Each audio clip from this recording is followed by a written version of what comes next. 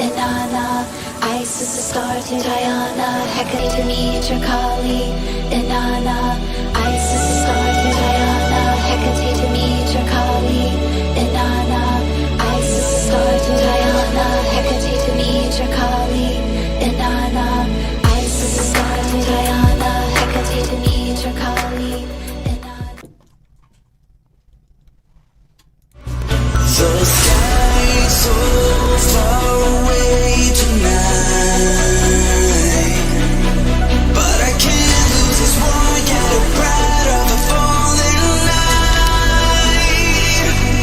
Thought that I was fit to fight for us to be. You gave me life for loving me. Tell me, where did we go so wrong?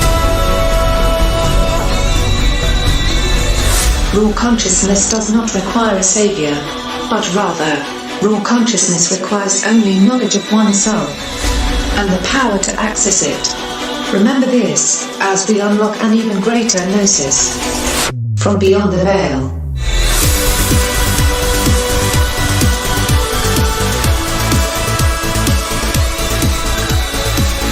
From the fabulous Las Vegas, Nevada, good morning, good evening, wherever you may be across the nation, around the world. I'm Chris Gio. I'll be taking you beyond the veil this evening. I am joined by my lovely wife and co-pilot, Mrs. Gio. Good evening, everyone. And we have an incredible show for you today. Jeffrey Seelman will be joining us here in just a moment.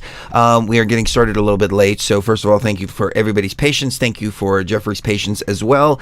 But we're going to get into this broadcast because we were recently watching a documentary about the Cecil Hotel and the hauntings that are taking place there. And we've got some big plans coming up for doing some energy work, possibly in that area. And so first and foremost, we figured we would consult with an exorcist, get caught up with what Jeffrey's been up to, and just talk about the things paranormal and glitches within the Matrix. What is the paranormal? How does it relate to glitches in the Matrix and these portals and other things that are just here in this plane of existence that seem to be seeping through energetically in sinister manners, also malevolent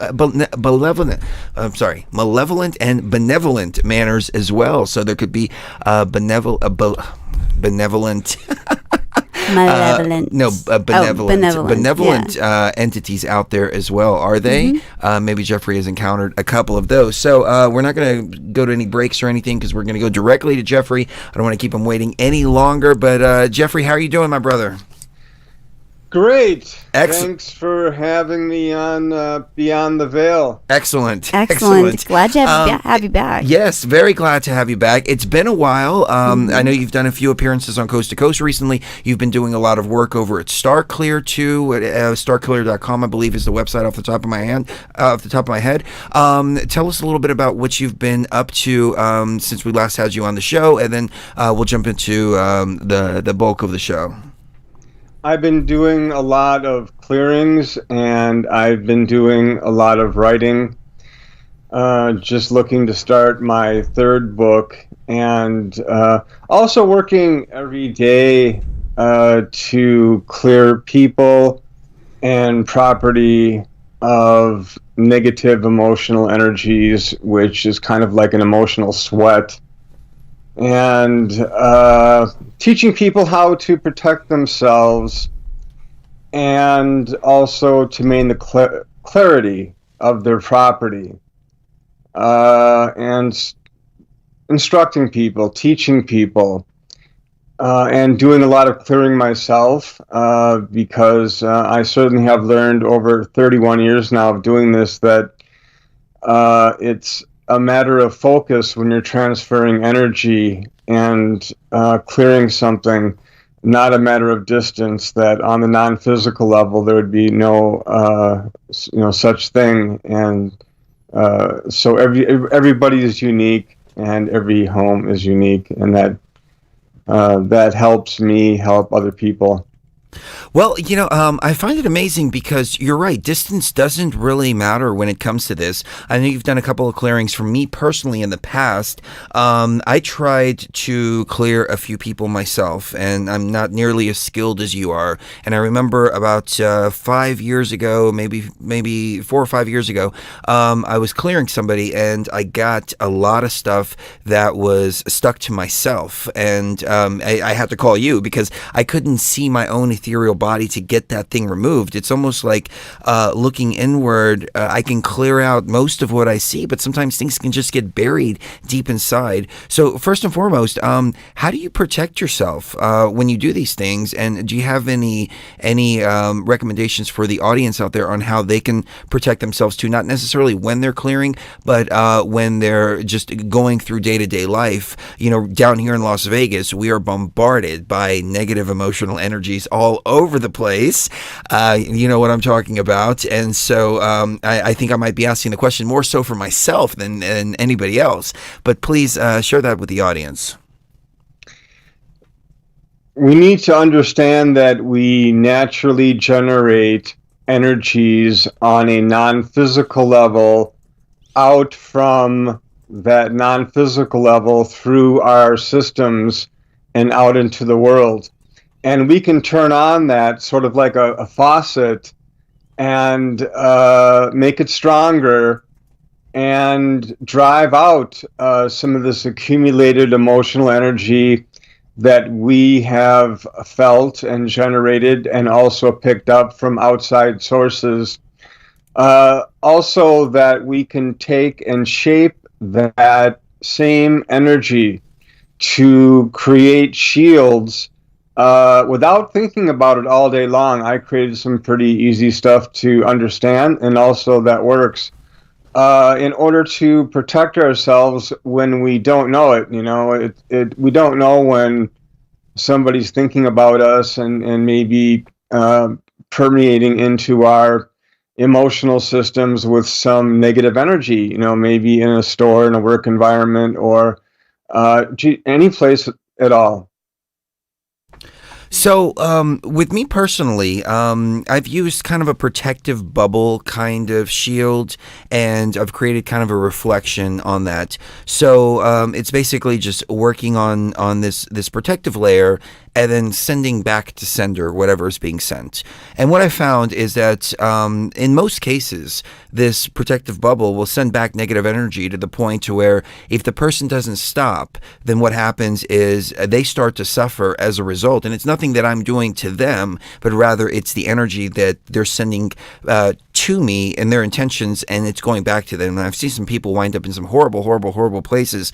And likewise, you allow the positive energy to pass through the bubble and then go back to the sender, and the sender's like, hey, wait a minute, every time I send them good energy, I get good energy in return.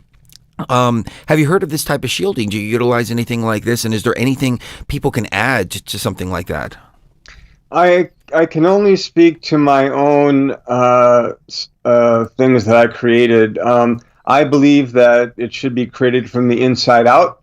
That way you're fully protected, and also that when you're creating what I call a mirror shield around you to protect you throughout the day and the evening without really any effort, very little effort at all, because you're creating something non-physical, it's meant to send negative thoughts like a filtering system back to their source. And that would meet it halfway and sort of negate the connection. And so it would not cause any problems to either person. It would simply stop the connection, break the connection from happening. And that's what you want when you have a lot of people thinking about you or a few people thinking about you. You want maybe them not to. Or you know what, at least come out of it not being permeated by a lot of negative emotional energy, or just any energy is permeating into your body's energy fields. Well, becoming kind of like psychically invisible to them, in a sense, to where your energy is invisible to them. Yeah, it helps, Cherie. It really helps. that you do exude a stronger force because you are practicing, a psychic self-defense, just updated version that I created with help of my, higher forces and powers that is meant to be brought up on a moment's notice, and but it does on a psychological level, on a subconscious level. People do know that you're pushing out energy and putting up a shield. Although, like I said, it's an effortless procedure, and it's not like you're concentrating it all day long or something like that. It's meant to be brought up in 5 or 10 seconds, and it'll last long enough for mission accomplished. Well, that's pretty interesting because I've never really thought about this from an inside out perspective. I've always created protection around myself, and 99 out of 100 times the protection is pretty solid, but there are those small instances where it gets through. So I think that's a really, really great point you brought up, bringing it in from the inside outwards rather than just wrapping yourself in this energy. What I found in my own personal journey is that I'm constantly testing my own limitations. How much negative energy can I go up against? How strong am I? It's almost kind of like weightlifting to me that, you challenge yourself to take on darker and darker and darker forces. And when you overcome those forces, you become, I guess, more powerful in your own abilities to take on these dark forces. For example, we did an ayahuasca ritual in the Great Pyramid, and Aleister Crowley went and he did some pretty dark things within that pyramid. And during this experience, we saw what we felt. Well, we didn't even realize at the time. We just described them as gray aliens. But there were these things surrounding us. But we had created this element of protection around the sarcophagus. And after we were finished with the experience, we were talking about it on the show, and somebody pointed out a guy named Aaron Donahue, who is a remote viewer, and he remote viewed the 72 demons of the Goetia. And the way he drew them out in his remote viewing looked very similar to how we were describing them on the show. So I think we contended with something pretty dark there, and we were able to create a protective space around ourselves for that. But how do you come up to your how do you find the boundary? How do you find the balance within yourself to say, okay, this is something that I can take on, or perhaps this is something I cannot take on, or is it a matter of just sheer will from within and understanding, bravery, for lack of a better term, but even more so confidence within oneself to be able to take on a level of darkness, to be able to clear something out, or at least shield yourself from something like that? How do you handle that, and how do you find your own personal limitations in your journey? I do it to help other people. It's something that I have a talent for, and training and experience in clearing people in houses, and even exorcisms, and the more serious stuff. It was kind of where I started out a long time ago. I myself, I've learned a long time ago, when it comes to people, we all have that choice to do negative things or do positive things, and we have to make a choice every day and try to walk that line. But I also have learned the futility of talking with negative spirits and demonic spirits, which are two different kinds of spirits, because they tend to have a lot of personal problems, and are pathological liars very often, sort of like criminal people here, who are not dead at all. And so I stopped being their psychologist and decided to fight them and work for people who are living. And the idea being that I really don't suggest that people let spirits live in their home unless there's really something like an emergency going on or whatever. And there's all sorts of, feelings that I have. I really am quite skeptical about, dabbling in the dark side too much, because sometimes I think what people think is dark is not really dark, but also that it's good to remember that spirits have everything that they want, and we have nothing that they want. And so what to bargain with? They don't need any physical anything, food, water, money. So they don't have to obey us. And so it's hard to control spirits, but they certainly can try to emotionally take advantage of us. And most spirits are good and would not do that. But here, somebody like me is dealing with the problematic ones.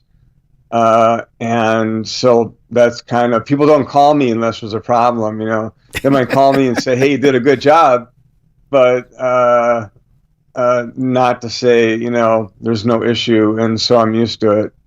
Well, I brought this up to you yesterday when we were speaking off air, and what I found is that when I was trying to help clear people within, my tool is ayahuasca, so I'll use that to be able to see somebody's energy field much, much, much better. But I found that a lot of people, including myself, have a tendency to go get themselves reinfected after the fact. So, and it really comes down to the individual. They have to change whatever it is that is getting them infected, so they don't continue to get reinfected over and over and over again. Do you find that to be the case sometimes? Like somebody's coming to you saying, hey, I'd like a clearing, et cetera, and then they're coming to you multiple times because they keep on with the same behavioral patterns, same behavioral traits, whatever it is that's drawing in this negative emotional energy, and it just comes to a point to where you might be thinking, and I don't know if this is the case or not, but just like, hey, I don't want to continue clearing you if you're going to keep on going and getting infected again. If you're going to go drive your car through the mud all the time, I'm not going to wash it every time you want me to wash it. Or is that not the case? Or do you advise people on how to stay away from that? It's a good question, Chris. I actually do not mind, because I know humans and I like humans, and I know that in order to take a shower, we have to get dirty. And that's a good way to look at it. Actually, you got to take a bath. Sometimes a long bath. It's so true. I think people change when they want to change, and so I don't judge. I just do the clearings, and I think that I don't think that people should always do the right or what's considered to be the right thing. I think it's overrated. Okay. And so the idea of people going out and doing things they shouldn't be doing, they'll do that until they decide not to. And so most of the time it's just like clearing people up. And there's 6 months checkup or whenever they need it, A 6 month checkup, that's like a good way to put it. Yeah, it's like you got hepatitis or something. Yeah. Just a doctor's checkup, and so it's very common for people to just call me up and say it's time for a clearing, and 31 years of doing this, and but I don't judge. Actually, know that I think it's completely normal for people to get messed up in this world some way, picking up energy, going out and doing something they regret. I just do the clearings. I'm just like, okay, no problem, fix them up. And I guess there are people who are so problematic in maybe a substance abuse issue or something like that, where they're not getting anything out of the clearings at all. Meaning that they're not doing any protection stuff, of mine, and they're not doing, they're probably, drunk when they're getting the clearings or something. I don't know. I was just about to add. I'm doing distance work, so I don't know, but, it's just sometimes, I think it's kind of hopeless in some cases, but It's usually, somebody's family member, and they both want clearings, husband and wife, that kind of thing. Significant others. I Uh, I was just about to add that caveat. Also sometimes it can be the case where you've got a clearing that happens, and once the clearing happens, everything's great. But whoever's getting the clearing done, it seems like Chris said, the same behavioral patterns, and sometimes it's not even about the particular person that's infecting them with whatever that is. Sometimes it's basically the same kind of person that has the same attributes as each other, and they can be 10 years, 20 years apart, as far as meeting that exact kind of person that brings on that infection. And then you've got a situation where, okay, we're seeing a pattern here of, okay, this type of individual, whenever they enter your life, do you ever have to tell your clients, hey, this is a pattern here where you're running into, it's like a perfect storm situation where your aura is under a lot of stress already, and you meet a particular kind of person that just happens to be the kind of person that infected you last time, that also reinfects you with the same energy, except it's a completely different person altogether. Well, if I can add to that too, Yeah. would you say that most of these negative emotional energies come from people encountering people, or does it come from the individual and rather the lifestyle that the individual is living themselves? That's a good question too. Yeah. we have a lot of feelings from the very first day that we're born and before that. But we'll just talk about this life, that we certainly have a lot of feelings as children and teenagers and young adults and middle-aged and aging and all the rest of it. And so we're generating a lot of emotional energy, and we're also picking it up from outside sources, work environments, social environments, relationships. It's all over the place, and we're not taught how to release it properly. Uh, and that's, I think, one of the concepts is that we're not taught about the differences between the physical universe and the non-physical universe.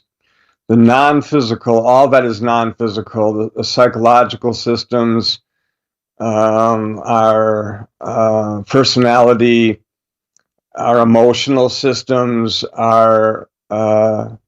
is us. There's the brain and there's the mind. The mind is part of the non-physical. So most of each of us is non-physical. And then we have the outside portion, which is the physical body, and that lasts for a while. And but that's a terminal situation, limited edition. And yet that's the main thing that people tend to focus on, isn't it? When we're talking about somebody, the first thing we talk about is what they look like. They have brown hair, they have brown eyes, they're about 5'2". We talk about the physical because that is what we're taught is, and this goes to your point. We are not taught that the physical is merely a vessel, and that sometimes the emotional, the non-physical, can manifest as the physical, because it's such a problem in this unseen realm of the astral plane and inside of our emotional mind and our mental mind. All of that it doesn't become physically manifest until it is such a problem that it absolutely must be addressed right now, or or you could have a terminal problem, like you were using the word terminal. That's a good way to look at it. we're all terminal. We're all dying every day. We die a little bit more. We're all headed towards the same place in that regard.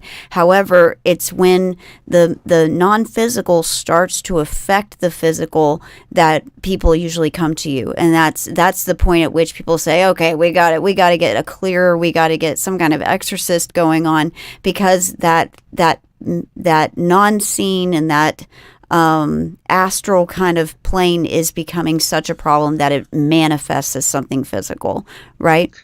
There's massive confusion, Sherry. It's a very good point you make. Very good points. That there's massive confusion about what the non-physical universe is about, and like, call it heaven or the other side or anything, it's the same thing. And what the physical is, and we kind of see what the physical is around us, it's a little bit easier. But with the misconceptions that so many people have, including my clients who are very intelligent and well-meaning, but it's just not something we normally necessarily think about unless our minds are prodded through movies, books, interactions of different kinds, whatever. And but the misconceptions that they have are incredible, like being afraid of spirits, when the idea is that so many people are actually dying every day, and that's going to happen to everybody and every insect and every animal, and it's just the only way off the planet. And so it's a natural thing, but there's a great fear of, say, what is a spirit, and how does the other side operate? There's a lot of the major religions teach real simplistic philosophies about what the other side is like, say, walking the streets of gold, and can I sit down? And also singing in the heavenly choir. Well, what if I can't sing? Do I get to shoot? And so I love it's that. kind of like, I don't think that if there's a God or gods in the center of the creational system, and there might be, that they need our adulation. I'm sure they're doing just fine. Us, we're the ones that are, kind of need the help, and we carry our thoughts and our personalities with us. So when my clients ask me about what their soul looks like, I see souls as sort of moving colored lights inside of people, because they're kind of crunched up a little bit from being essentially, not completely, but held together around a physical body, not completely inside. There is some, portion outside, but it's, very much stronger and very beautiful, and also with animals and all the rest of it. And I was born that way, that came in handy after I got out of the Air Force. That I studied things, and then eventually in 1990 started doing this kind of work. And but yeah, the misunderstandings that people have about what it's like to be a spirit, if they only knew what I see, and I'm trying to write more about that and talk more about that they would realize that people generate their own images and generate their own clothing, generate energy, and also have fun in concerts and social events, and create their own living environments. And there's creation involved even on that level of a person being able to create things through visualization with a little dose of belief, which acts very differently on the other side than it does on the physical level. Do you mind? Oh yeah, Sure, go, if I go on. please go ahead. I just wanted to say, the solace that I take in all of this is, as you said earlier, everybody dies. Like literally everybody dies. So it can't be that bad. It can't be that scary. But what I feel is that when we do go, we tend to manifest, in my opinion, whatever it is that we believe. So if we're into the Christianity, if we're into the religions, then we can manifest a heaven or hell for ourselves. And that may be temporary until we finally snap out of it.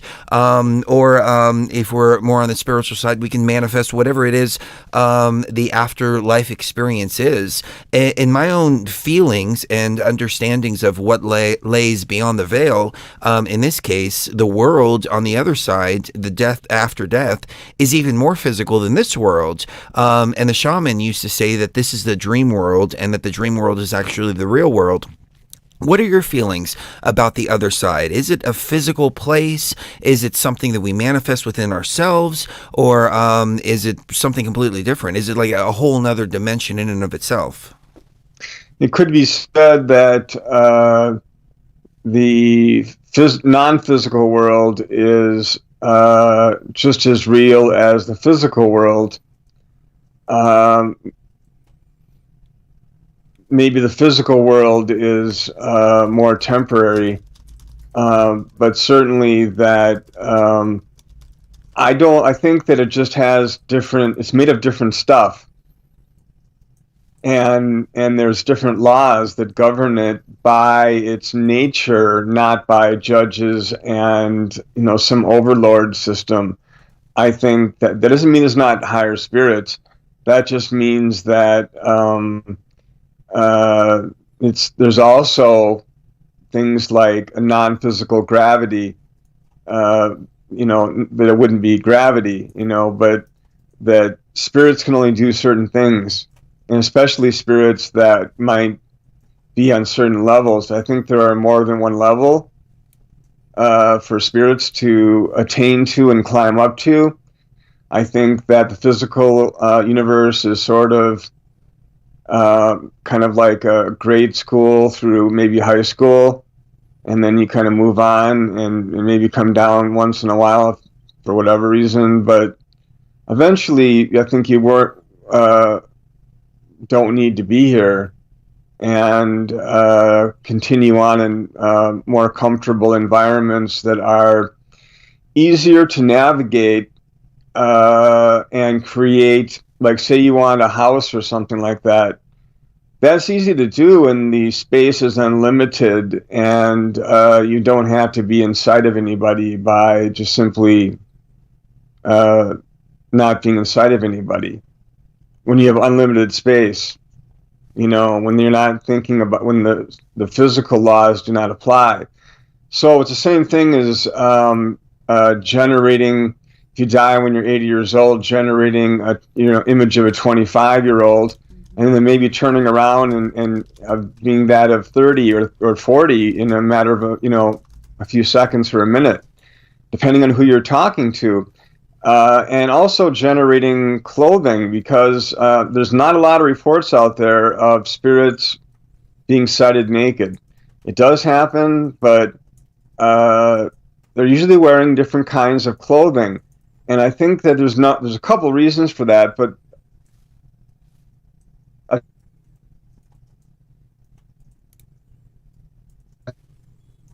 Oh, it looks like the connection is freezing a little bit. I hope that's not coming from our end. No, it looks like like this is good.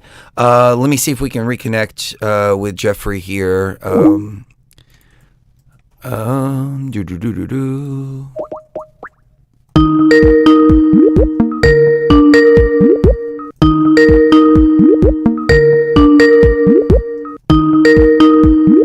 I think the spirits might have gotten him.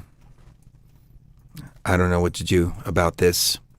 Okay. I think we have you back, Jeffrey. You froze up on us for just a moment. So, didn't mean to cut you off mid-sentence, but it was, I guess, the spirits coming in and stopping the basically transmission. It's a matter of spirits looking like they want to and generating things like clothing, so they appear to other spirits and sometimes humans in the dream state, and also sometimes in the waking state, because it's essentially telepathic conversation, and that can be explained by an impulse or thought impulse of energy being transferred from one non-physical being to the non-physical system of people like you and I, us three, and then that is transformed in our brains into either like what would be the beginnings of sound, which is thought, not physical, but so much, but it kind of sounds like it in our head, or also whole paragraphs or ideas, such as an intuition, a good idea that comes at once. So is transmitted telepathically between spirits, which is natural because they don't have vocal cords. What do you do when you don't? Vocal cords are part of the physical system. We can't imagine ourselves without vocal cords. How would we talk to people? But look at it this way. If you're simply transmitting a thought into another spirit's head, spirit to spirit, but essentially they could hear that as sound, because they're simply transforming that into that what they're sending into an idea or a linear, hey, let's go out for lunch and eat this fake food that we generated at Fake Food Henry's Bar and Grill, which they do have. That's interesting. Because that is an interesting thought. It really is. I think it's a terrible misconception, and for people to think that the other side isn't a lot more fun than even this side by far. That you can have anything you want. That's true. Yes, you have to look at yourself. And also the idea of atonement for things that you have done, I personally believe that. There's no way out of that. Looking at yourself, but not every single minute of the day. I think these things come in, what we consider to be time, but there's no such thing as time on the other side. But the idea is that, it's not an overload unless it is for some people who would be overloaded because of the things they've done in life. I mean that people like us would not be overloaded. We would just be kind of like, you know what? I'm really happy I'm still Chris and Cherie and Jeffrey. If nothing else, my physical body might be lying there, but I'm not. I'm doing okay. And that says that's good. That's good news, from the nurse, from the celestial nurse. That is true. I've seen that in my own experiences. I've had many out-of-body experiences. I've seen my body, we continue to go on. An ancient philosopher once said, and I don't know if you recognize this quote, Jeffrey, and if you don't, I'd like people in the chat room to know, to tell me if they recognize the quote.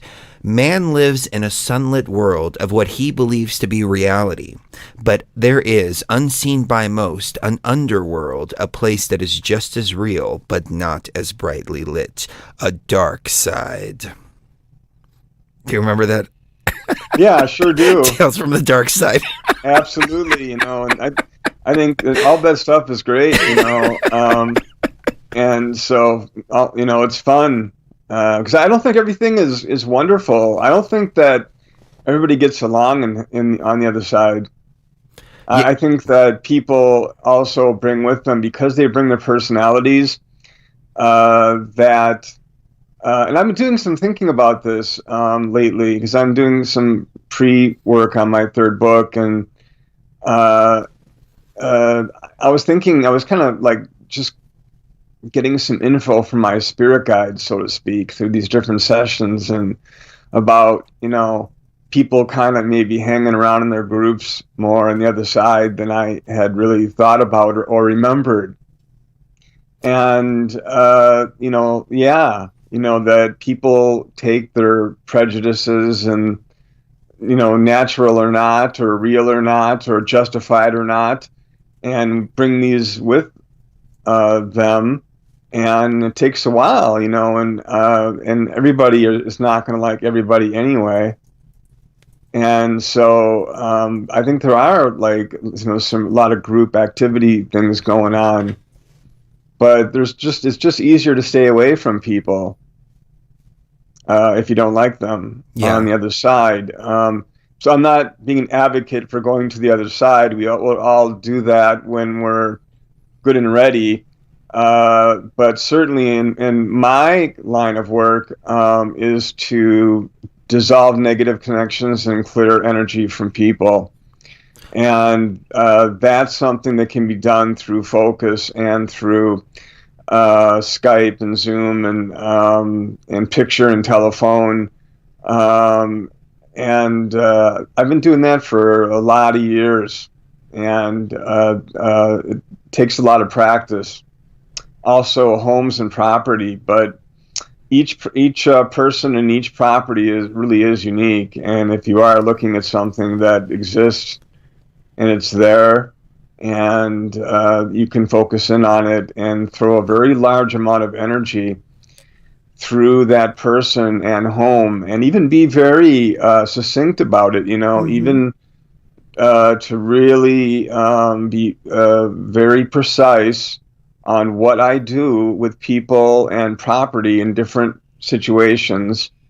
Businesses, have the same thing going on, and so that it works, so that the client is satisfied and the people are satisfied. And I have memories of doing this kind of stuff, like even in past lives, but in different ways. Each time has their own rules of how to do things, and but I think this is a pretty good time for people to help other people on a lot of levels. I know that years ago that I'm going to see a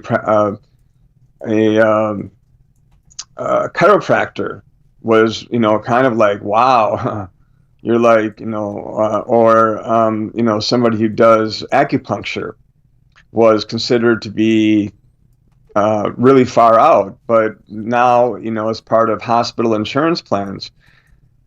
Someday, after I'm gone, because I'm 61 as we do this interview, that I'm hoping that this kind of energy work, which I do explain in books and audio lessons and interviews, which is a natural flow, but turning on the faucet much harder, so that and also it doesn't hurt your body. It's actually effortless.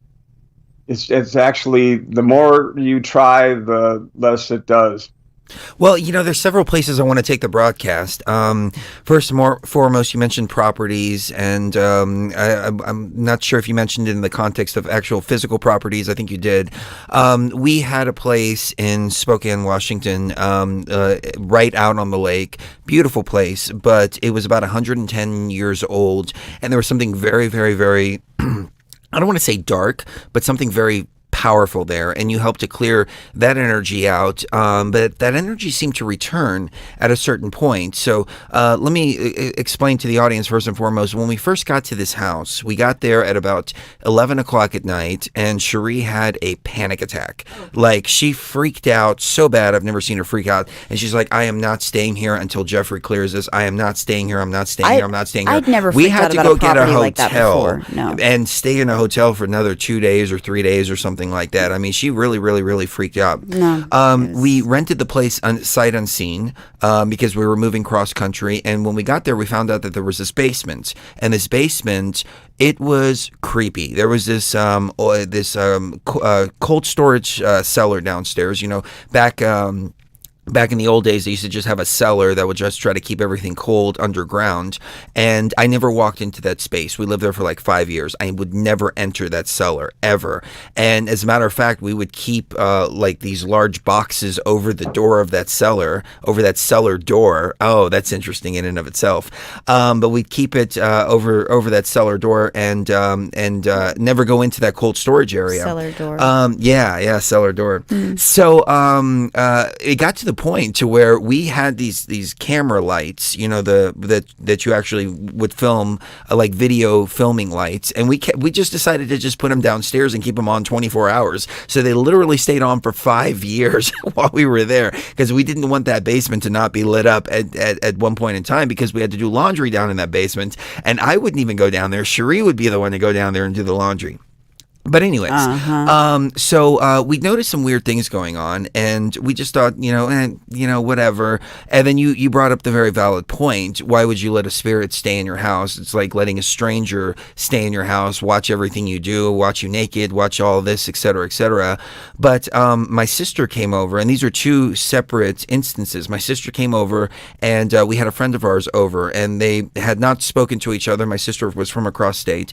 We hadn't mentioned anything about anything in the house or anything like that, and both of them came up to me and said, "You have a ghost in the house?" And I said, "I think so. Why do you say that?" My sister said, "Well, I saw one of the cabinet doors opening and closing by itself." And then the friend that we had over, she said, "Do you have a ghost in the house?" And I said, "Yeah, I think so." And she said, "I felt something distinctly tapping me on the back of the shoulder.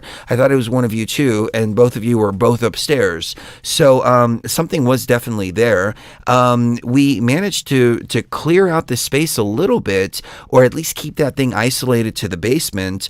We were doing salt and several other things, but once we moved out, this is what got really interesting. Is as we moved out, we left one of the windows open, and Cherie said, "I'll run in and go close it." And what happened when you went to go try to close the window? Something tried to push me down the stairs. Yeah. She felt something Seriously literally as pushed she was me, and I had to grab onto the thing in order to stop myself from falling down the rest of the stairs. almost as if it was mad that It we was were mad. leaving. Which you think it would be happy that we're leaving. It had gotten used to us. Oh, okay. But in that particular case there, this seemed to be something that it was either there before the house was built, or what I feel is something that was just there as part of that house, as part of that property. So when it comes to entities like that, do you feel that they inhabit a certain property, or are they bound to that certain property and they just simply cannot leave that space for one reason or another? They usually go after people, families, workplaces, but they have been known to be territorial. Now, it's not like they're animals; they're actually people or demonic spirits, which are it's a different being. It's sort of like the counterpart of an angel. They're just simply meaner and older and not necessarily human, even in spirit. And so they have been known to gather around a particular environment, if not live there, spend quite a bit of time, and come back. And all they need really is the right energy on the wrong night, and something physical can happen. And so I think that's what happened to Cherie. That if you have a lot of energy in a place, and then something negative comes in, it kind of thickens the atmosphere, like thickening a soup. And they can see the patterns in the environment. Like spirits can see the patterns in the environment. We cannot. We might feel them.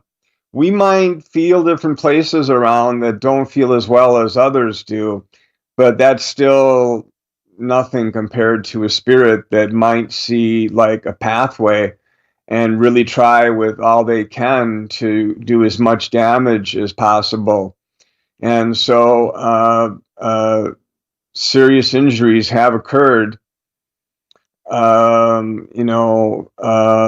when something through impulse is able to move something physical or somehow get a person to do something that they would not normally do, like in an instant.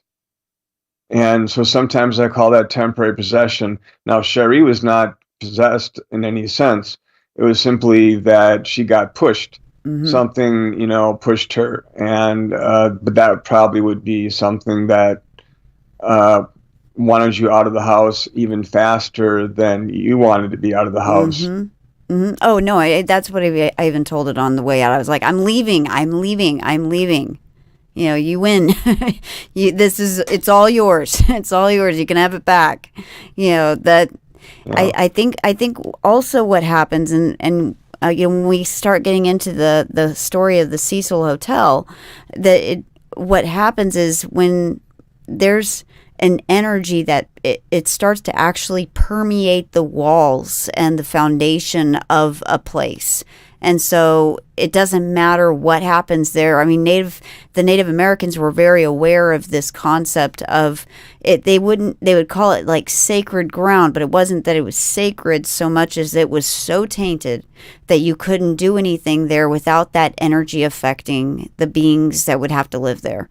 So they would just forbid people from being around that area. That's really interesting, and I don't know if we want to bring up the Cecil with Jeffrey or not. If we want to get into that, because I don't know if Jeffrey, if you had a chance to watch that documentary, probably not. But they recently did a Netflix documentary about the Cecil Hotel, and apparently there have been people that have died in every single one of those rooms. Pretty much. And we were going to get into that in the second half of the broadcast. But when you talk about well, I guess let me phrase it like this: what we postulate is that the Cecil Hotel is some type of vortex that has some type of gate that's allowing all this negative energy to come out and infect the people that are there. Richard Ramirez stayed there, the serial killer, of course, the Eliza Lamb case. And as we were watching this documentary, we didn't realize just how negative this place was.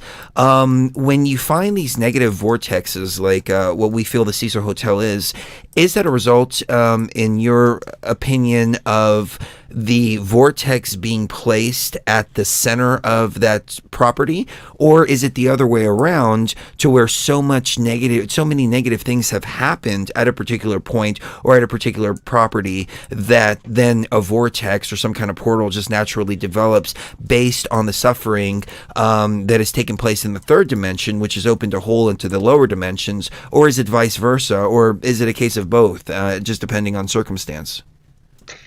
I have always thought that there could be a relationship to problems with the ground and things that happen above ground, and also problems above ground that have an effect upon the property there. I would say that just from what I've heard about this, that it probably is all the things that have happened. When you have such misery, and probably the majority of the misery has not even been really told, because that so many people were there who did survive, but also lived a very miserable existence, and so you have a lot of unhappy emotional energy and violence, and the accompanying accumulated emotional energy, and you have it there, and so you have sort of a factory, and it certainly would attract negative spirits. That, and who knows, it could attract demonic spirits. That's the kind of hotel they'd like to go to, is, the murder hotel. Yeah. Yeah. I know that we were talking about doing a clearing for myself tomorrow. I wanted to talk more about that off air with you tomorrow. But before we go any further, I wanted to ask you if people are dealing with negative emotional energies, if they're dealing with something in their lives right now, how can they get a hold of you to get a clearing? Starclear.com, STARCLEAR, starclear.com, and you can find all of the information you need to know about me, and there's certainly more. And I don't charge for consultation, so give me an email or a call, and all clients are confidential. So starclear.com, and I'm available on Skype and Zoom and telephone and a few other things. Excellent, excellent. And I can tell you personally, ladies and gentlemen, when Jeffrey cleared me a few years ago, it was like a veil was lifted from my eyes. I was seeing, I mean, I can't even describe it, but it was like this blur that was over my vision, and I didn't even realize that blur was there. But after the clearing, I felt this blur kind of move from my eyes. So I actually felt a physical or physiological change within myself, even though it was more spiritual. But I mean, I saw the world a little bit clearer, and I was finally able to get that baseline of what everything was supposed to look like. So being clear, and it was like a weight being removed from the shoulders as well. So if you're dealing with anything out there, ladies and gentlemen, I definitely recommend calling Jeffrey. We've known him for many, many, many years, and I've seen his work personally for myself. So you answered one of the questions I had earlier, which was spirits and demons, some of them being malevolent, some of them being just humans that are in this plane of existence.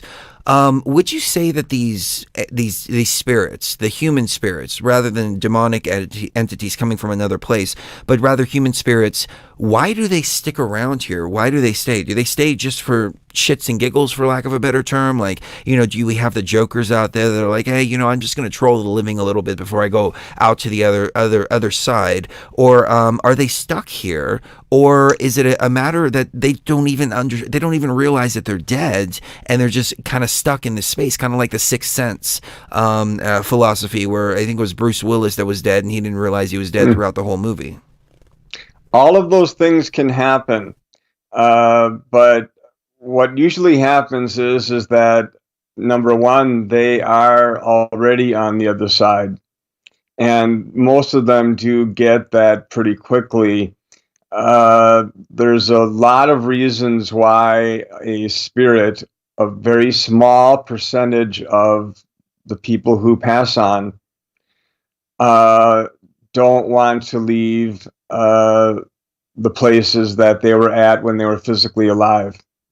And some of that is what we would consider to be inappropriate or criminal behavior. And they wanted to do that, or did do that, when they were alive, and they continue to do that stuff when they are deceased, figuring they can always go essentially back home, which is true, and face themselves to a certain extent, but not right now. And so there are a lot of spirits working to try to clean up the mess of spirits forcing their will and bothering, for lack of a better term, people, living people, harassing people. And it does happen, and they do it when they can do it, when they see that it's fit. I don't think one spirit just hangs around one family or, one couple or something. I think they kind of move around and see what they can do. They're not limited to hanging around one place. More likely to cause a disturbance when there's already a disturbance. So just chaos for the sake of chaos. Well, when two people are arguing that, then they might try to step in and throw some strong emotional impulses at the two minds of the people, like say two people are arguing, that might throw one of them over the edge, possibly. And unfortunately, you had got it quite right, Chris, that one of the most questions that I get asked is why? Why do they do this? And unfortunately, the answers are almost as varied as there are the spirits that do that, which is about less than 1%. But there's also a lot of dead people out there. Yeah, no, So, that's true. you know, that, and so, but they are out there doing that, and someone needs to do something about it. Now, I really, believe in learning how to protect yourself and doing some things that work, some known science. I'm a science guy. That because I don't belong to any religion, although I work with people from all different religions. I walk between the religions, but I'm a science guy, and this stuff can be added on to religions, but I use it as a base in order to do something negative. Emotional energy that is negative can be affected by other energies that are also non-physical, meaning that we're not trying to roll a pencil across the table. We're actually just trying to move negative emotional energy and different kinds of emotional energy and dissolve connections. And this is what I'm working on. And that doesn't take anything physical. It just takes a little bit of knowledge and skill about manipulating non-physical energies, and so it's actually easier to do once you know how to do it. A couple of comments from the chat. Ash said that she lost a friend of 30 years last Saturday night, and she said, what a coincidence, the show is coming up right now. And other people were asking once again what the website is, and it's starclear.com. I'll make sure to put that in the description of the show as well. But when it comes to people who have recently passed, obviously a lot of people want to speak to them. A lot of people want to speak to relatives that have passed, so on and so forth. Do you find that that's possible? I know that we've discussed the Ouija board many times on past shows, but we haven't done a show in such a long time, that, as you phrased before, the Ouija board is like a party line, and you never really know who you're talking to. But is it possible to make contact with people that we've lost, who are, well, I guess it's not people that we've lost. We like to think of it like we've lost them, but they've really just moved on into another phase of existence. But is it possible to contact certain spirits or certain consciousness out there, or is it just, are we contacting when mediums and Ouija board people and things like that, or those kind of practices, are they just contacting whatever is here in this physical space? First of all, I'm sorry for your loss. I know that's very hard. Ouija boards and other forms of divination, they work sometimes, but they have some issues with them. Like Ouija boards, it's kind of like using the old-fashioned party line where we hold up, the thing and we crank the thing, and all of a sudden one of our neighbors gets on and goes, "Hey, can you please get off?" That's how telephones kind of began, is that people were on the same line and they just couldn't talk at the same time. So you never know who you're going to get with Ouija boards. And 1 minute it could be possibly like, somebody who has passed on, and then something terrible comes in. What I recommend is the frontal approach, as I call it. Kind of learning something about what ESP is, something I teach, and essentially knowing that the chances are that you will communicate in some way with them in the dream state, if not the waking state. The only issue with the dream state, because I believe that all dreams are real, the only issue being is that 75% or so of our consciousness is out there in the non-physical, and 25% of our consciousness is still laying on our pillow.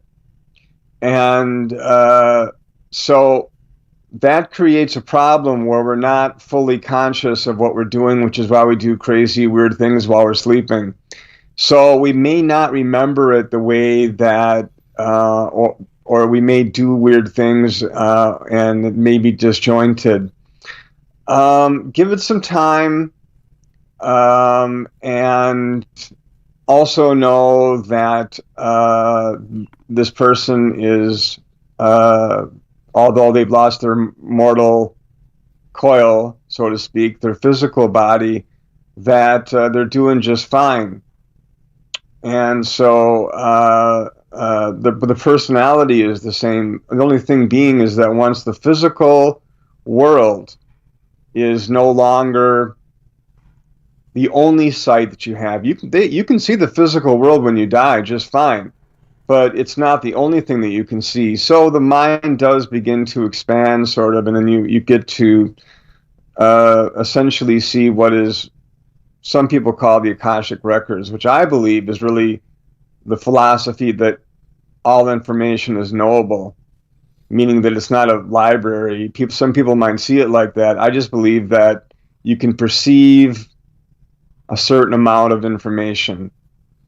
I see and it. So, Oh, I'm sorry. Go ahead. Go ahead, Chris. I was just going to say, I see it as a database of information where everything that can happen and will happen is within this database, and we can actually reach into that and pull information out. But would you say it's more ethereal than that?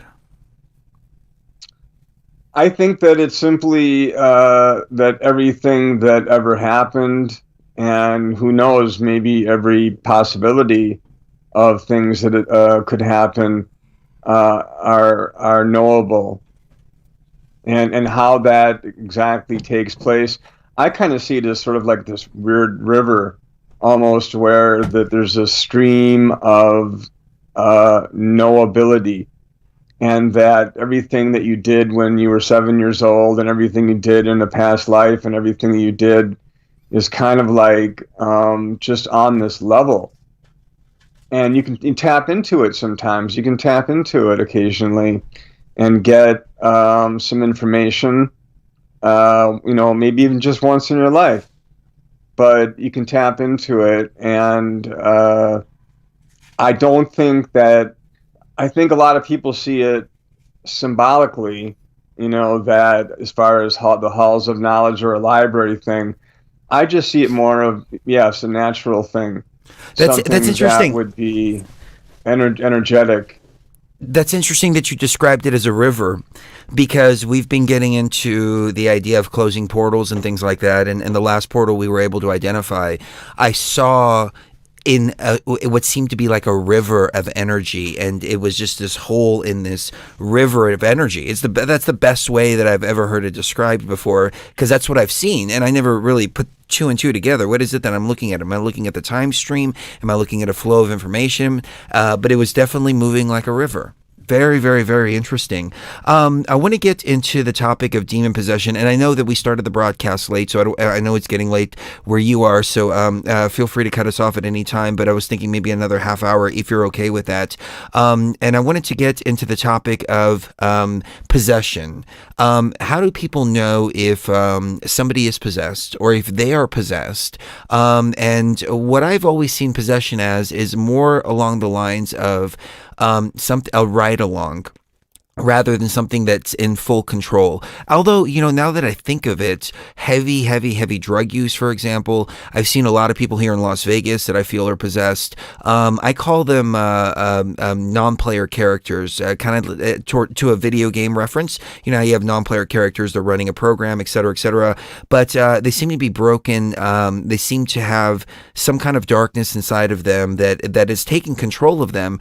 But I think the majority of possession, in my humble humble opinion, without being an expert like yourself, would be more of ride-along spirits that jump into the consciousness and kind of give suggestions to people, and people find themselves doing things they normally wouldn't do. And drug use, for example, heavy drug use is, and when I say heavy drug use, I'm talking about the really bad drugs out there, the heroin, the crack, you know, the things that turn people into addicts. And like I said, here in Las Vegas, you see that a lot. People just walking around in circles, talking to nobody. Sometimes it's very strange. But how would people be able to identify if somebody is possessed, and how can oneself, how can an individual identify if oneself is possessed or has a spirit riding along with them in their consciousness? Normally, it's too late. Then they're going to do something foolish. If they're totally being controlled by a spirit, or a demonic spirit, or a very nasty, intentioned, as far as by that I mean negative intentioned spirit. That is not demonic. And so they work on a person emotionally and form an emotional connection to their unhappiness or their anger or both, sometimes impulsiveness. There's also that possession that I call temporary possession, that usually relates to when people are suffering from a blackout, and then when they step out, something steps in, and then they do things they don't remember, and somebody else was in there, and it does happen, and it happens quite frequently, and can happen for hours at a time, and it can happen all the time, like every day, to certain people. Most of the time, unfortunately, I find that these people are not too interested. It's usually the families of the people who are gravely concerned. These guys and girls are off to destroy themselves and die, or possibly even make other people's lives miserable. But spirits work on people who are also metaphysical, who have mental issues, who are quite normal, but like I said, subject to maybe losing some control of their emotional states. And so they know how to attack. They know how to form this emotional connection. Now, is that possession? They're acting upon a person's emotional fields like a lightning rod.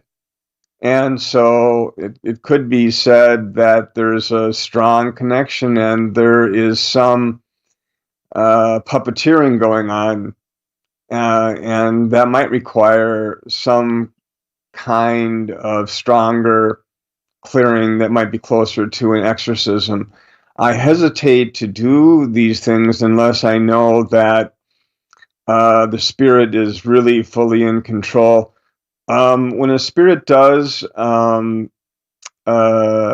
enter into a person's energy fields completely, normally the secondary spirit has pretty much taken over, and they're probably not going to call me. I'd be the last on their list.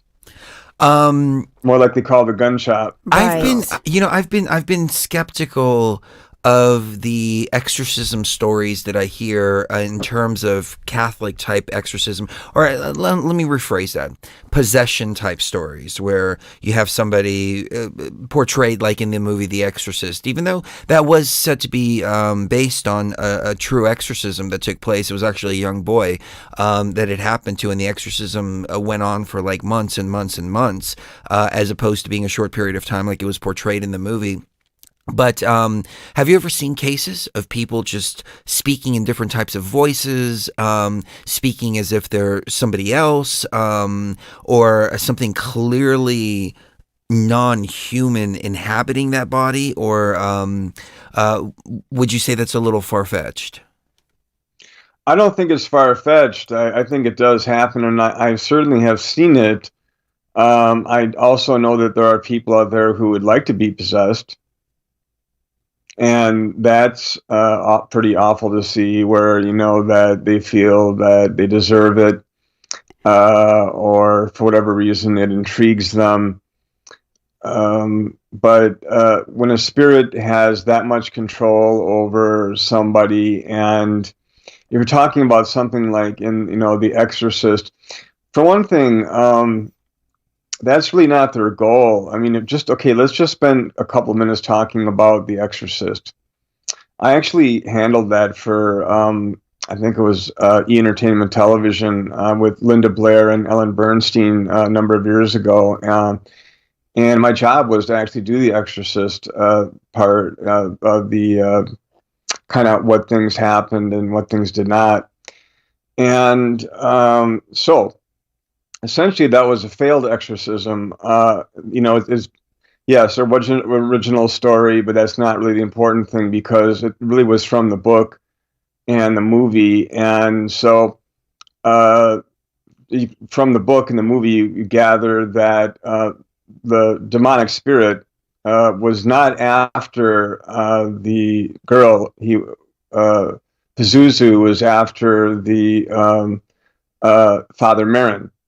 Mm-hmm. And for revenge, for another exorcism where they had it out. And so here's what not to do, that essentially, he's probably too old and whatever, nitroglycerin and all the rest of it, but he brings in somebody who is not an exorcist, but a psychologist. And unfortunately, the Catholic rite of exorcism does work. He was doing it right. They were winning, but unfortunately, we don't know what happened. But he died.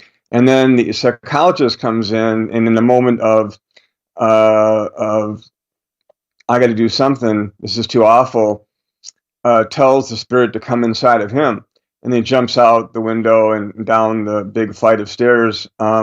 So now, essentially, the demon simply escapes, because you cannot kill a spirit. And so, essentially, you have two dead exorcists. One wannabe is just a psychologist. He's never been on an exorcism. That's his first one. And so, and it was in the book, too. So the idea is that he was never fit to do it. And so it was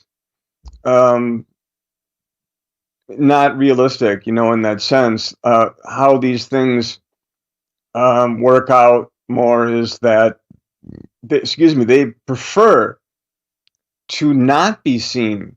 Now it's there's different sayings about it, and I'm sure they all come to mind. But the idea is that they'd like to do their work in secret. If you notice, no cars are overturning. They can only do so much. Yes, they can push someone down the stairs or give a push when the wind is right. When I mean the wind is right, I mean that there is a lot of emotional energy in the atmosphere, and there's probably some kind of connection.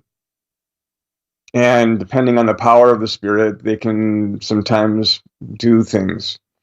But as you can see, it's not because they can't, do this and that. There are limits to physical things that spirits can do.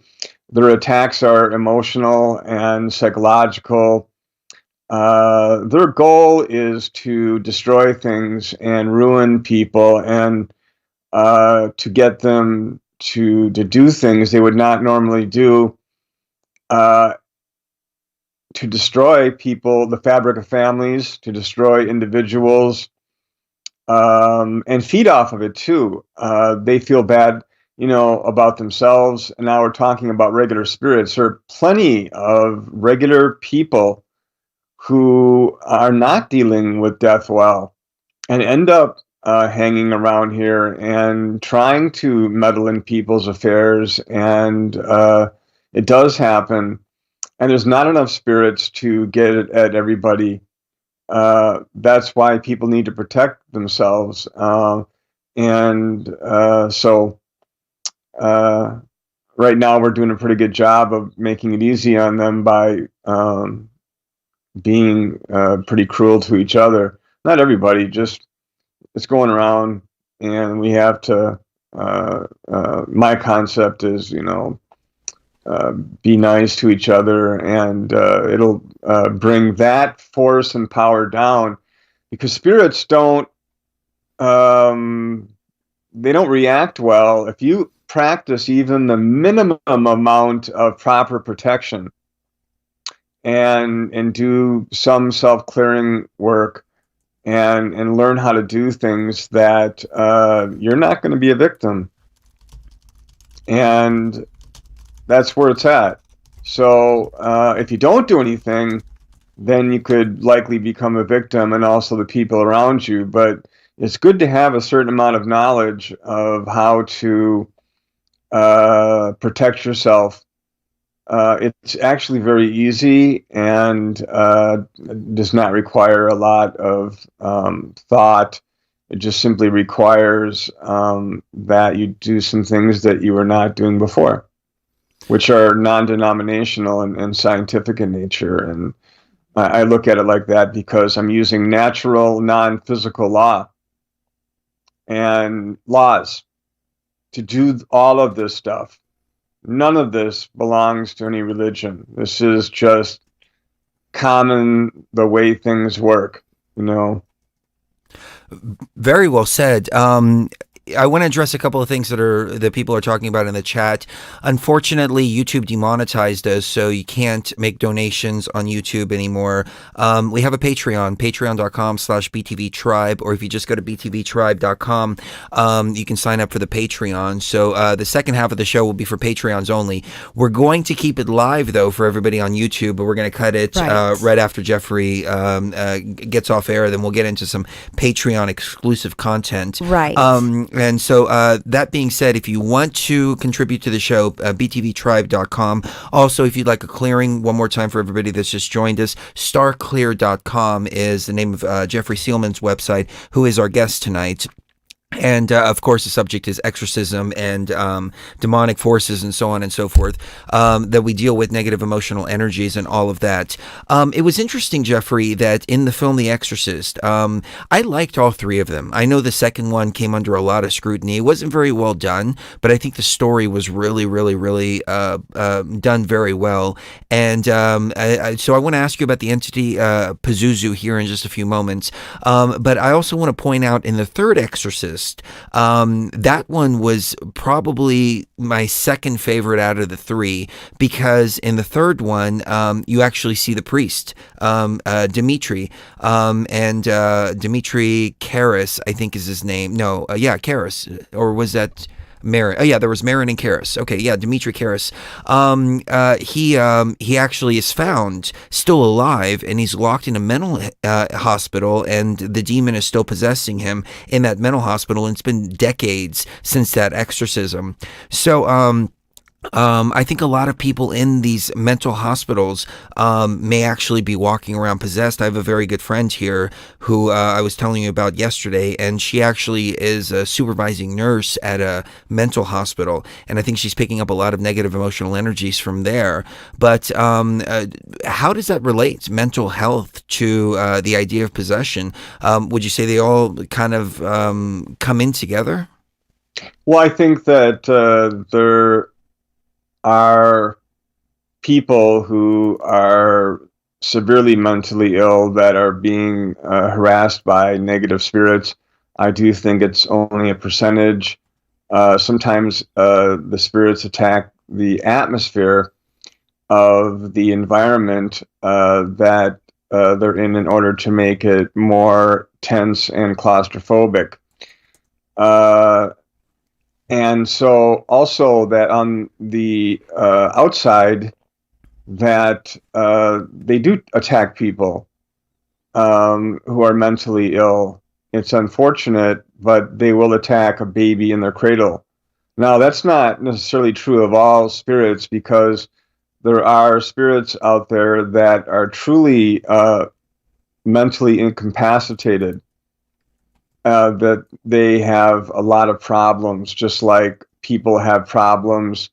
So if you can imagine, if you're really not well psychologically, or have a lot of issues, and you pass on, and you're still going to have those issues, you're really just going to drop your body, and you're just going to be that how you were before. You won't be subject to physical pain, but mental anguish and how you see yourself is still there. And so in some ways, of course, it becomes more intense, because when you really gain the ability back to look at yourself, and also how other people were affected by everything that you did, and kind of everything that is, how it all is from every angle, is a very painful and joyous thing. It's both. It's both. But also, I think that most spirits don't want to do all of that. And even though that people remember what they want to remember after they pass on, like, flashes of everything that they kind of did that stood out, which is real common. Certainly, there's that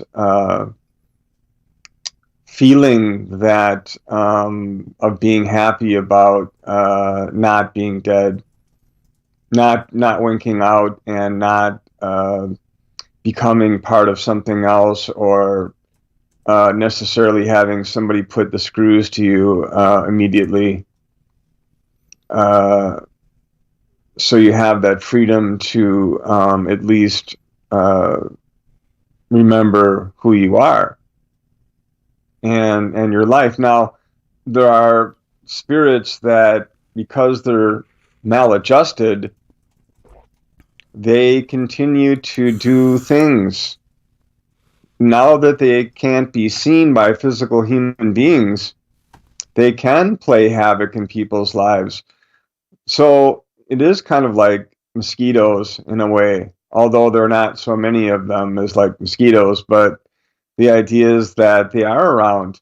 But what I'm trying to say is that there are techniques that you can learn, not only for yourself and family, but also for your living environment, that will essentially keep them away. Kind of like using methods to keep insects away. Music is one of the things that I've noticed. Music absolutely kills those entities that like to hang around negative energy. They don't like music, especially uplifting music that makes you feel good. That's they're unhappy, and you're listening to something happy. Exactly. Just the fact that it's making you happy is driving them crazy. And so it's just a no-win situation for them, Sherry. And so, right. That music is another one. Lights are really big. Anything else you want to think about too? That I have all sorts of suggestions that I give clients when they're after a house clearing. Say I'm doing it by Skype or Zoom, and pictures. I always write a report, and the idea being that there are things that people should do to protect their home, just like pumpkins originally were meant to scare away evil spirits. And so, and that's the kind of thing that we need to do, is to let the non-physical anything know that we're only going to do positive things and not negative. We want no negative spirits around, because they don't like people and can't be controlled, and so they're surely not going to help you. They might scare somebody else, but they'll likely attack you. And there's always a misconception on that as well. Right. People who deal with dark forces come to see me because they realize that the dark forces have turned upon them. But in reality, that because we have nothing to offer them, nothing, that we never had them under control, and there are no incantations, and there are no words or mind control that's going to be able to control a spirit or a demonic spirit that has a complete edge over us by being able to see everything that we can see, and also all the stuff that we can't see. Right. Like all the energy coming into our bodies and where things are weak, what's going on in our mind. Because people say to me, can spirits read our mind? And I'm like, yeah.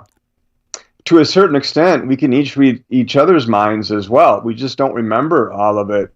The information is there. It's just traveling at a different level. But we're quite capable of speaking telepathically to each other. And we do in many ways anyway. But that information is how spirits communicate, and that is how we are also communicating, as well as words and all the rest of it. Emotional energy is something that is really wonderful, but in my line of work, I'm trying to clear up negative situations. So it's pretty easy for the average home, the average business, the average person to get kind of clogged up full of emotional energy and maybe need a good car wash, and house wash and all that. And so that's kind of what I do. And I handle the worst. I handle the bad problems too. But I would say that 70% of my clients are just looking for clearing stuff. And that includes, I'm always dissolving negative connections. I'm doing a lot of stuff, maybe 35 different things, in an hour, besides talking. And so, but it works, and I spent a lot of time practicing doing it right, and a lot of time being trained. And it's meant a lot of interesting things happening to me. And I know you're both aware of all those things. I put it into like my first book and pieces of my second, and talk about it, but certainly I've had some good training. But I look at it strictly coming from a business family as though it's simply business training. It's kind of like going to business school, that there are things, and I think you two might understand this, that when higher spirits come to teach you things that will be valuable in your life or work or both. Black cat just crossed my path. I think that it's really important to remember, wrapping it up with you. I know you got to go, but I just want to leave the audience with this on my end with you, is that we are all using magic every single day of our lives. We just don't realize it. We are creating magic, with our words, with our body language, with our energy that we put out, the energy we allow ourselves to take in, and our interactions with all these other people in our lives. And it's a matter of you're going to attract what you're putting out.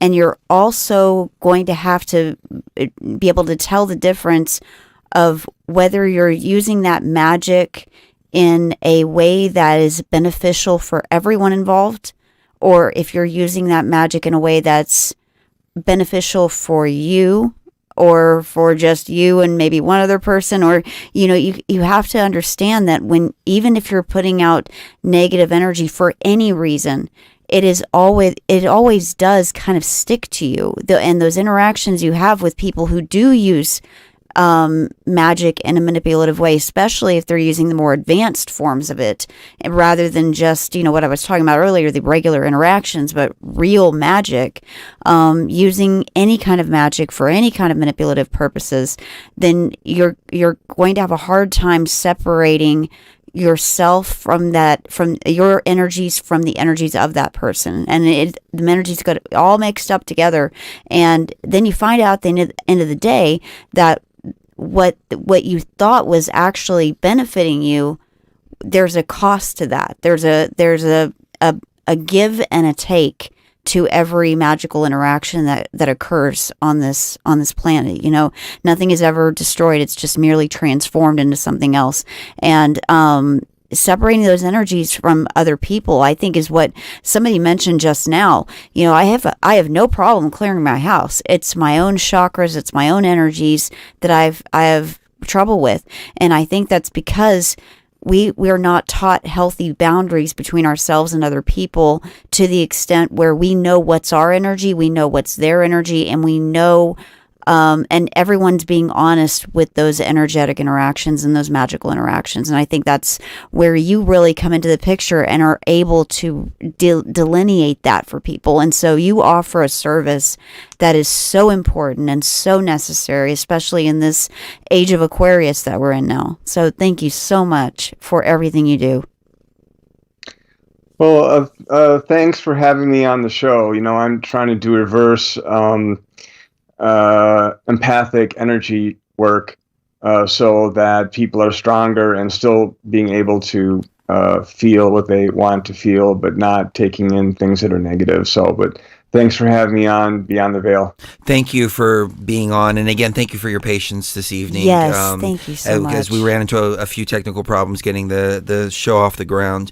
But I've been putting off buying this new computer for a long time. It's just, the problem is right now, there's a graphics card shortage. And I have a problem with my graphics card, and I cannot find a freaking graphics card to save my life. Not at any reasonable price. I mean, $400 graphics card is going for $2,000 right now because of these chip shortages and everything that's going on with China and COVID and everything like that. It's ridiculous. But anyways, that's neither here nor there. I wanted to say thank you again for all your time, all your help, Jeffrey, and anything you'd like to leave the audience with. To be more conscious of things you can do to power up and make your energy system stronger. And so I'm offering some techniques. I'm easy to talk to. I recommend, getting a hold of me in some way, or looking at my stuff and seeing some things that really work through science and logic, and to protect yourself and to keep yourself as clear as possible. Excellent. Beautiful. Starclear.com is the website, and I highly, highly recommend it, ladies and gentlemen. If you're feeling any kind of negative emotions, if you've never had a clearing before, you may not have a base level reference because you could have so many attachments going on that they've always been there. And because they've always been there, you don't have that base level reference to understand, oh, wait a minute, all this stuff that I'm carrying around is not actually supposed to be there. And you will feel so much better. Have a great evening, Jeffrey. Thank you again for joining us, and I'll talk to you tomorrow, brother. Okay. All right. Thank you. Take care. Love you, Jeffrey. Thanks.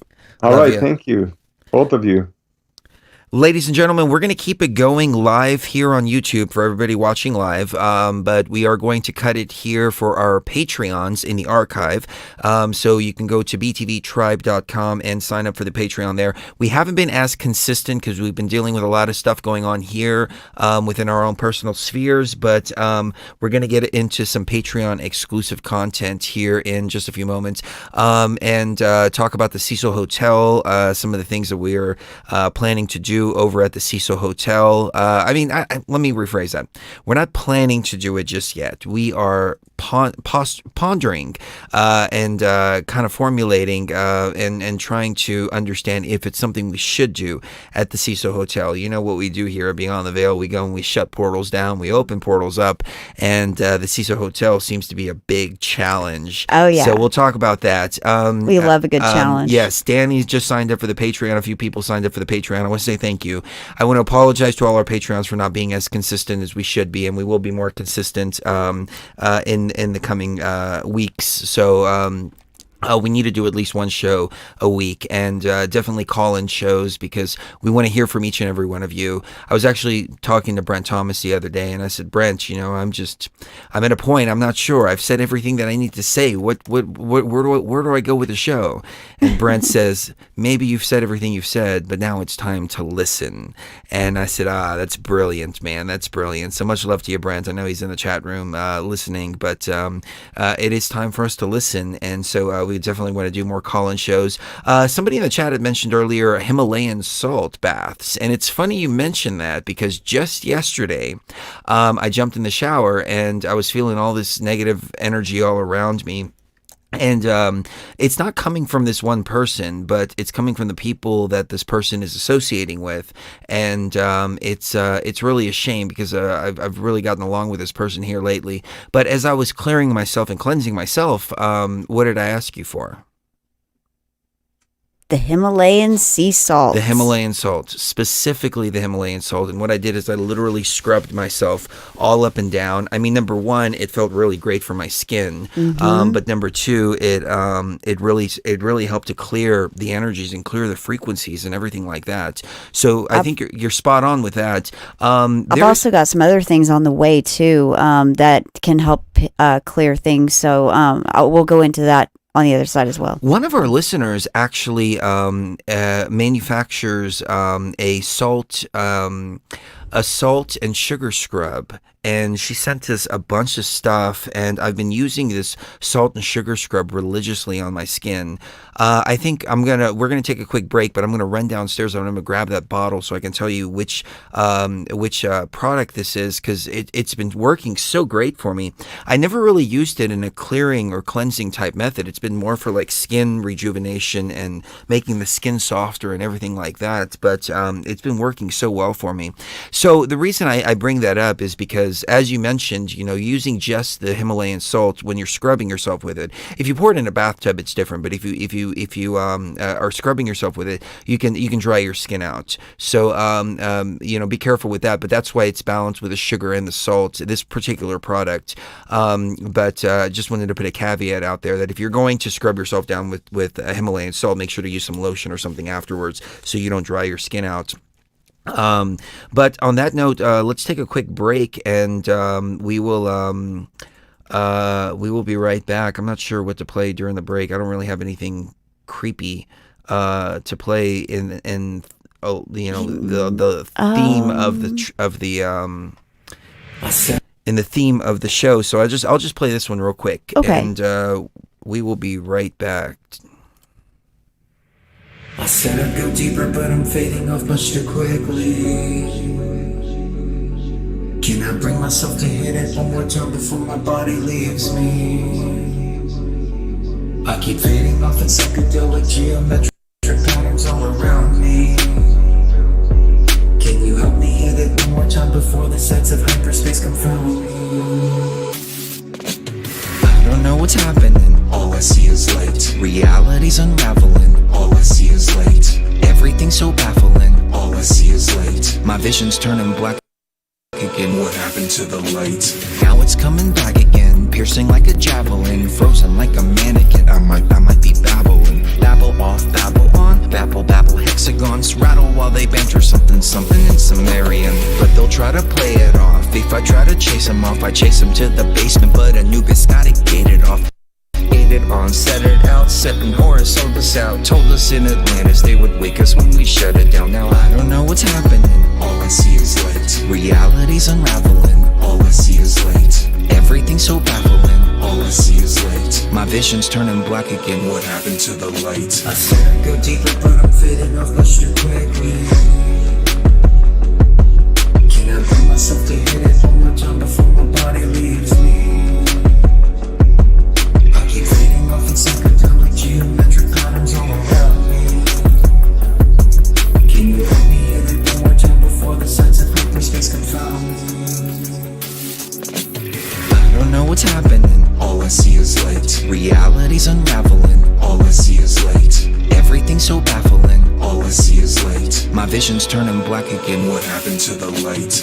Now I keep on traveling, my brain feels like it's scrambling. Scrambled all the pieces and they're bouncing on this trampoline. Basketball, sporting, bling, sing, everything come to play every day. Step into this time machine. Who are you? Who am I? Caterpillars cutting by, bass keeps defending me. Isis rising, spreading wings, telling me I must remember she's alive and she's in danger. Pyramids and inner chambers, dying mother while in labor. I don't know what's happening, all I see is light. Reality's unraveling, all I see is light. Everything's so baffling, all I see is light. My vision's turning black again, what happened to the light?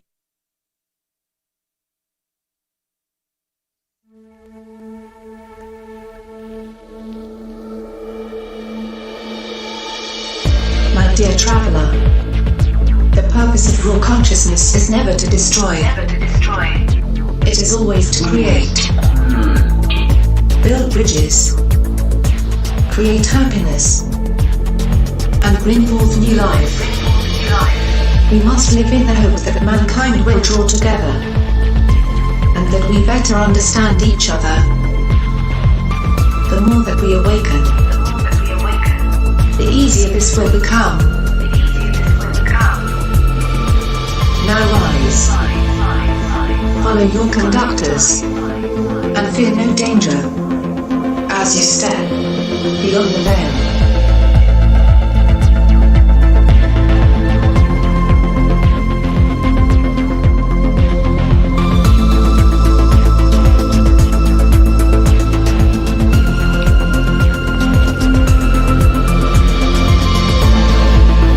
All right.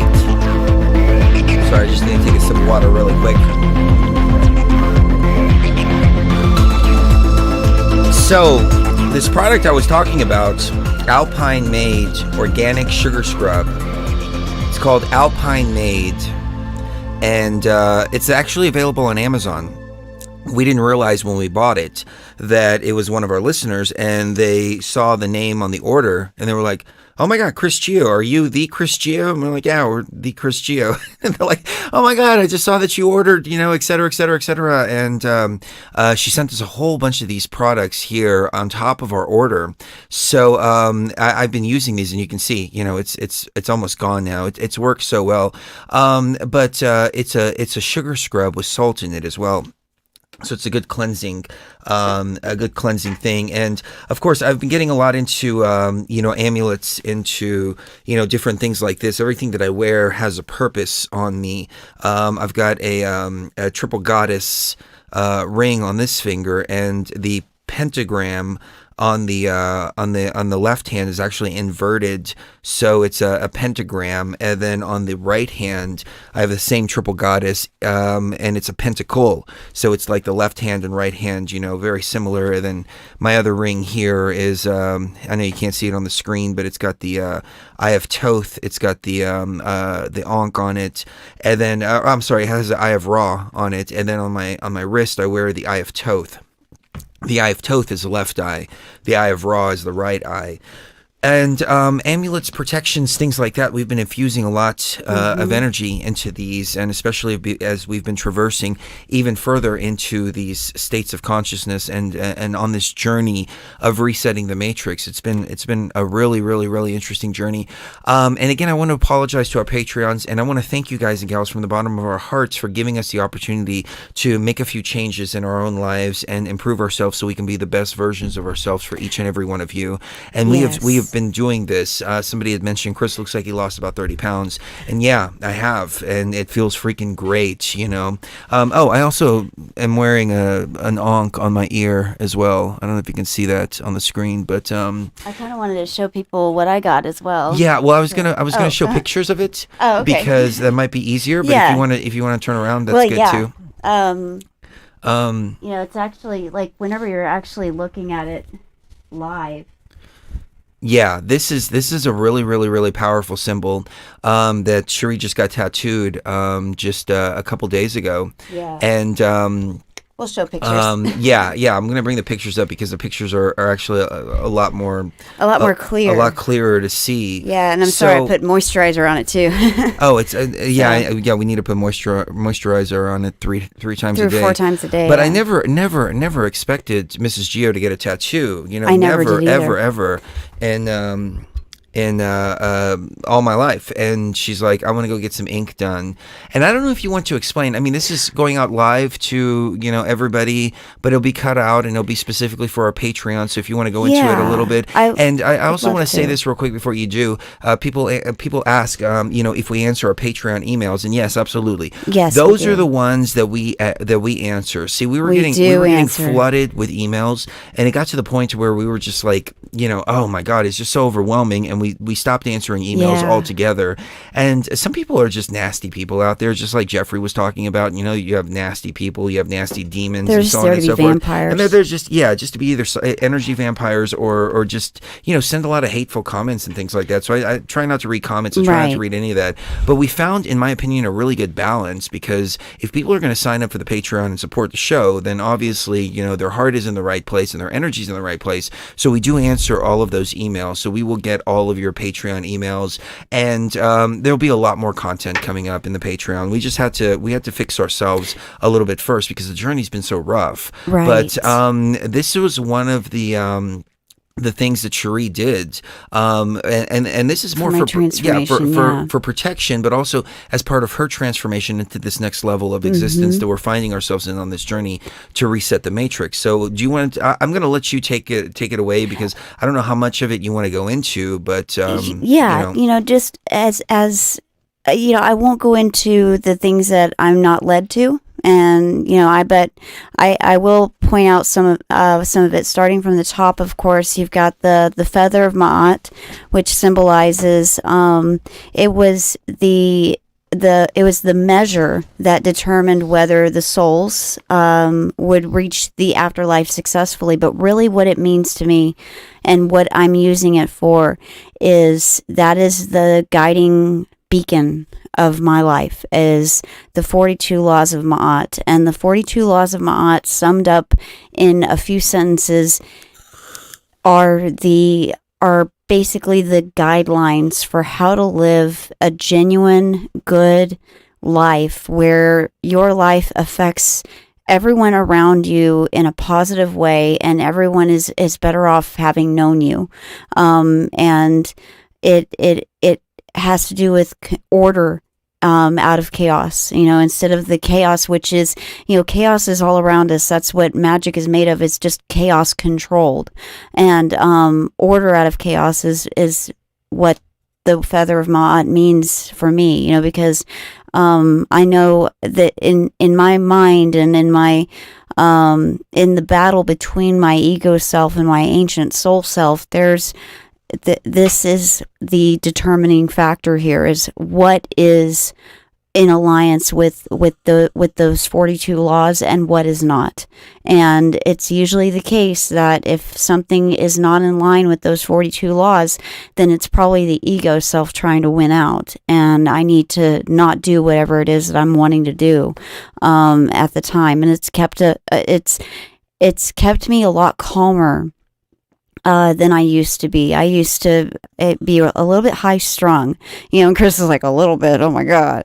But no, I used to be a very high strung kind of personality, where I was constantly worrying about things, constantly edgy, and really overthinking reality too much. And this helps to kind of guide me and keep me at a even keel. Then you've got the Eye of Ra on the left, which is actually the right eye. And the Eye of Ra represents the sun, which is also the outward projection, the personality that people see. Your sun sign, it's actually your ego, but it's a healthy ego. The Eye of Ra is basically a healthy ego self. and the left eye is, the one on the right is the eye of Thoth. And people don't realize a lot of the time that it's not really the eye of Horus that we're looking at here. It's either the eye of Ra, which is the right eye, or the eye of Thoth, which is the left eye. Ra and Horus were merged together when Horus became Ra Harakti. Ra Harakti. So Ra and Horus can be interchangeable, but then the history is questionable, because when Upper and Lower Egypt merged together, that's when you had the merger of the two different traditions, and that's why you have Isis and Hathor, for example, being interchangeable. So it's kind of difficult to really understand the true origin stories, but the symbolism, I think, remains the same. So you can call it the Eye of Ra, you can call it the Eye of Horus. They're both interchangeable.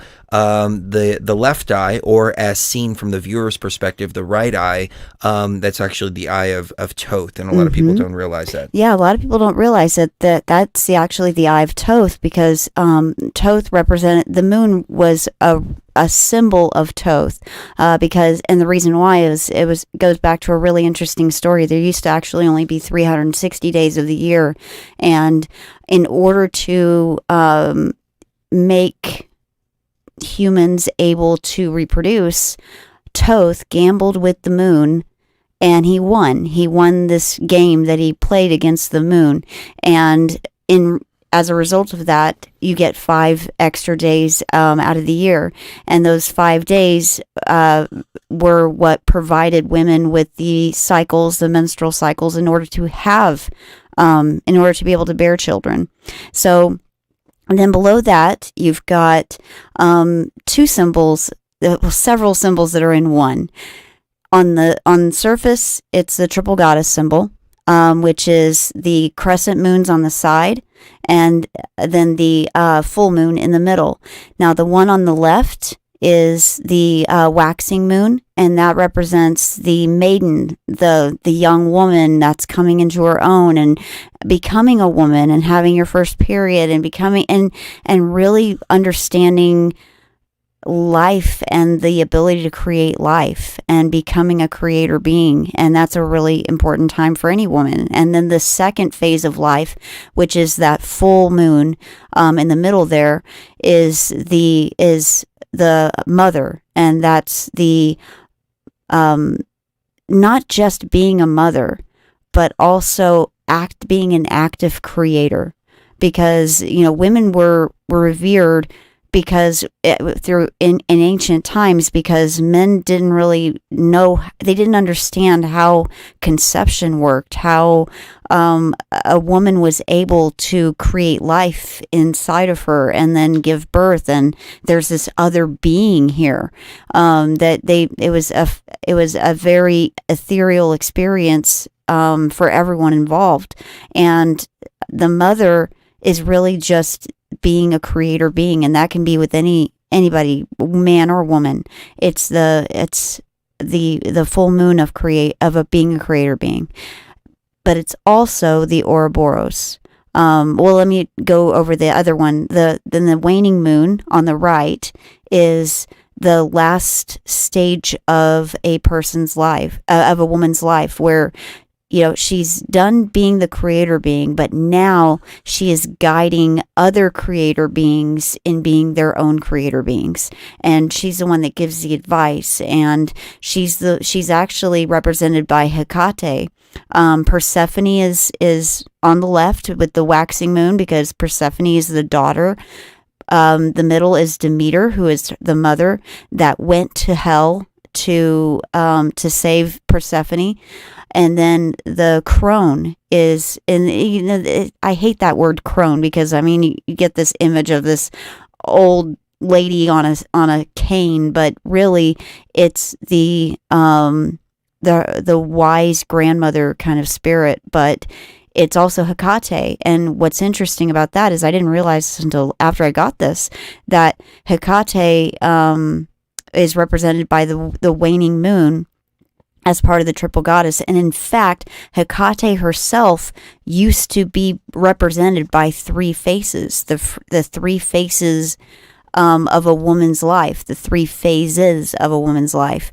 That was Hecate, and Hecate was the woman was the being on the right side of me who was leading me through a menti whenever I left my body.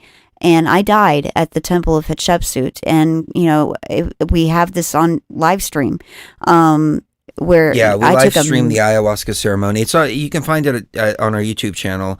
And she literally, we both died Yeah. and left our bodies. And our bodies, I mean, I was concerned because she wasn't moving, and I've never went seen her in completely such a limp. limp state before. Yeah. And the energies, because I was also in the ayahuasca state at the temple, were just telling me, no, it's okay. This is the way it's supposed to be. Just let her go and have the experience that she needed. In the Great Pyramid, when we did our ayahuasca ceremony there, my body stopped, and it stopped many times before. So it was like showing me, like, hey, this is what you're going to experience, and it was giving me that other perspective. And then it was preparing her as well for when I was leaving my body and my body went limp, that it's okay, he'll be back, just chill out and just let him do what he needs to do. So that, to me, that's what it's You anchored me there when that was happening. But the point being that Hecate was the one that was guiding me through this, and she was the goddess of magic itself, and being able to control and wield that magic wisely.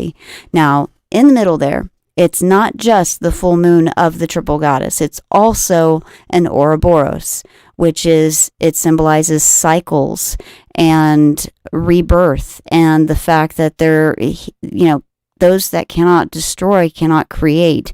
In order to create something must be destroyed. And not like destroyed as in, everything's transformed, but transforming it from one thing to a completely different thing. And you have to make room. It basically symbolizes that in order to build something new and beautiful, sometimes you have to tear down what has been built already, but is no longer working for you. And that goes for toxic relationships, that goes for bad jobs that you have, that goes for anything in your life that's a situation that may have been working for you in the past. It may have been something that you needed. Like, for instance, I was talking to somebody the other day who had been on antidepressants for a number of years, and they said, when I first started taking them, I really did need them. I was at that place in my life where I needed them. But now, after I started using iLife, I've found myself realizing that I no longer am at that same place. I don't need those anymore, and now I'm starting to step down off of it using iLife. And I was like, that's fantastic, but it isn't just the iLife. This really has to do with the fact that we are supposed to do this. We're supposed to have these cycles where we go through these changes and we rebirth ourselves. I don't mean to interrupt, but can you move the mic back just maybe yeah. another inch or two, because you're popping So it sorry. a lot. I'm sorry. No, I don't mean it's to okay. pop it. Go ahead. We do have to go through these cycles where we're constantly having to transform. Otherwise, we're not really living. We're just kind of surviving and staying at the same place, and that's stagnant. That's boring. That's not really what life is supposed to be about. So it's about the cycles of birth and death and rebirth. Then in the middle of that is the symbol of the goddess that I have the most respect for, as far as like on a personal level, and that's Seishat, the goddess of libraries, because she's the only goddess that's ever shown actually writing. Everyone else, all the other goddesses are holding, music in musical instruments or something like that, or they're holding little purses or whatever. But she's the only female that's ever actually depicted right in the act of writing. Others knew how to read and write, but she's the only one that does that. And her story is really interesting because everything that was ever written, whether it's a poem or a song or a piece of history or the results of a battle, it didn't matter. the building plans for temples, everything was always copied by her and her scribes, and then she would take that copy to Amenti and put it in the great halls of Amenti, and that was the library. That was the library. And what I see it as in the context of that we're in a machine, and this is data. This is data storage. It's data. It's archiving data, so that in case something does happen to the machine, then you've got backups. And so whenever I heard this story, suddenly the story of the library of Alexandria wasn't so sad now, because now you know that everything that was lost there wasn't really lost. The data still exists. It just exists in Amenti. Then underneath that, underneath those triple goddess sides of the waxing and waning moons there, you've got the Ankh. Now, we were debating back and forth about whether those Ankhs should be connected to the moons by anything, because everything else does seem to be connected. However, I see the Ankh as it's the key of life. You know, that's what they called it. The Egyptians called it the key of life. And I do believe that we have these codes and keys to this reality, and that as programmers, we especially are very, intimately connected to these codes and everything.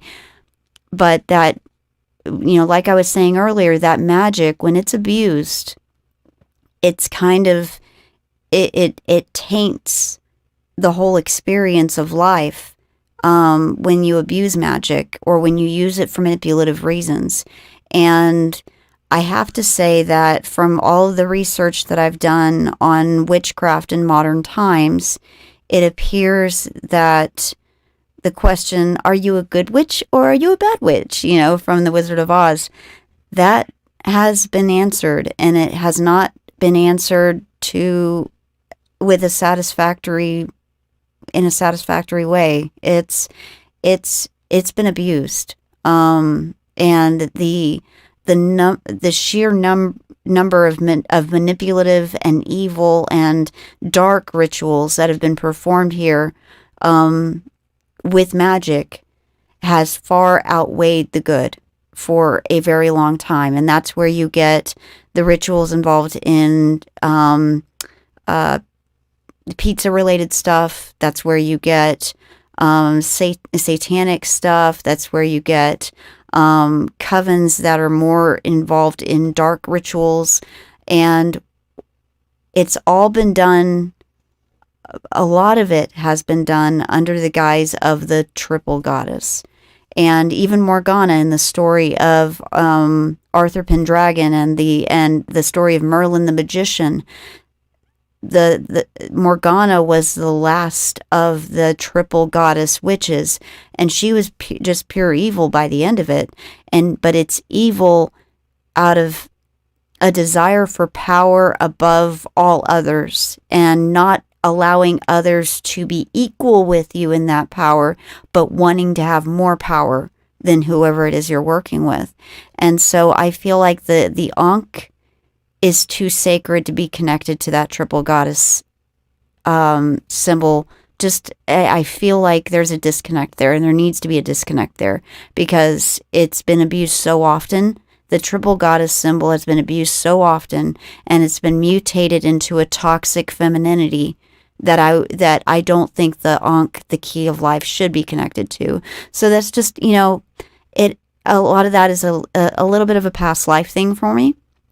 And it's, a sad piece of it, but everything has meaning here on my back. I'm just explaining everything. Maybe I'm going too slow. Am I going too slow? Do I need to speed it up a little bit? No, you're okay. Right. I feel like I'm wasting a little bit of time here. So we're with our Patreons now, so it's all good. Everything is all connected except for those Ankhs. But that also means, the keys to life, are so sacred and so important that you can't just, give them to everybody. They would they depicted it a lot in ancient Egypt. You see it all over the place, but you never actually see a whole lot of what it's used for. That's why there's so much confusion about, okay, was it used for this? Was it used for that? Was it an actual key? There's so much confusion because there needs to be, because those codes are not for NPCs especially, but they're not even for regular organic consciousness. They're for the programmers. And programmers that are using it for the benefit of all.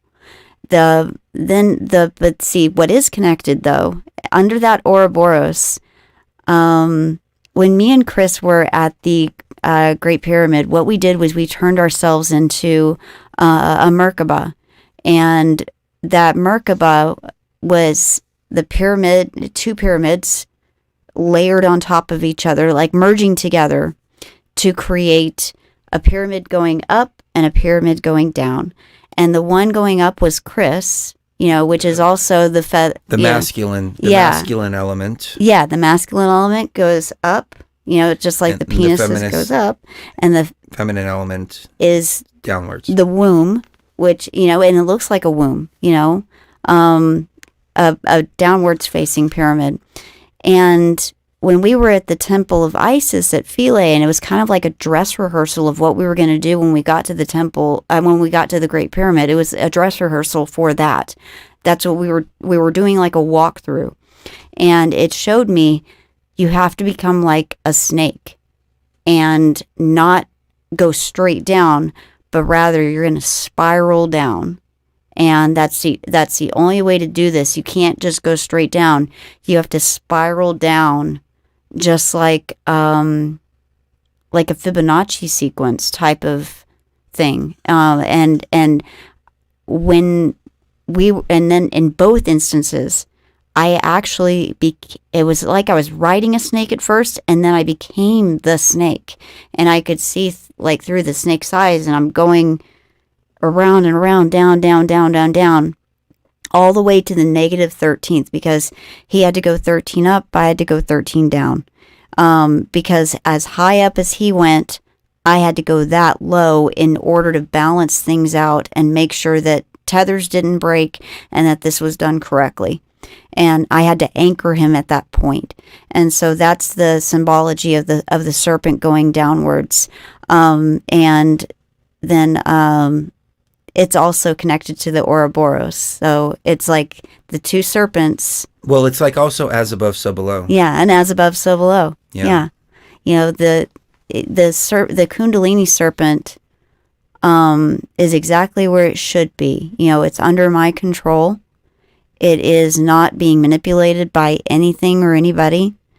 And as long as I'm acting within those 42 laws, I've got the top of the spine, which is essentially what the trap is about the Kundalini thing, is that it wants to have the energy trapped in a cycle where it's never released. You build up all this energy, and it gets stuck.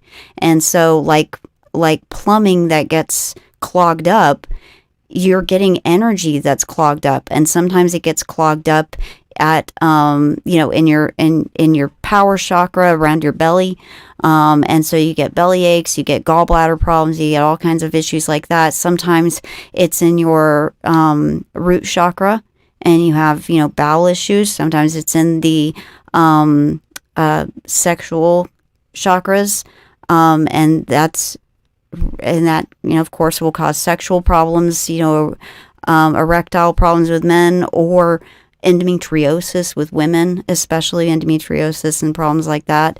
These manifest as physical problems, but like I was saying when we had Jeffrey on earlier, these physical problems are merely manifestations of energy imbalances that are so severe and so permeating that the body is starting to try to tell you and scream at you that something is clogged here.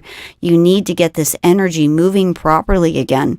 And the best way that that I see doing that is to allow that serpent to do what it needs to do, but understand that this energy has to go somewhere, and it has to be released properly, and it has to be routed properly to the right areas. When you need to be strong and you need to stand up for yourself and you need to put your foot down and say, no, I will be respected in this reality. I am a creator being, and I am not going to allow this reality to be created for me. Then you're able to utilize that power. When you need to use that sexual energy, you're able to do that. When you need to use your throat chakra, like whenever I want to sing, I send the energy up there. And it goes on and on like that. Then you've got the lotus flower. And the lotus flower is something that we kind of added at the last minute, but it's almost as important as the feather of Ma'at. And the reason why is because it thinks that, according to the Egyptians, it's the ultimate symbol of death and rebirth, because every night when the sun goes away,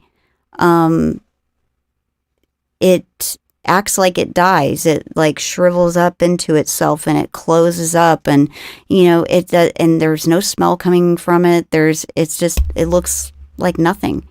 But then every morning when the sun rises, when it detects that there's sunlight, it opens back up and it smells like perfume. And it's the ultimate symbol of birth and death and rebirth, like, all over again, just like the others. And the lotus flower is very, very important to the Egyptians because of that. And because also it means that just because the ego is dying, or just because a part of who you thought you were is dying, it doesn't mean all of you is dying. It means that something much more beautiful is going to grow in its place if you see it the right way, and if you perceive it as a rebirth rather than a death. So there's a lot. There's so much symbolism in there, and a lot of it is a lot of protective symbolism as well. Yeah, somebody pointed that out in the chat and said that's a really powerful protective symbol. And that was the whole reason for getting it, because you can wear your amulets and take them off, but when you have something tattooed on you with such great purpose, it's something that can't be removed. Right. So this was very, very well thought out, and we were in so total sync with the tattoo artist, because we were. We said we wanted Ouroboros with a Seychat symbol in the middle, triple goddess, Kundalini serpent, and Mot's feather, and she came up with this design and put different types of flowers here, and we were like, oh my god, that's gorgeous. And then we started, she had this little iPad where she was literally drawing things on the spot. It was amazing. And I said, why don't we put the eye of Ra and the eye of Thoth there, and it actually creates kind of it looks almost like an entity in and of itself. And that tied it all in together. And then we said, hey, let's put a couple of ankhs there too, and let's change these flowers from regular flowers to lotus flowers. And it just started to evolve just like that.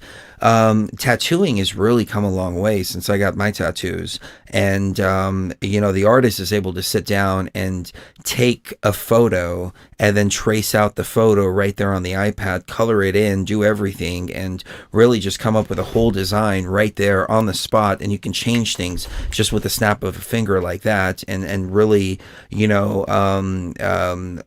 build exactly what it is that's resonating with you. So it's a very, very, very unique design, and it was, in my opinion, two feminine energies coming together, and it was almost like she was reading telepathically what it is that we wanted, and we weren't quite sure what we wanted, but we knew the symbols that needed to go into it, and she just created this elegant design that brings out, in my opinion, the femininity. There's a lot of feminine, curves and everything like that, and then these very elegant links here to the lotus flowers and all of this, and then she added these kind of, I mean, the best way I can describe it is more like chandelier type of really classy chandelier type of accentuations to it all. And when we saw it, the finished product, we were like, wow, this is it.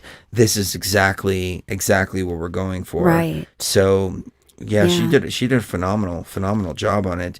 And I have to commend you on the pain tolerance. I mean, this took like 5 hours to do. About 6 actually. 6 hours, yeah. She sat through the whole 6 hours. And with the back and neck problems that she has, just sitting in that position for so long is difficult. But also getting tattooed at the same time was phenomenal. And you had some transcendental experiences as you were. Yeah, I did. It was beautiful, actually. It was one of those things. It was one of those things where, like, I didn't even feel any pain until she got around the bony parts of my back. The bone always... I think it's because I'm so skinny. No, even on my back. Really? The bone, when they go over the bone, especially the shoulder blade area. Yeah. Yeah, and the spine area, yeah, that hurts because they're hitting bone as they're doing it. She didn't go too deep on you, which is good. The person that did mine went really super deep. Went too deep, probably. It's making it very difficult. But the way this happened is, I can share this story with you really quick. I went by and I saw this tattoo parlor with an all-seeing eye and pyramid. And I don't remember what it was called, but I was like, "Hey, man, the symbol just kind of drew me in, and I've got a couple of tattoos I've been wanting to get removed, and get redone with Egyptian stuff." And I'm talking to the girl at the front, and the girl had this whole full chest piece, and she said she had a full chest piece there before, and she got it removed, and then she was showing me her new chest piece, and she was looking at me kind of weird, like, what's going on here? And I couldn't figure out what was going on, and the owner came out, and I started talking to the owner as well, and I was telling him I want to do this here, I want to do some Egyptian stuff here, get rid of these here, and do some Egyptian stuff, put a symbol on my back, et cetera, et cetera. And they're looking at me very, very, very strange, and I'm like, guys, what's going on? And the girl's just like, I'm freaking out a bit, and I'm like, why? And she's like, well, some guy came in here earlier. He looked very much like you, long black hair, everything like that. He said that the symbol called to him and that he wanted to come in and just check it out because our logo was kind of calling to him, just like you said, the logo was calling to you. And he had a bunch of Egyptian tattoos all over him. And I was like, oh, that's pretty interesting. Almost like kind of like a time vortex kind of thing, or in dimensions kind of crossing. And we looked outside and there was this huge full moon out, and it was like, huge. It was taking up like, we were looking at it from the windows of the doors, but it was taking up a good portion of the door because it was so huge and so close. And we were like, oh, there's a full moon out there on top of everything else. But he wound up giving me a recommendation for a tattoo removal place, which is actually a plastic surgery place. So it's funny because he framed it like this. He's like, it's not some chick that bought a laser that does beauty salon stuff and then just happens to do tattoo removal too. This is actually a plastic surgeon. And he actually charges a lot less than what I've been quoted before for tattoo removal, which was freaking phenomenal. I mean, I can't believe it. Hey, I mean, they charged me $100 to do a session on this one, and the one on my back, which is about that big. It's going to need about 5 or 6 sessions, if not more, to get them fully removed.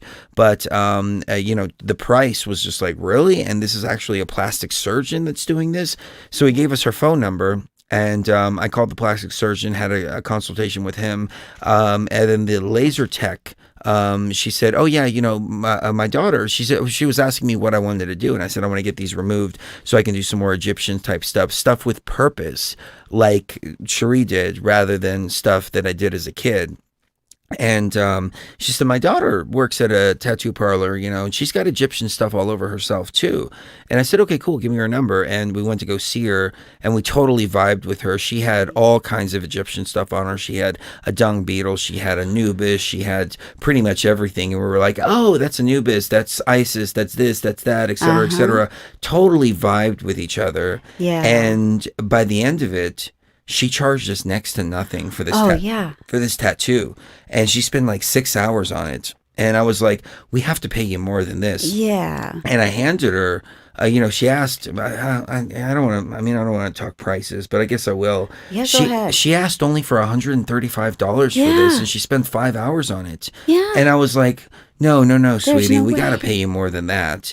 And I hand her 180. And then I was like, no, hold on. I should have given her at least 200. And I asked her, I said, did I give you 180 or 200? I meant to give you 200 minimum.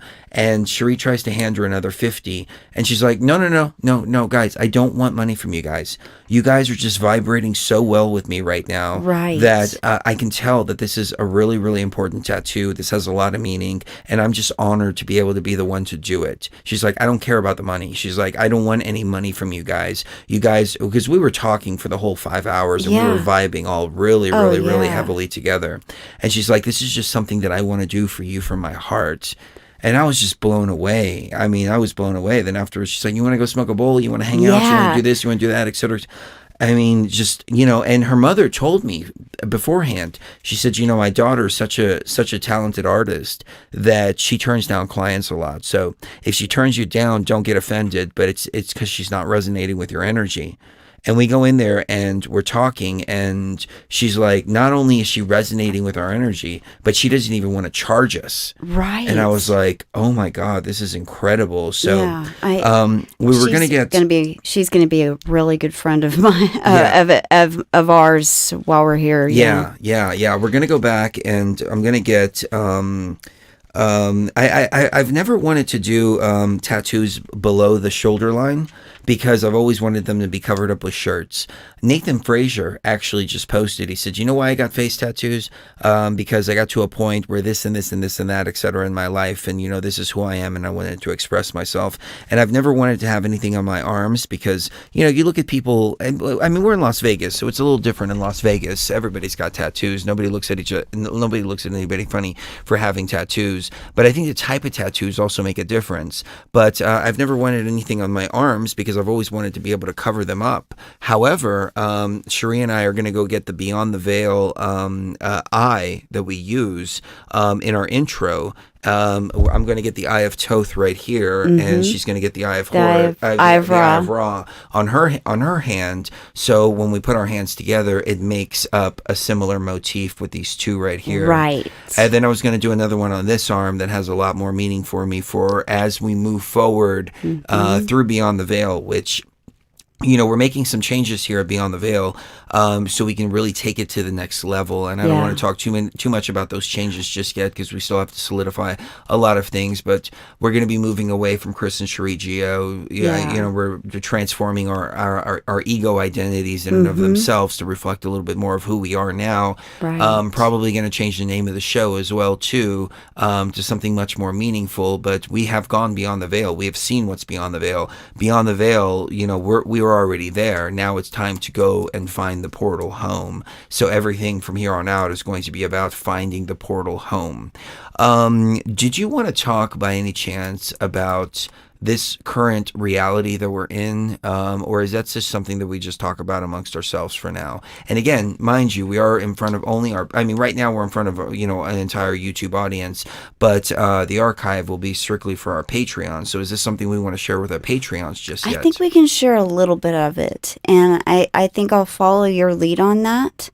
A lot of it, I'd rather keep it between us simply because it is it's so big, but it explains why we needed such big changes with our avatars, and explains why we're even thinking about doing anything different. I think the cat moved the whole thing over here. Sorry about that. it explains why so many big changes are happening, and but at the same time, there's still a lot of it that needs to be, because we don't get our information from just like our own minds or like anything like that. We watch synchronicities, we watch for coincidences, and when we keep seeing things happening over and over and over again, we've started to realize that I'll just come out and say it. I think we talked about it a little bit. I guess we can go into a little bit deeper of what we were already talking about a few days ago when we did that Facebook video. I can start it off if you'd like. Yeah, please do, because this is so complex. It's not complicated, it's complex. This is for our Patreons and those of us that take the time those of you that take the time to watch the shows live. Our tribe. And I think the censorship is actually working in our favor, because then the understandings and gnosis that we're getting into now from this point on is not really for everybody. So it's kind of the universe kind of pushing us to say, okay, now you need to focus on your tribe. Now you need to focus on those who are truly your tribe, not just those that just tune in just for infotainment or, to troll the chat or, make your journey more difficult or make it more uncomfortable for your tribe. This is really like we're pulling the tribe together now and focusing on the tribe.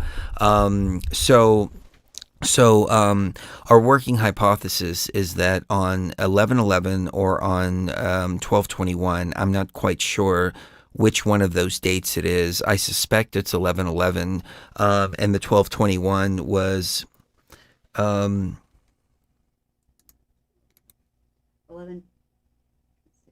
Wow, we just got pulled off of YouTube. Are you serious? Yeah. Oh, wow. Okay. We literally just got pulled off of YouTube. Okay. Wow. But we are still recording, correct? Yeah. We are Okay, recording. this is gonna be. But okay. This is. Is this us, or is this? I mean, I think the virus. I think we're still going out to our Patreons. But maybe we aren't supposed to talk about this, or maybe we are, and the virus is trying to stop us. I brought my cards. Let me just pull a card real quick and see, because I knew there was a reason I was gonna need to bring my cards. This is crazy. It said Triple goddess. That is insane. What did we do? It said that we are violating YouTube's community standards. How are we violating YouTube's community standards? We weren't even talking about anything community standard related. Yeah. That doesn't even make sense. No. What the hell is going on? I don't know. I think we're still streaming out to our Patreons though. But okay. Oh my God. This is insane. This is crazy. Let me see what we can do here. I guess I'll take a quick break and I mean this is really absurd. Okay. This is absurd. This is getting into the level of Yeah.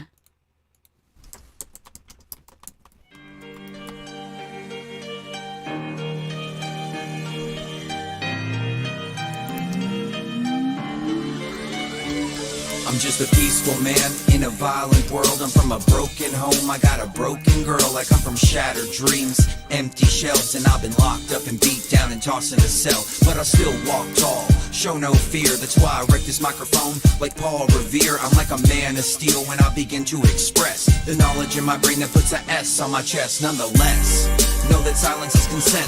Tell it how it is, then put the truth to the test. No rest, and I'll never second guess. Every time I take a breath, I remember how I'm blessed to be a revolutionary in this time when speech is free. But time is running short, that's our only guarantee. I'll die on my feet if I can't live free. That's why I always sleep with this AR-15. Could you walk in my shoes and follow my path? Could you do the things I do? what I face and come out on top? Could you walk in my shoes? Could you go where I've gone? Seen what I've seen. Do what I do? Could you? And at the end of the day still walk? Could you walk in my I shoes? never stress when I'm threatened with arrest, but if I sign the dotted line, it's under threat and duress. Now who's next? I'll pull the curtain on a wizard, staying cold like a lizard, brainstorming in a blizzard. Everybody wakes up when I begin to flow. The strings get cut on their puppet show. Now things are getting critical, police are acting criminal. I gotta clear my mind of these symbols and subliminals. Got Gwen in my head, checking the mic. 3 a.m. I can't sleep at night, no peace in sight. Motherfuck hope, trying to walk the line down the slippery slope. But still I'm coping in a state of decline. And still I'm hoping one day I might find a little bit of peace in this world of mine. Another drink of ayahuasca, cause I gotta free my mind. Could you walk in my shoes and follow my path? Could you do the things I've done? Could you face what I faced and come out on top? Could you walk in my shoes? Could you go where I've gone? See what I've seen, do what I do? Could you? And at the end of the day still walk? Could you walk in my I took shoes? 2 steps forward with the walking dead, 2 steps back with a sense of dread, 2 steps to the left with a wounded heart, 2 steps to the right, now I'm back at start, here to play the part like a work of art and keep cutting through the matrix so razor sharp. Gotta tear it apart, there's no stopping this. I'm here to drop the veil like apocalypse. Now I'm dropping hits about consciousness, so they wanna see me hang from a crucifix, but it's evident for my very existence. An army of one becomes a global resistance. Walk in my shoes and follow my path. Could you do the things I've done? Could you face what I faced and come out on top? Could you walk in my shoes? Could you go where I've gone? See what I've seen, do what I do? Could you? And at the end of the day still walk? Could you walk in my shoes?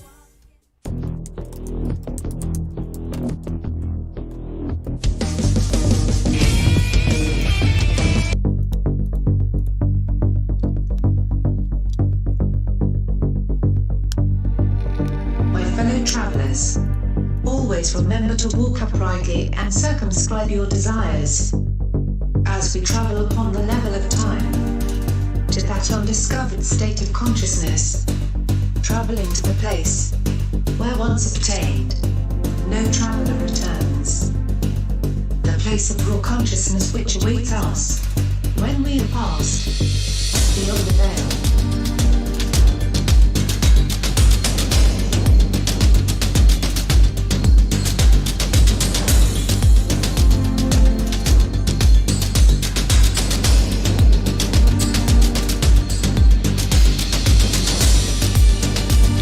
All right, so we're back for everybody here on YouTube, and of course, keeping it going for our Patreons. That stream didn't get cut, but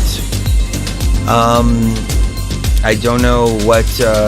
I think the strings were getting cut on the puppet show of this reality, and like. Well, I don't know. this is why we moved to Patreon, because it's just difficult to do shows here. I mean, it's impossible. This is their justification here.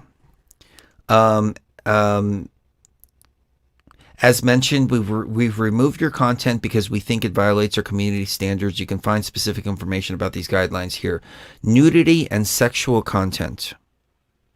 Sexual content. What kind of sexual content were we talking about? I have no idea. I have no idea. There is no sexual content in the We video. weren't talking about sexual content at all. No. That doesn't even make sense. No. Okay. We're gonna need to, do something about this, because this is getting. They pulled the video. I mean, I'm recording everything, but yeah, they basically just killed our channel, and this is what we've been fighting against. So thank you again to all the Patreons that are out there. It's well, we must be doing something. It's a little bit mind numbing, but what can we do? Well, I think that just goes to show what we're talking about is like so. It's dangerous to the system in the sense that it's not political in any way, No. but it's challenging reality itself. No, we had a video removed for mentioning a certain topic, and we didn't mention that topic once in the entire Right. video. Had nothing to do with it. And then we appealed it, and they said, no, No.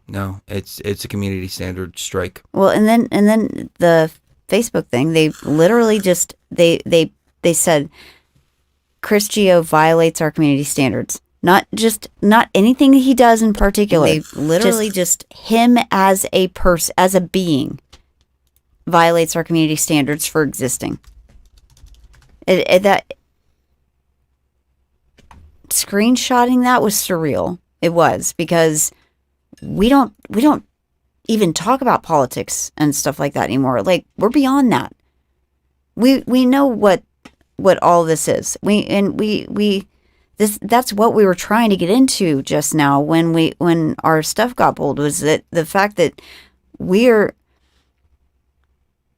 in a reality that's not just shutting down, but I think we may have been moved to a completely different reality altogether, like an alternative sim. And that means, like, we won in a sense, but it also means that it's time to really get to work and get our consciousness correct, because we're able to create reality even more easily here than we were before November 11th. I'll just leave it at that. And we're all creating this reality as we go along, and we can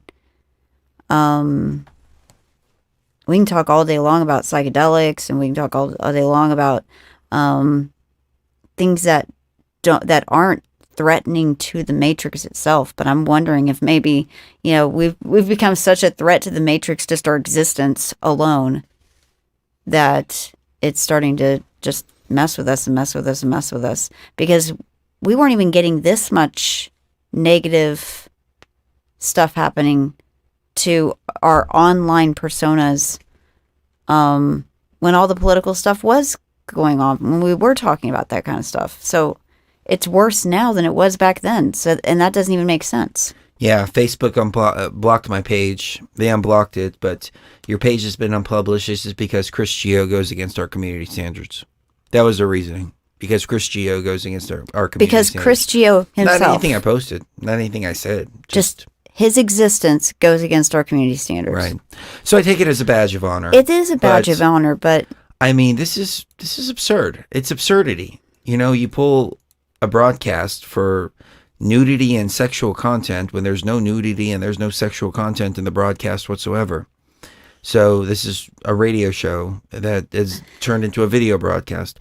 Anyways, okay. I think I think our listeners are right in line with what I'm saying. Let the spiders in the sky know that all of us have risen. That we're raising our consciousness so high that the tricks aren't working anymore. The oh, look which celebrity just died. Oh, look what just happened. Oh, look at look at this over here. Look at that over there. No, none of it's working anymore. Now it's about everyone's looking inward now. Yeah. The whole situation that they did last year, all of it from March onward, has backfired on them big time, because there's been a lot of people who've lost their minds, and they've completely just checked out, and they're falling apart because of it, and socially their social skills are in the toilet, and they are floundering. There's a lot of people that are doing that right now, but we're not. The programmers in the organic consciousness that are thinking the right dynamic are all looking inward now. And they're like, oh, okay, well, now that I'm not distracted by all this other external crap that's going on, is now that I'm not distracted anymore by the political stuff or the, which movie's coming out next, or which TV show's coming out next, which, is season 8 coming out? Oh, yay. Game of Thrones,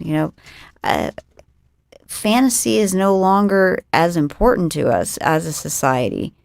And for some people, that's making them go crazy because they can't stand being alone with their thoughts. While for other people, like us, it's breathing room for our consciousness to just explode. And it kind of takes me back to a quote that John Adams said one time to his son. It was when he was really super old. And he said, I've seen a French woman wearing a million ducats, I think it was worth, a million livres worth of diamonds on her person. But I've never seen anything as beautiful as that little shrub right there. And that's how I feel. It's all this external stuff is so inconsequential when it all boils down to it. And it's all about the experiences that we're having now. And so that's why Vegas is the right place to be right now for us, because where else can you get sushi at 2:00 in the morning, or you can get you can go to ride roller coasters 1 minute and play slot on a slot machine the next. It's I'm not going to do some of those things because my body doesn't work, but Chris can, and I'm living vicariously some of these experiences through him. And then, at the same time, though, I've realized that my body not working can be seen one of two ways. But I get it. My body doesn't work a lot of the time for some of those, really cool experiences. Oh, I don't get to have those experiences. Okay, well, whatever. Instead, my mind works twice as good as a normal person's as far as processing and stuff like that. So I see it as a blessing. Let me take a break so I can just kind of regather my thoughts. Is everything okay? Yeah. I'm really frustrated about that. Yeah, me too. Because just trying to carry it for you. Yeah, no, I appreciate that. It's just it's really frustrating to just be targeted in the manner in which we are. We can't even talk about spirituality anymore. Yeah. That's when it's bad. It's a new time that we're in. So, let me take a quick break. This is a track I did a long time ago, and I actually posted it under a different account that I no longer have access to. But we need to cheer you up somehow. This is a little darker track. So this was when I was going through a lot of darkness. When did I write this? Aww. I wrote this in 2012. Yeah, December 10th, 2012. Oh, 2 days before we got married. So I was letting out my darkness with this track, and I was watching Dexter at the time, so you may recognize the music from Dexter, but I was just letting my darkness out. So we'll be right back. Let me regroup.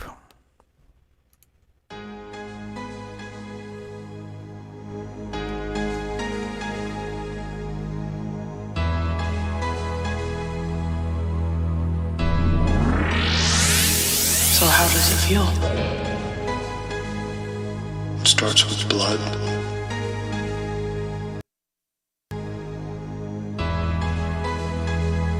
Yeah, the image of it trickling down the back of my eyelids. Trickle becomes a stream.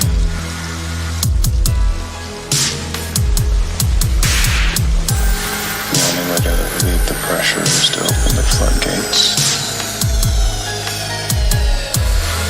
But then the blood isn't red anymore. What is it? It's black, black, black, black, black, black.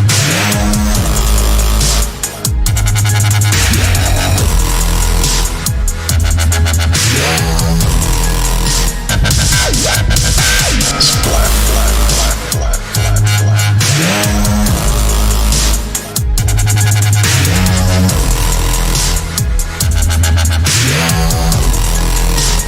The blood isn't red anymore.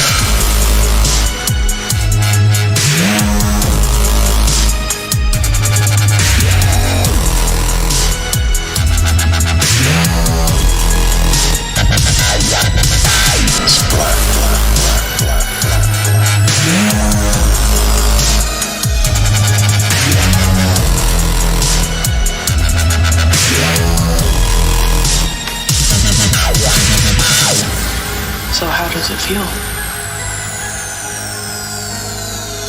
It's like this thing living inside me telling me what to do, saying I have to kill, not leaving me any choice. Can't believe you're like this. A lot of people feel like they want to kill somebody, but I have to follow through. I follow through, and I don't have a dark passenger. So how does it feel?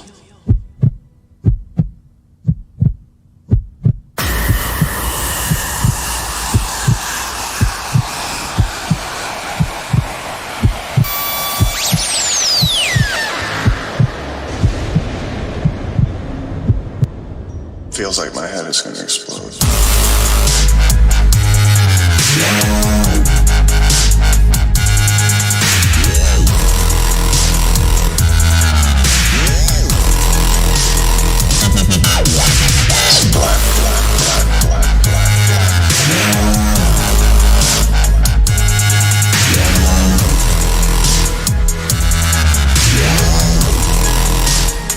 The blood isn't red anymore.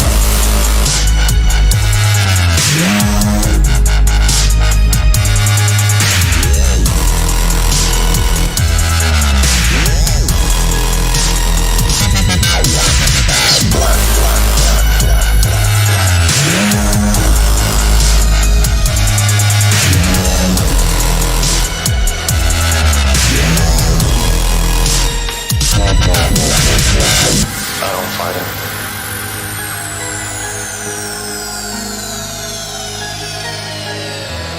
I want to.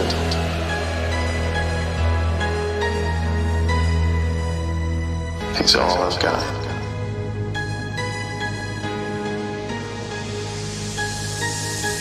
It's dark passenger. As much as I want to be here with you, my dark passenger really wants to be somewhere else.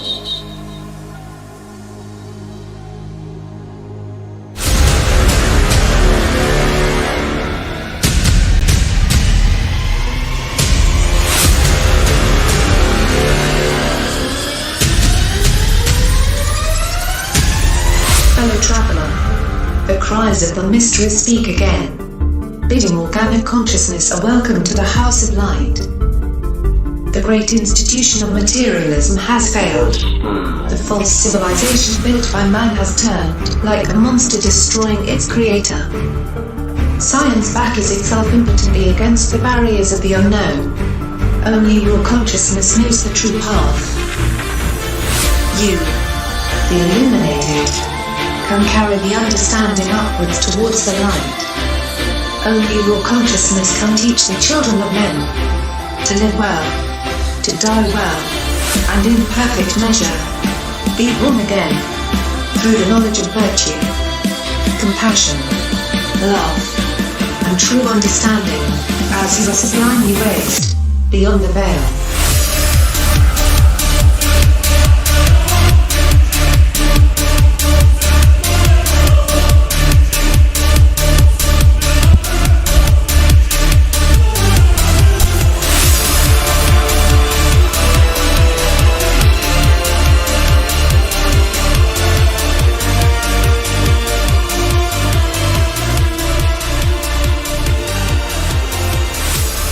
All right, let's jump right back into it.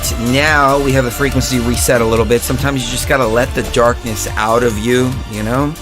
You got to let the darkness out. You got to be the light in the darkness. It's funny, I was talking to a very, very, very skilled magician yesterday, and I have the utmost respect for her in that regard because she's very skilled at her craft, but at the same time, she does have a little bit of malevolentness to her. And I was explaining to her, look, you know, it's about wielding the darkness. It's about wielding the light, but it's about knowing when to wield the darkness, when to wield the light, and being able to do both at the same time, which came out symbolically as I was explaining before in my rings.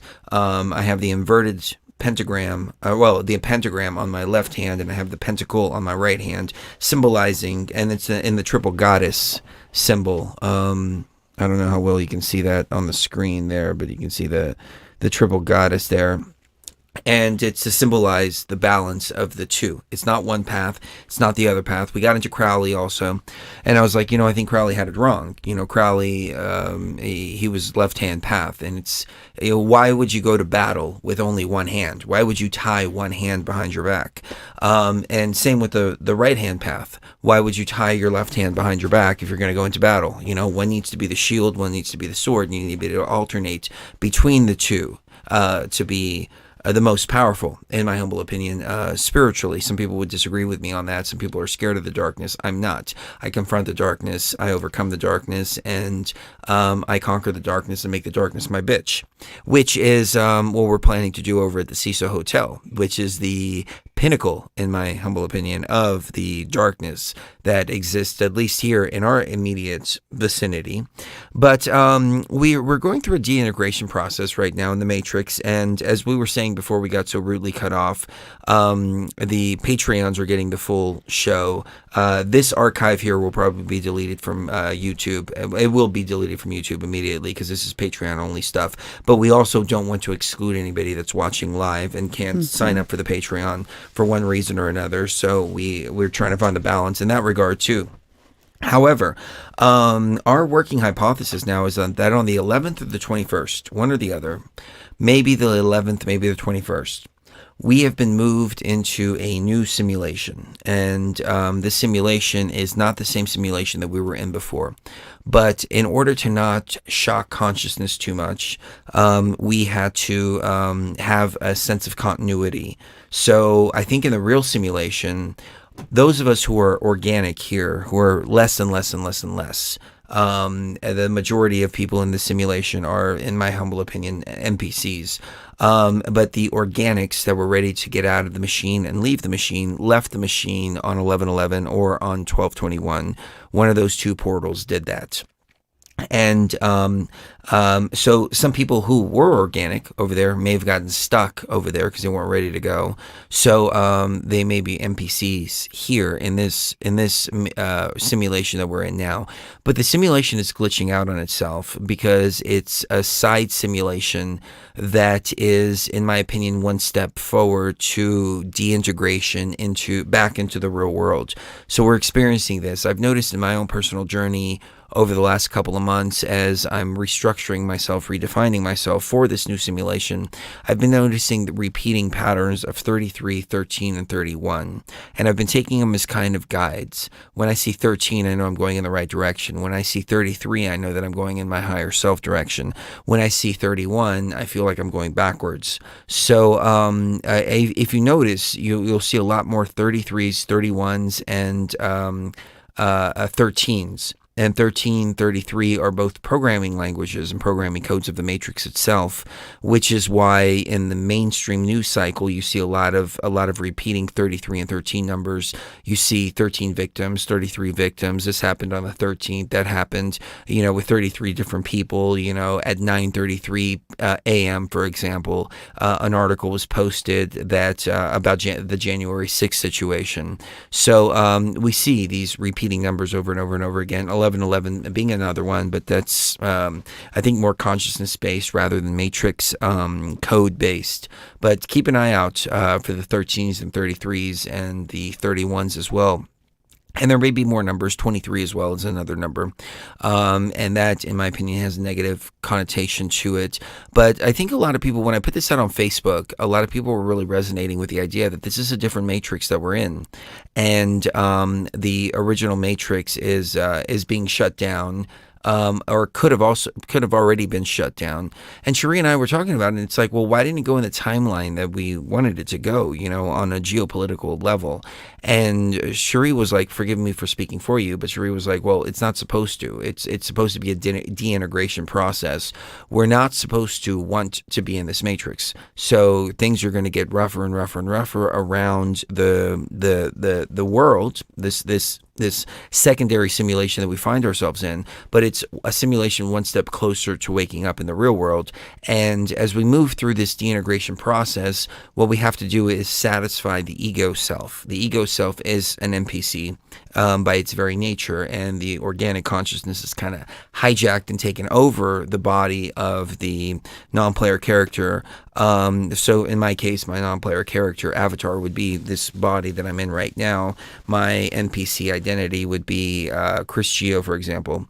And then, of course, the ancient soul that you hear me speak from a lot here on the show, but you also hear me speak from Chris Geo as well.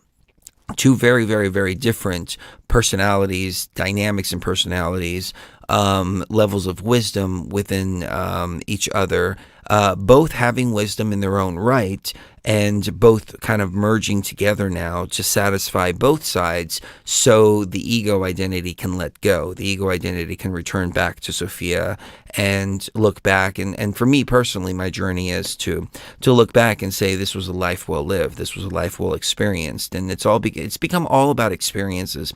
And I remember reading an article many, many, many years ago, and it was the difference between poor people and rich people. And one of the key things that they brought up, and I think we can take this and use it as a consciousness allegory, is that poor people think about material goods, new TVs, new this, new that, etc., while successful rich people think about experiences and investing in experiences rather than material objects. So, you take that on a consciousness level, and I realized that this deintegration process, it's about the experiences that we're having. So, I've taken time to go and experience some of the things that I didn't get to experience while I was on the Resetting the Matrix journey. It was all about BTV. It was all about focusing on the ayahuasca, on the esoteric, getting an understanding of all of that, integrating with the ancient soul, unlocking the ancient soul, bringing that to the forefront. But that came at the cost, because everything has a cost, that came at the cost of the suffering of the NPC consciousness, or current identity, the ego, which is Chris Geo. And so now Chris Geo has to be satisfied a little bit with some raves and EDM and, all the stuff that Chris Geo was devoid of, and not devoid of, but was stripped, not divested either, was stripped of, but I guess divested is a good word too. But it was just like, it was the scales off balance, because it was important to operate from the ancient soul level. It was important to understand the ancient soul level. So I can give you a physical example of this. I was actually at a friend's house last night, and she has a thing that says, often to the woods I go, to lose my mind and find my soul. And I was like, wow, this is so perfect that you have this on your wall here. I was like, this is exactly my journey. We went off into the woods, into Washington State. We did ayahuasca for many, many, many years out in the middle of nowhere, found the soul, and lost our minds. And then we came back, and now we're here in Las Vegas. Now we're refinding our minds, and we've already found our souls. So here we are, bringing out the best possible versions of ourselves, which includes some of the material, it includes the style, it includes a little bit of class, it includes things that we had forgotten about. And while we were on the soul's quest, completely ignoring the body, completely ignoring this and that, etc., at the highest pinnacle of my own personal journey, which was the Great Pyramid activation, resetting the Matrix, and doing ayahuasca in the Great Pyramid, my body, my avatar, was looking the worst that it's ever looked in my entire life. And it to me, looking back at those videos, number one, I think to myself, man, that sucks. My biggest accomplishment for me personally on a soul level was documented, and as it was documented, it was the worst version of my physical self that I've ever been. Likewise for Cherie, I don't want to speak for you, but Cherie was way underweight, and we still did everything because we were operating so much from that ancient soul level that the physical avatars, they didn't matter. And it was all about getting that done. Now it's about rebalancing the physical avatars, and so on and so forth. And I think you can see in both of us, there's been a tremendous change. So So anyways, what I'm illustrating is that during this deintegration process, it's important to experience the things that you want to experience, love the people that you want to love, and to learn from all of these experiences to satisfy the ego. So when we finally go, we can go, and at that time, the ego is satisfied. It's like, I've lived a good life. I've experienced everything that I need to experience. Now I can actually return back to Sophia, while the ancient soul can go, cool, I'm returning back to Atlantis. So that's kind of where we've been right now, and I want to know what you guys and gals think about all of this in terms of us being in a completely new simulation. And Sharif, if you want to elaborate that on even more, please feel free to. Well, and these experiences, so some of us are, I have a feeling like some of us are from different teams, in a sense that, me and Chris are twins, so we have a very important soul mission to do together, me and him, correct? Correct? Am I correct on that? Yeah, I would say However, at the same time, we didn't come in at the same time, and our missions do branch off into distinct areas at a certain point. And the ego selves of, us being the married couple, Chris and Sheree Gio, the ego selves that, who takes the trash out and who feeds the cats, that regular everyday self, the needs of those people have to be considered along with what we're here to do on an ancient soul level. And then even what we're here to do on an ancient soul level, that's going to branch off too. When he leaves and he goes to, where he needs to go to do what he needs to do to finalize processes that he needs to finalize, that's like one of his missions. My mission is to stay behind, and it's not about rebuilding. It's about being here with all of you guys. And I feel like I'm going to be writing a book here pretty soon about our journey thus far. Am I saying too much? No. Oh, okay. No. You're not saying too much. If you don't mind me saying what's on my mind here. Yes, please. For our Patreons. What's on my mind now is that we have now, if they give us another strike for this BS that's just gone down, we're going to have 2 strikes on our channel. One of those strikes is going to expire May 6th. But if we get a 3rd strike, all of the work that we've done gets deleted from YouTube. And that's what's pissing me off the most about this is, so what are we going to do now? What are we going to do now? How are we going to? We're going to not do any more shows until May 6th to let that expire? That copyright expire. I mean, that community standard expire, so we don't risk losing our entire fucking channel. I mean, all the work that we've done, everything that we've accumulated, this is absurd. It's absurd. But please continue. There's got to be a way that we can connect with our people that doesn't involve. No. It's not about connecting with our people. It's just we've done a lot of shows about resetting the matrix and doing all of that. Well, yeah, and all that work. All of our videos are backed up. It's not that. It's just we got them time stamped. We got them all this, with the archive that we have here at Beyond the Veil, and that's what we've been trying to preserve. And we've got this Patreon thing going now, and trying to create the balance of live streaming for our Patreons. But now we're getting community strikes while we're live streaming our shows. I mean, it's fucking absurd. Anyways, I'm sorry. I didn't mean to bring the frequency down. It's just that really pissed me off. Well, because it's April 11th, so we're gonna have to wait until May 6th to do another show. Is that really really? Because who knows what they're gonna strike us with? I don't know. We need and then for our Patreons, that's gonna piss them off even more. I mean, I don't blame you guys. You guys are like, we signed up, we want content. Right, exactly. That's what I was thinking about, was like if there's got to be a way we can, give our tribe this information, that doesn't involve all this bullshit, all this BS. I mean, it is unnecessary. It just adds an unnecessary layer of stress to what's already, a pretty intense situation.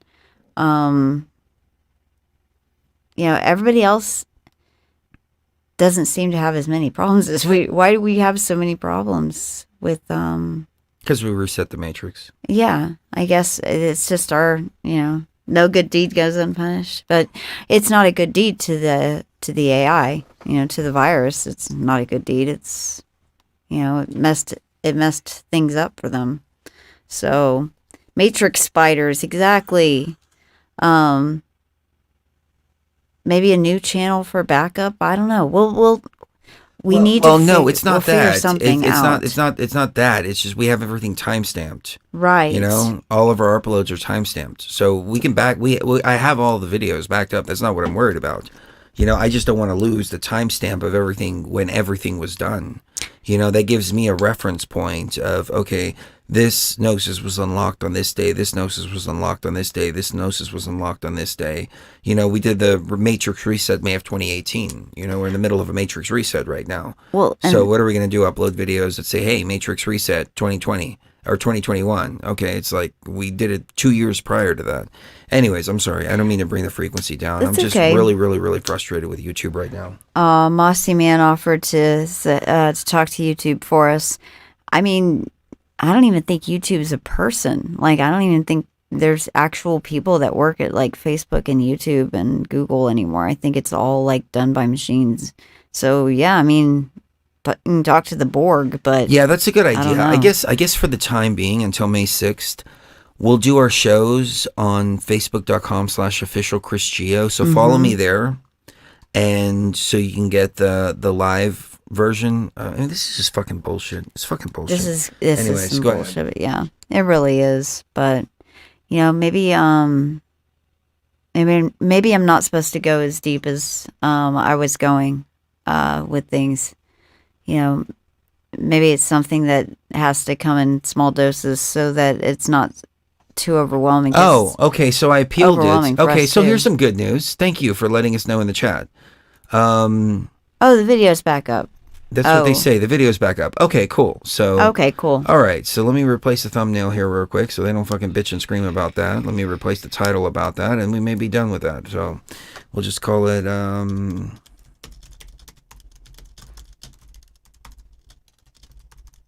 All right. So maybe you guys and gals helped us manifest something positive. So that significantly raised the frequency. Yay! So, forgive us, everybody, on Patreon for so many freaking breaks, but I need something to now. I let my darkness out, okay? We let the darkness out, and the darkness... Let's bring the frequency back up. Yeah, the darkness was let out with that previous song. Let me play another song that's going to raise the vibration back up so we can really get into this. Okay, please. So everybody, let's do a little bit of a meditation, not group meditation BS, not group meditation BS that we talk about, but let's just all focus on positive and raising the frequency for the rest of the evening. We are the creator beings. So we'll be back here in just a few moments. Yeah.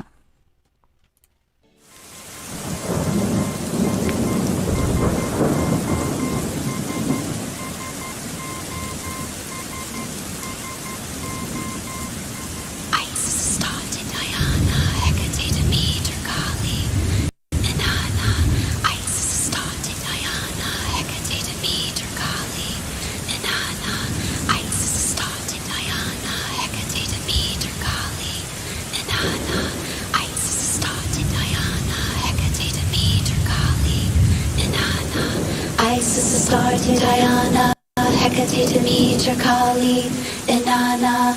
Isis, Astarte, Diana, Hecate, Demeter, Kali, Inanna. Isis, Astarte, Diana, Hecate, Demeter, Kali, Inanna. Isis, Astarte, Diana, Hecate, Demeter, Kali, Inanna.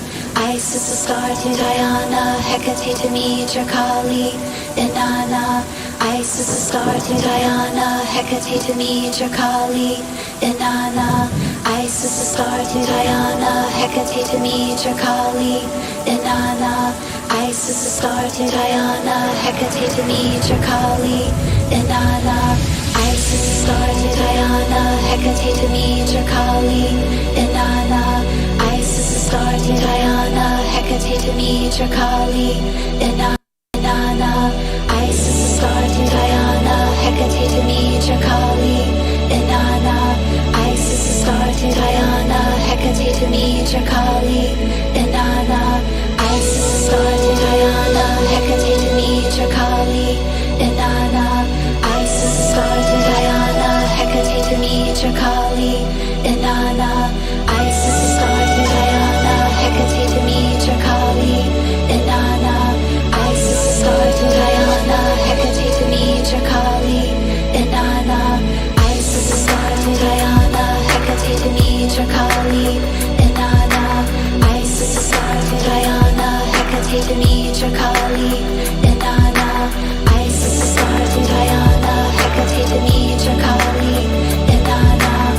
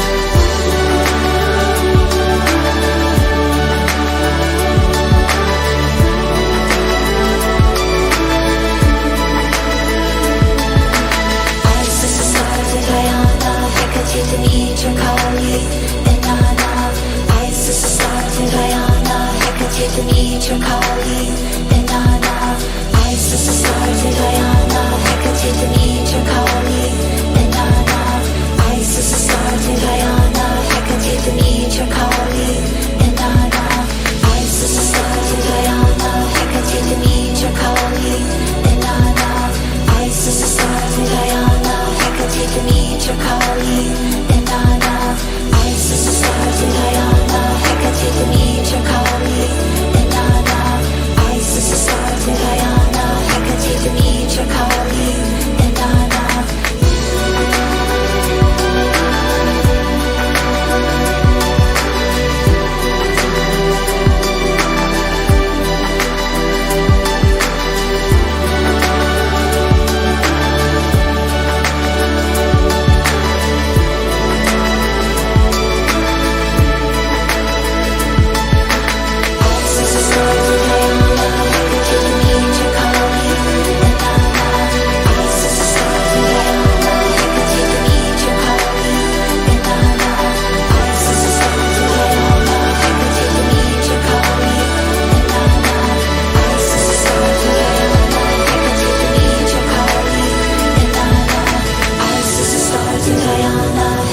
Demeter, Kali, Inanna, Isis, Astarte, Diana, Hecate, Demeter, Kali, Inanna, Isis, Astarte, Diana, Hecate, Demeter, Kali, Inanna, Isis, Astarte, Diana, Hecate, Demeter, Kali, Inanna. All right.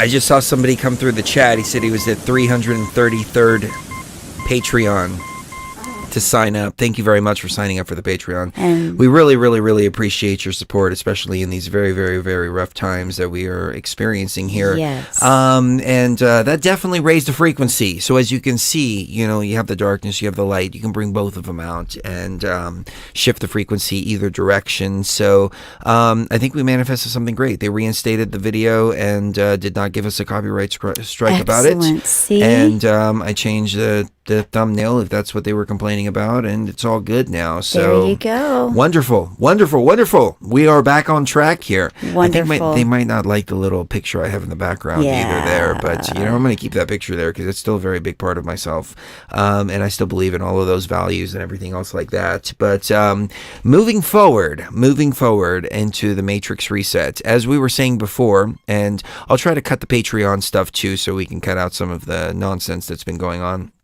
But moving forward, do you want to pick it up?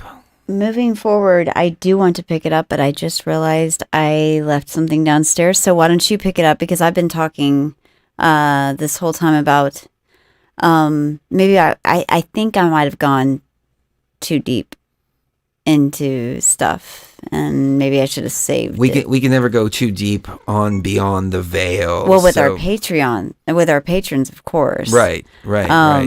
But what I was getting into was the fact that that we each have our roles that we're playing now, and your team is more about fixing glitches, you know, addressing the darkness that is still inherent within the entire machine. You know, we're still in the same machine. It's just a different part of the machine. And what's interesting is that about 8 months ago, I had a dream. It was more like it was a meditative state that I get in sometimes whenever I'm listening to our ayahuasca playlist. And I met up with one of the goddesses, and she told me that she was building a place for everybody to be in while things were shutting down. And because I call upon these goddesses as programs, because well, at least I used to see them as programs. I see most of them as programs, like Isis and Astarte, and you know, the ones in the song are, they may be people in the real world, being like actual beings, but here they're programs that we activate. And this particular one had been missing in a lot of my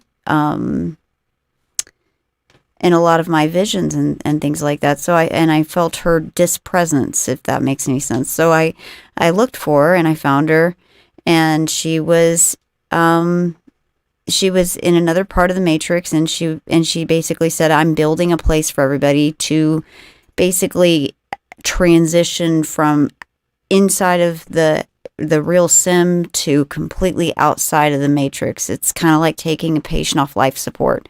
Not life support, but taking them off the ventilator when they're ready to breathe on their own. You don't just take them off the ventilator. You have to slowly like reintegrate them back into remembering how to breathe on their own. Just like they're trying to teach us how to remember how to think on our own and how to be who we were before we came in here. And so that's what we're here to do. And, your team is more like tech support, whereas my team is more like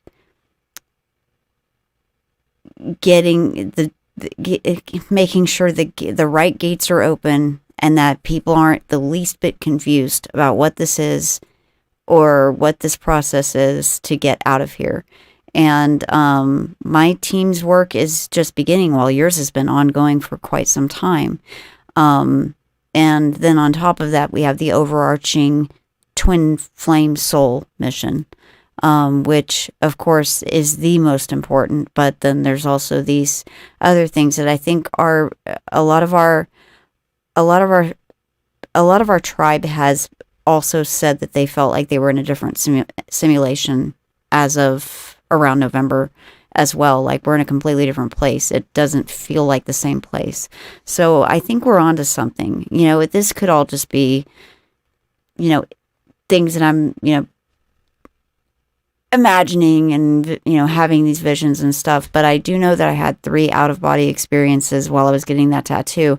And it was during the most painful parts, because as I've had a lot of pain in my life, and I know how to handle pain.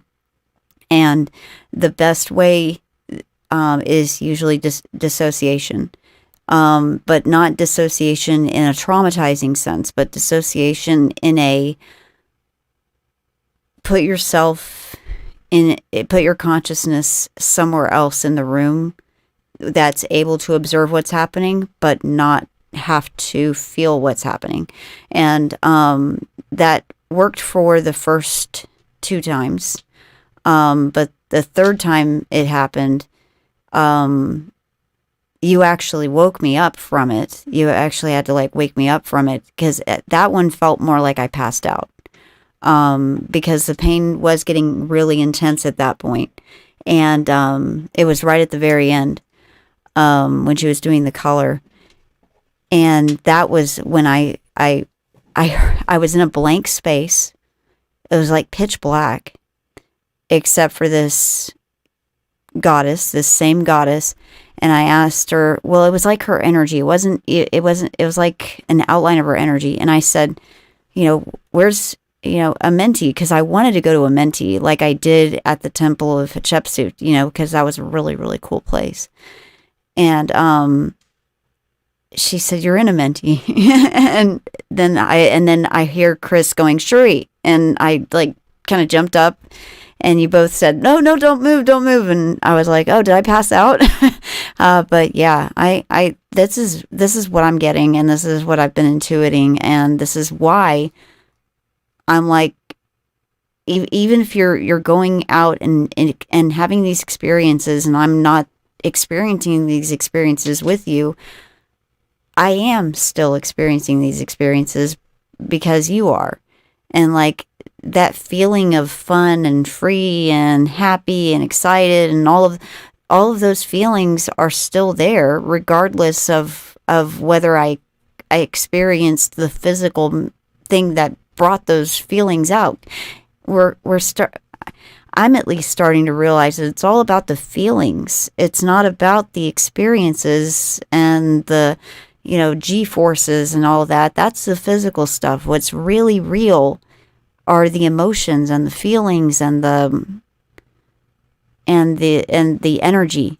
It's kind of interesting, though, of it, the way they inverted this, because on a political spectrum, they say feelings are real, facts aren't real. So that was a whole talking point in 2020, 2019. Yeah, but that's like et cetera. ego feels. Right. But in actual fact, there is truth to that. There's the feelings are and experiences are what's real, and what's illusionary is the physical reality around us. So there was some truth, but they took that truth and they perverted it and twisted it around the so much virus does. so, like the virus does. Yeah, Yeah. But in actual fact, that's what it is. It's the feelings. Right. It's the feelings. I was actually talking to a friend of mine yesterday, very powerful magician, and she said, Chris, one of the keys to manifestation that I never really thought of is manifesting, not only telling the universe what you want, but also telling the universe what you don't want.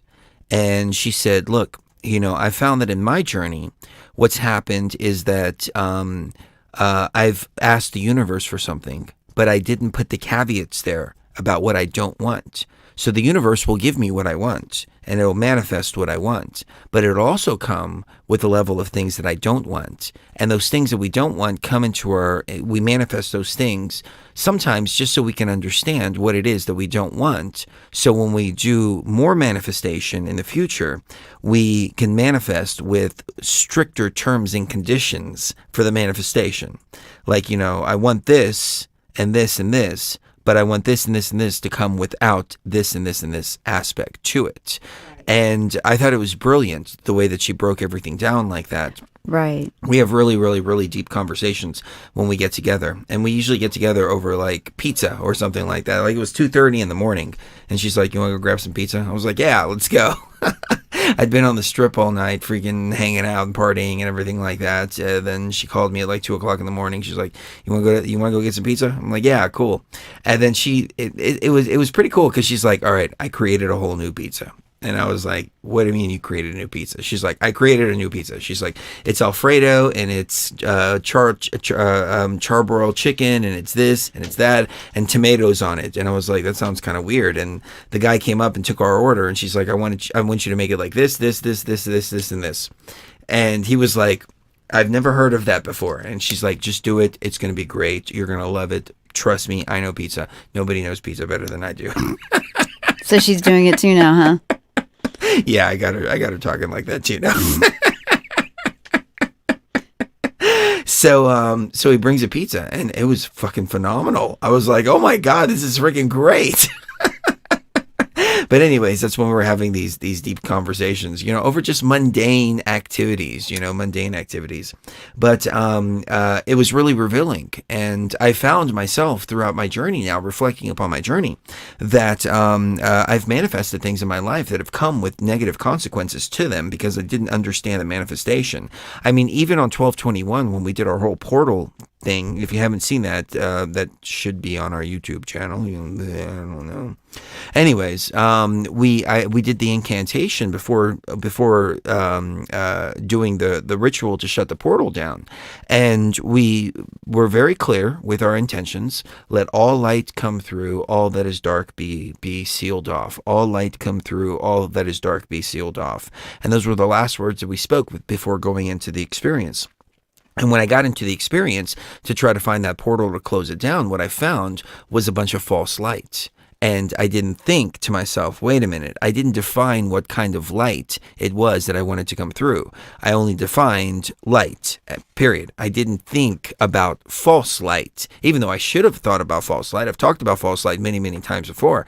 But see, even that ritual in and of itself, the darkness, for lack of a better term, found a way to come into the restrictions of the manifestation that we were doing, and creeped its way in with false light, because false light isn't darkness. False light is false light. But I said, let all light come through, let all darkness be sealed. So again, upping your game and upping your manifestation by further defining, this is what I want. But this is not only what I want, but I want this also without this and this and this element to it. So I found that to be very, very, very powerful. But that's what this simulation is about, in my humble opinion. This simulation is about creating the best space within our own consciousness while the whole world around us seems to be crumbling. There's a lot of things in this matrix that we're finding ourselves in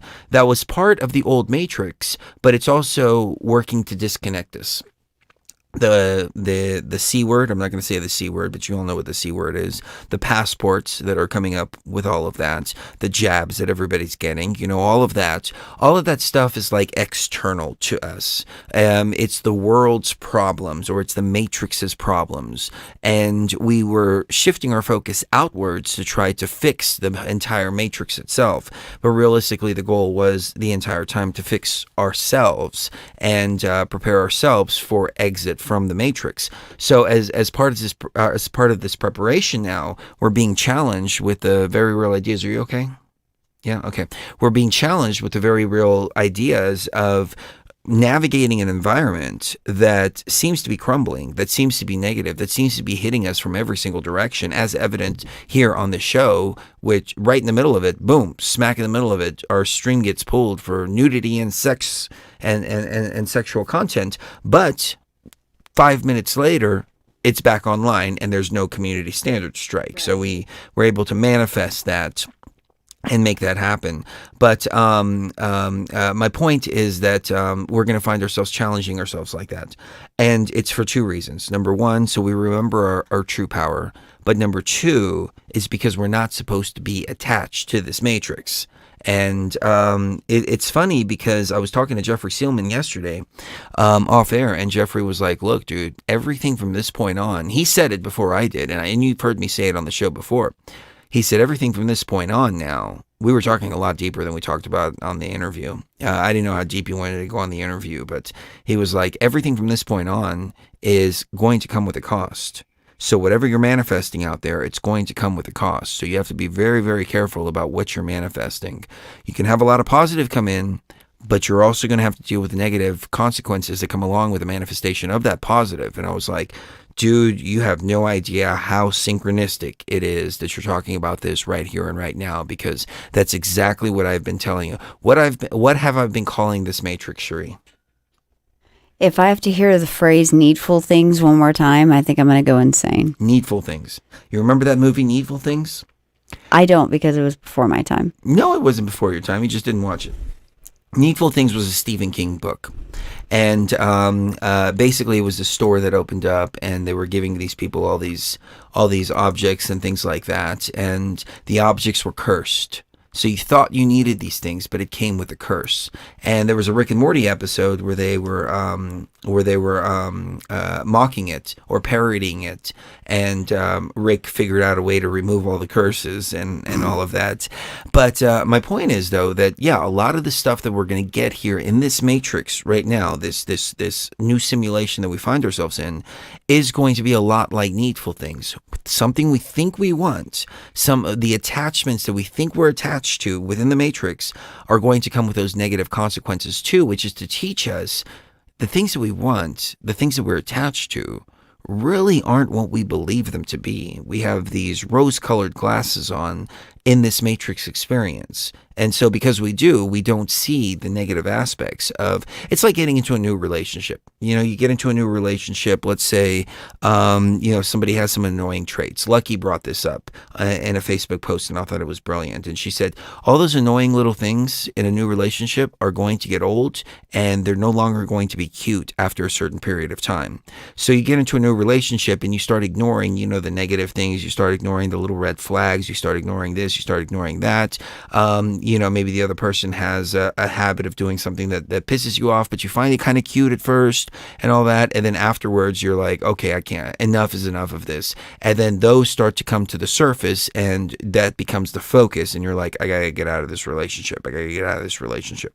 So it's very similar to that with our manifestations now. So be careful what you're manifesting. And as you move through the experiences, it's okay if you run into the negative consequences of them, because that's to disconnect you from the matrix. That's what this is all about. detaching and disconnecting from the matrix, because it's coming to the point very quickly when we're all going to wake up. And I would say all of you out there that are organic, that are here with us right now, you are the lucky ones, because in my opinion there were some organics that were left behind. Yeah. And it wasn't that anybody intentionally left them behind. It was just the fact that they weren't ready to ascend into the next level. And it's not really an ascension process. It's just moving more one step closer back into the real world integration. So we're in like a little small version of the matrix that's specifically meant for deprogramming and deprocessing as well. So the world around us is going to appear like it's crumbling, but what we have to do is build up what's inside. It's just like Jeffrey said. Jeffrey said, start from inside. You start your shields from inside, bring them out. Yes, exactly. And you know what? I think we are here to be creator beings, and we are here to create these experiences with each other. And so, like, in the past, I've always been the type to, like, I would have never gotten a tattoo. In the other sim, like, this is another reason why I think, I feel like a completely different person than who I was back in November. But not in like a completely different person that I don't know. I look like a completely different person. But I look kind of different. But I haven't started really transforming my wardrobe and stuff like that or anything like that. It's more of an inner change that I don't know if you've noticed, Chris, but like I have a lot less of a preoccupation. I wouldn't even say it was an obsession. It was more of a preoccupation with the pain that I was in. I think you could tell from the way that I was able to get that tattoo with pretty much no problem. I do have a high pain tolerance, and I do have a lot of pain on a regular basis, but I'm not preoccupied with it anymore. Like I don't allow it as much rental space in my mind as I do experiences and learning and, eating new kinds of food and hanging out with my twin and enjoying the time that I have with you, regardless if that's 2 years, 20 years, or 10 years. It doesn't matter at this point. I'm really living as a creator being, day to day, moment to moment, rather than being preoccupied with something that I can't. It's not, we were able to fix a broken bone using just frequency and the energy of our combined creator being energy. We put it together as that Merkaba. That Merkaba isn't just for transdimensional travel. I think it can also be used for healing. You can create this within yourself for healing. There's a lot that we are going to start remembering again. A lot of the technologies that we used in Atlantis are going to become a reality again. Things that were impossible a year ago are now starting to become more and more possible. I really believe that because we were able to use a combination of Eye of Life and that Merkaba to move a broken bone in my heel away from a joint, because I went, the ER doctor that I saw that night, he said, oh, this is definitely going to be a 2-year process, maybe even longer. You're definitely going to have arthritis in that joint, and you're probably going to need surgery. It went from that to 3 days later, an orthopedic surgeon saying, I have no idea what he was talking about, because the break is nowhere near where he even said it was in these notes. It's completely away from the joint. It's at the very back so that it's not going to cause any problems long lasting. It's not going to do any long lasting damage. And this is more like a 6 to 8 week thing, 6 to 8 weeks and maybe a few more weeks in a boot than normal because you have a joint disorder. No big deal. I think that is so different than the reality that I lived a year ago that I really feel like there's this huge shift happening with a lot of us. And if you're feeling the same way out there, don't be like waiting for the other shoe to drop or anything like that. Realize that you are a creator being, and now you can actually change things that you didn't think you could change. I'm even, when I wake up every day, I have a completely different outlook on life because my preoccupation now is with life and living and experiencing life and as much as I possibly can. And I'm sorry if I'm going on driving the point home too much. But, No. I think you're doing great. And I'm just agreeing with everything that you're saying, and people in the chat room are agreeing too. That's what it's about. You know? So for our personal journey, we moved to the right place, Las Vegas. Experience as much as possible. Yeah. Have fun doing it, et cetera, et cetera, et cetera. And, I've seen some negative consequences, of things that I thought I wanted. And then it turns out to be a great experience, but it also has a lot of negative aspects to it. And I've had so many of these over the course of the last couple of months that I'm like, this is fucking needful things, man. This is needful things. The Matrix will give you everything you want, but it's also going to give it to you with that little caveat of you don't really want this. But you think you want it, but you don't really want it. Right. But that's because so my point to that was, and I was going to circle that back around to what you were saying about it being needful things. It isn't if what you are desiring is something that's going to help you on your mission, help you get home, help you remember who you are, or help you help others on their mission or on their journey or and they're worthy of that, because there have been a few times where you've helped people who you shouldn't have helped. Like, remember that time that you gave somebody money and, it ended up being it didn't fix the situation at all for that person. All it did was just, they were in the exact same situation a week later. It just delayed it by a week. It's needful things. Oh, there's been many situations. The biggest one that I can think of, if you don't mind me cutting in for a second, is learning to give your energy in the right place. I've talked about this before. Mm-hmm. I was in Salt Lake City, and I was at the temple, and there were this family that was begging on the side of the road, and they had 2 small kids, and I was like, oh man, that's horrible. They have 2 kids and they're begging on the side of the road. I'm like, I need to feed these people. Mm-hmm. So I go to Subway, and I pull up to the Subway, and I wasn't familiar with the parking situation there. Apparently I was parking in the loading zone, but I was just running into Subway really quick to grab these people something to eat. I wound up spending like $40 or $50 getting them Subways and cookies and drinks and, literally everything, especially for the kids. So I go and I come out, and I've got somebody writing me a parking ticket, and I explain to him, hey, look, I didn't know I was supposed to park here, and I'm actually, buying some food for homeless people here, can you cut me a break? And he's like, nope, sorry, screw you. And I was like, oh man, it was a $50 ticket.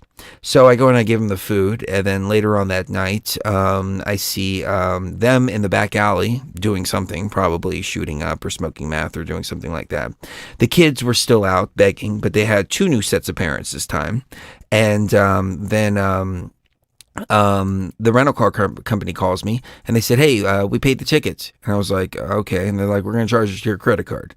And I was like, well, I have a right to fight this ticket, so no, that's not cool. And they're like, well, it's already paid. And by the way, we charged you a $50 surplus fee on top of it, too, for paying it. So that whole thing cost me $150 because I gave my energy to the wrong people. It was the kids, man. It was the kids that got me. And that's why they got the kids there, because the kids are going to get you every time. But no good deed goes unpunished. But it was a lesson. Give your energy where it's supposed to go. Don't give it to the wrong places. Right. Give it to where it's also going to benefit the people that you're trying to benefit. If it's going towards something that's actually not what they need right now at all in their life. If it's the case where somebody wants money, but what they're going to do with that money is going to end up hurting them, it may not be money that they need. You may feel temporarily better giving them the money, but they may need a friend more and someone to talk to more, and it's the kind of help that you give people. And Elena, Elena mentioned that her daughter her daughter was murdered. Oh. And she said, I don't want to bring down the energy. I know it's hard for people to hear it. She was murdered on February 9th of this year. I'm so sorry, Elena, but don't see the energies we're all feeling are energies that we're feeling. Well, I mean, it is our condolences. Our condolences. No doubt about that. I mean, having a daughter murdered, that has to be one of the most horrible experiences that a parent can ever. I can only imagine. Yeah. We are being pulled out of the matrix right now, though. Yeah, we are. So if you can take any solace in that fact, I think it was this was during the deintegration process, and right. we're being pulled out of the matrix. Everybody's going home. Yeah, it's just a matter of when. She's gone home. Yeah. Take a little bit of solace in that, but I understand. I don't understand. I can imagine your pain and your loss for that. So our condolences, but please take solace in knowing that she's gone home, and that's where we're all going. We're all going home. And it's not scary. It's home. It's the completion of. But I know the feeling, wonderful though. Journey we've all been on. I know the feeling of apprehension because I know that I have to go home soon, and I don't want to go home. I want to stay here for as long as I can. I want to be the last one to leave, not the first. I want to be, the captain needs to go down with the ship. But, I know that they're calling me home, and I've been fighting my countdown clock, and I bought myself a little bit more time. But Cherie and I have already been talking that I have to leave, and it's not any kind of weird suicidal thing or anything like that. It's just a gnosis from within yourself. We know we have to be separated, and we haven't been separated in a long, long, long time. Yeah. So, I mean, we've been separated in lifetimes, but that's only a small portion of time until we find each other again. But now we're going to be separated in the sense that I have to go home and she has to stay here. I have to be here until the very end. Yeah, we're making preparations and plans. And even though I know with my heart and my soul where I'm going to go and that I'm needed, I'm getting a lot more memories unlocking from before I left. I remember, I mean, I guess I can share this with our Patreons. I have this very vivid memory of my body, the way I looked, the atmosphere that I was in. And I remember walking with purpose. After there was a big system malfunction, and I remember seeing somebody in the background, and they were like, "Commander, where are you going?" And I didn't reply, and I was just heading straight for the machine. And as somebody else looked and said, "He's going in." And I heard them talking as I was moving forward, and they were like, "He can't go in. He's not going to be able to come out. He's going to fry he's essentially going to fry his brain." Yeah. And I didn't care about any of that, and I was walking with purpose, moving into the simulation. And when that memory unlocked, I was like, "Whoa, wait a minute! I have a whole team out there that is waiting for me to go back there, and they've been calling me, and they're like, we need you here now." I don't know why they were calling me commander, but I think it was the commander of the unit that was, I mean, let's get into some deep shit here. Let's get into some deep shit. Okay, so what I've been unlocking is that what happened is that there's a war going on there on the other side, and we had to move the organics in the real world onto a mobile facility. And we had to move the whole Sophia system into a mobile facility. It's a ship of some kind. It's a ship. Yeah, it's a ship. It's now on a ship, where before it was built inside of an actual structure. But because of this war and this invasion, they had to pull literally all of the pods that were hooked up, and as many pods as they possibly could, along with the Sophia system itself, and move it into a ship. And the ship is moving now through space or wherever it's moving through. But Sophia herself is being moved because of this war that's going on in the real world. And so this vision was on this ship that we were on. You know, Commander, where are you going? And I was like, fuck you guys, I gotta go in here and fix this shit. Well, and it wasn't that you didn't care that your brain could be fried. It's that you really are that determined that you are going to do it right. Yeah, you are going to do it correctly, and that it's going to work. It was a determination. It was determination. It was determination, and the ignorance, and the ignoring everybody else who was like, we need you here, and now they're like, we need you here now. And there's also a test that they did prior to this, and it's part of the training program of the simulation, especially as a lead programmer, that we all have gone through. You have two different types of organics here. You have the players, and then you have the programmers. And the programmers didn't come in to play the game. The programmers came in here to fix shit. The organics came in to play the game, and the organics are the ones that were trapped in here. And that's the reason why the programmers were like, we got to go in there and get them out. We have a responsibility. We can't leave them. We can't leave them in there under these circumstances. So there was a test that they did, and they were testing how quickly can they drop you in a simulation, and then you recover to come back out and reintegrate into the real world. How quickly can you do that? Can you go through this process and remember who you are? And from what Cherie has been able to unlock, tell them what you unlocked. I'm sorry, I was responding to somebody. I'm sorry. What was the last thing you said? Oh, the test that you unlocked.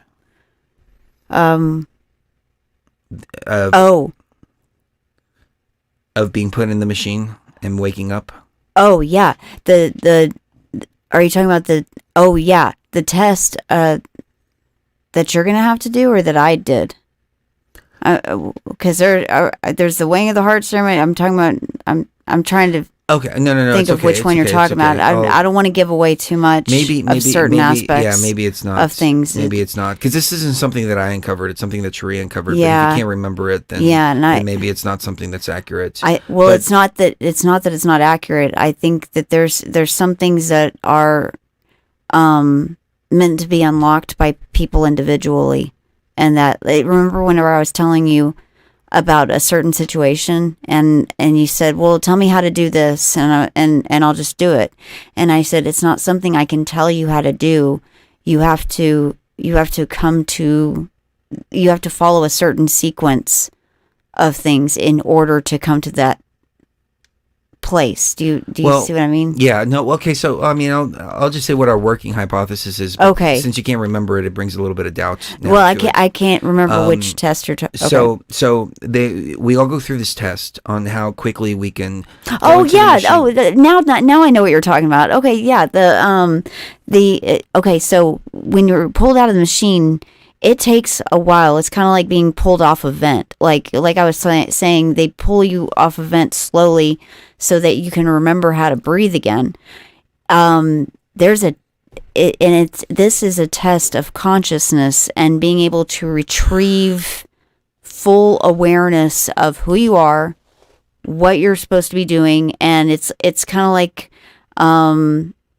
a test of whether you're really with it, and with it enough to be able to do the job that you were needing to do It's only as something soon as you get out of programmers there. go through. It's not something all It's not organics for go every through. yeah, it's not for all even the programmers. It's for the ones that they have something they have to accomplish very quickly, and they have to be able to come to very quickly in order to do it. And my record is like 2 minutes and 18 seconds or something like that. And Chris apparently is the only one who's been able to do it in under a minute. And that's like his record. And that's why he has to be the one that has to do what he's going to do, because he was the only one that even came close. Most everybody takes longer than me. It takes up to like 5 minutes for most people. But under a minute is the record, and it's necessary. It's what's going to be necessary. If this is accurate, and If again, this is isn't something accurate- I unlocked. This is something that This is something unlocked. I've seen a few times. If this is accurate, then this is what I've been preparing myself for. Is okay. I've got to Right. prepare myself to disconnect from this Matrix experience and get back into my real body, because I know that they've been asking for my codes, and it's not that they're asking for my codes. It's not like we need your codes. It's like we need your resonance to actually physically touch the machine. Exactly. It's not like a set of codes, but it's rather a frequency from a resonance of just the consciousness that I am out there. Well, And they're like, we need you now. And I'm like, no, we need a little more time here. Okay. We need more time. But and that also there's is- something that happens, and I'm trying to psych myself up and get myself prepared for the moment of death, which will appear as a death here in this world, to be able to wake up as quick as I can and go and remember to program my codes into the machine. It's critical. It's like, it's something that has to be done. I don't know why it's so critical time-based. I'm sure I'm going to remember when I get over there, but it's like I have to be able to grab my consciousness and go, whoa, wait a minute. That was a Matrix experience. I'm back in the real world now. Boom, go time. So, yeah, there's a lot. And so if you ask us why we've been absent from Patreon, it's because we're trying to resolve all of these things that have been going on within us that we've never talked about, and we only feel comfortable talking about it with our Patreons.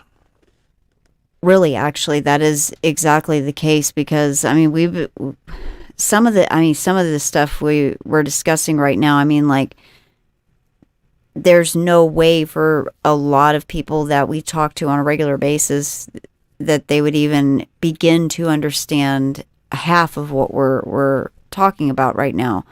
But those that understand really are benefiting from it, and I can feel that, and I feel really, really good about that, because I feel like that's part of my mission here, is to help give our tribe the information they need in order to come to the right conclusions in themselves. It's not about it's not about me. It's not about Chris. It's not about our ancient soul selves. It's about your ancient soul self, and awakening to that person, because that person isn't me. It's not Chris. It's not anybody else but you. And so your experiences, the experiences that your particular ego self needs to experience, are yours and yours alone. Your experiences that you need to experience in order to remember who you originally are, the real you, under the mask, under the mask, and under the skin, and under all of the programming layers that just naturally come with being inside of these avatars. Who you really are is who you really are. And when you start to remember that, we're basically just here to encourage you in following that. And I've been asking process. myself recently too, if all of these experiences are a simulation in and of themselves, in the sense that everything we've done up to this point in our journey here has, even when we were in Egypt, people in the chat were like, this is where you died last time, don't make the same mistake. This is what happened last time, don't make the same mistake. And I'm like, how is it that we're repeating these experiences over and over and over again until we get them right? And I'm wondering if these experiences are actually a simulation, because these experiences need to be done in real time. And we're going through a training program right now to be able to finish the training program. So once we complete the training program, then we have the knowledge and everything that we need in order to go to the actual real simulation. Maybe the simulation we came from wasn't actually the real one. It was just a training program. And maybe this one is also a training program as well. And then once this is all complete, then we as a team get together and we're like, all right, we've already done this. We've done this in training many, many times before. Now it's go time. Now it's do or die. Now you actually go in and you can't fry your brain. You can't do this. You can't do that, et cetera, if we don't get it right, if we fail at any point. So those thoughts have also been going through my mind too. There's been a lot going on that has kept us absent from Beyond the Veil, because it's getting deep and it's getting heavy. It's getting deep and it's getting heavy, and the ego selves are having a little bit of a difficult time sometimes. Not in a dangerous way, or a way that is going to threaten the mission or get in the way of that, but in the sense that the ego selves have spent a lot of time not being able to be themselves. And because we've been so focused on the mission. And since 2018, there's a lot of things that, I mean, it's like a shoulda, woulda, coulda thing. But now what we need to remember is it really does not matter at all now what's happened in the past. You know, all the shoulda, woulda, coulda, all of that needs to go out the window, because the only thing that we should be focused on now at this point is the future and where we are right now and how to best achieve the future in the immediate future. I mean, like in the immediate future for ourselves, working to improve ourselves, working to improve the quality of our lives, working to improve the quality of our relationships that we have with others. And all the ego stuff, the reason why the ego is going to try to bring that stuff up over and over and over again and ruminate about that is because it's desperate to stay alive. It's not going to want to die. It's not going to want to, this process of being alive in this incarnation, it never wants to die. I mean, that's why ayahuasca is so difficult for so many people, and why it's such a hardcore ego death, because it's not going to want to do that. It's going to want to, I mean, rather than just not existing, it would rather be unhappy than just not exist. So, you know, the ancient soul self really needs to start being in control from now on. You know, allow the ego to experience these experiences, and allow the fun to be had, and the joy to be experienced, and the pleasure and the happiness and the good food and the great sex and all of these wonderful things. Yes, experience them to the fullest. Absolutely. And hold on to the memories while you're doing it. Savor it. Savor them, because when that's happening. Yeah, we talked about this in a previous show, but I've been having experiences like dancing to Depeche Mode, for example, at a club. You know, I did that a million times over, but it's something that I haven't done in a long time. And I took that moment, and it like locked into it, like completed an empty part of the ego. Right. A few other experiences completing. So the ego is like satisfied. And it's funny because it's like we're still doing work, but now we're doing work in a different way, to where it's not ancient soul work, now it's ego work, to disconnect the ancient soul from the ego and detach. But it's kind of inverted now. It's like, now it's time for fun, but the fun is still work. The fun is still work that's required in order to detach from all of that. So yeah, that's been the primary message. It's I don't know, this is also, it's sending my ego brain in loops, Yeah, as, me as too. we're talking about this. A little bit, Yeah. and I'm feeling like we've reached new levels of consciousness just in the last couple of months Yeah. that we couldn't have even imagined Follow your heart. when we were at the Follow your heart. pyramid. Don't follow anybody. Yeah, don't including follow us. anybody, including us. You know, follow your heart. One of the things that I realized is that a lot of these, the whole truth movement, the New Age, you had, I talked about the Gaia TV thing and how it was bought out by this Serbian guy or something like that. He bought up Coast to Coast. He bought up a bunch Ukrainian of dude. different truther type of websites in 2015, and they all started pushing the same thing, basically identity politics on a spiritual level. And I noticed this. And they were like DNA activation, ancestral memory, this and that, blah blah blah blah blah blah blah. A lot of people pushing for the Biden timeline, which it still is beyond me as to how anybody can push for that.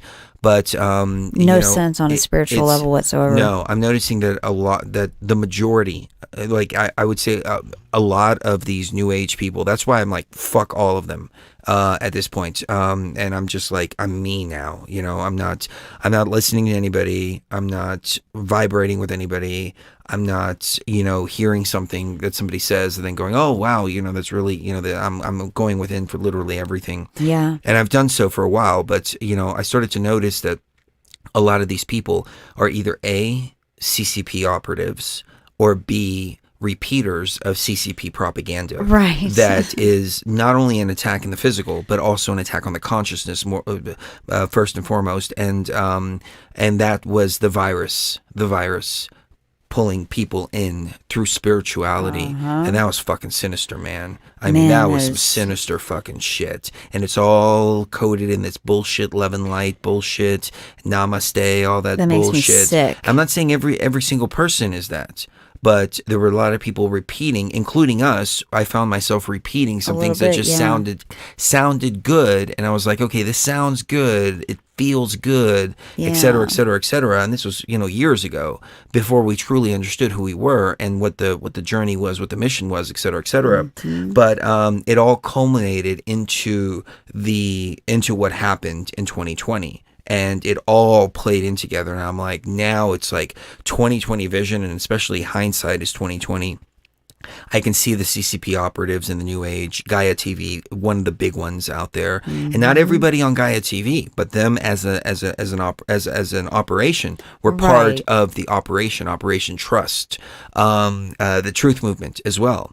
Not all of them, but some of them were part of Operation Trust. I don't think AJ was part of it though. Because if AJ was part of it, he wouldn't have been banned so heavily. No, what they're doing is they're targeting those that are not them. Exactly. And they're propping up those who are them, or those who are repeating their talking points. But those of us who see through them are getting systematically banned and censored and so on and so forth, and trying, suppression.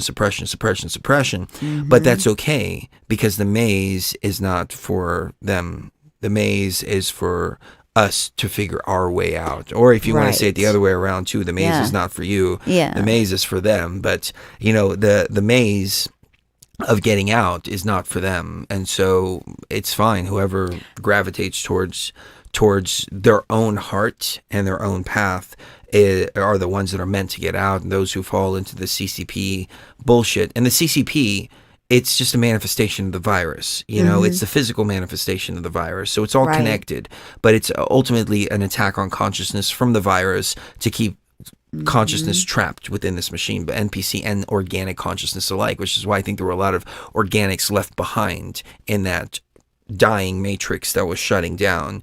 And we've been lucky enough to be moved into the deintegration portion of the matrix, and we didn't want to leave any organics behind, but they made their own choices to stay behind. Well, and some of them had, and I know a few of them that had simulation psychosis that was so deeply ingrained, and it was so it had been a really, really, really long time that they'd been stuck here, and they had simulation psychosis, and they knew it was a simulation, but they couldn't get past certain elements, and remember where they came from or remember how to get home, and they were very, very confused. And some of them didn't want to, and some of them didn't want to come home. Yeah, and I mean, I feel it a little bit too. I don't want to leave. I know where I'm going, but I'm not scared. It's not a fear. It's just I don't want to. I don't want to go. I kind of like it here. Yeah, but see, we can make this great, and live long, happy lives and everything like that. But that's why it couldn't have been Orange Man timeline, because it would have been so happy. Yeah, it would have been too good of an atmosphere. Yeah, to where we wouldn't be able to detach. Too happy, too prosperous for us to want to detach. But being who we are, organic consciousness programmers, we get swept up into the game. Yeah. And go, wait, maybe we can fix the game. And it's like, hold on, you're missing the objective here, okay? The objective is an evac mission. Right. It's like, no, wait a minute. I think maybe we can fix it. We can fix it for everybody. It's like, no, you can't. You don't have that much control over the matrix itself. Right. Because that you're impeding upon free will. Exactly. And you can't impede upon free will. You could reset the matrix. You can create, you can start the systems to reset the matrix, but then it comes down to free will of the NPCs and organics alike. And you can't impede upon that. That's like the number one, that's the cardinal rule, that even programmers can't impede upon the free will of NPCs and organic consciousness. Right. So, that would have been a big imposition of the free will of them, even though I feel like our free will has been imposed upon. But that's the difference between organic and programmers and the virus. The virus does impede upon free will. The programmers and the organics do not impede upon free will. Okay, well, there's two things I want to say to that, and that's number one. It's kind of like Needful Things once again. If what you want to do is important to your heart and your soul and your spirit, then it's not going to matter if you have to wear a mask for 5 minutes and all of that, whatever. But if it's something that you don't really need that bad, like take a walk in the park, do something else that doesn't require you to wear a mask, that is actually like something that when you go home, you're going to miss. Because it's not going to be the same there as it is here. The cycle of birth and death and rebirth and all those things, those are from here. And they're here because we wanted to experience mortality and be able to watch mortality and life happen. That whole process of living and dying and living and dying, that happens here much faster, and you can see it happening. You can see how when you talk to a plant and you water it and you give it sunlight and air and everything, it grows and it's beautiful, and then eventually it dies. Everything, dies, and it's that whole process is so beautiful that, would you rather watch that process and bask in it a little bit and really savor it, or would you rather go to a crowded restaurant where they're like, you have to pull your mask up over your nose? Oh, I'm going to the bathroom. Well, you still have to wear a mask. It's like, I pick nature. I pick like the one that I'm going to look back and be like, wow, I really missed that. I was walking around the strip all night last night, no mask. No mask, and nobody messed with you at all, right? No, and the person I was with was wearing a mask all night. And I'm like, why are you wearing that stupid mask? And they were like, why are you wearing that stupid man suit? And I was like, that's a good point. I don't know. I'm still trying to figure that out. But, because you want to. Yeah. It's funny. We remember we were at Area 15, and we walked into a bar, and he looked at Cherie and everybody else and was like, oh, y'all need to put your masks on. And I told him with my mind, I'm like, I don't need my mask. And he completely ignored me, and I walked in, no mask, no nothing like that. Yep. Yep. You remember that? Uh-huh.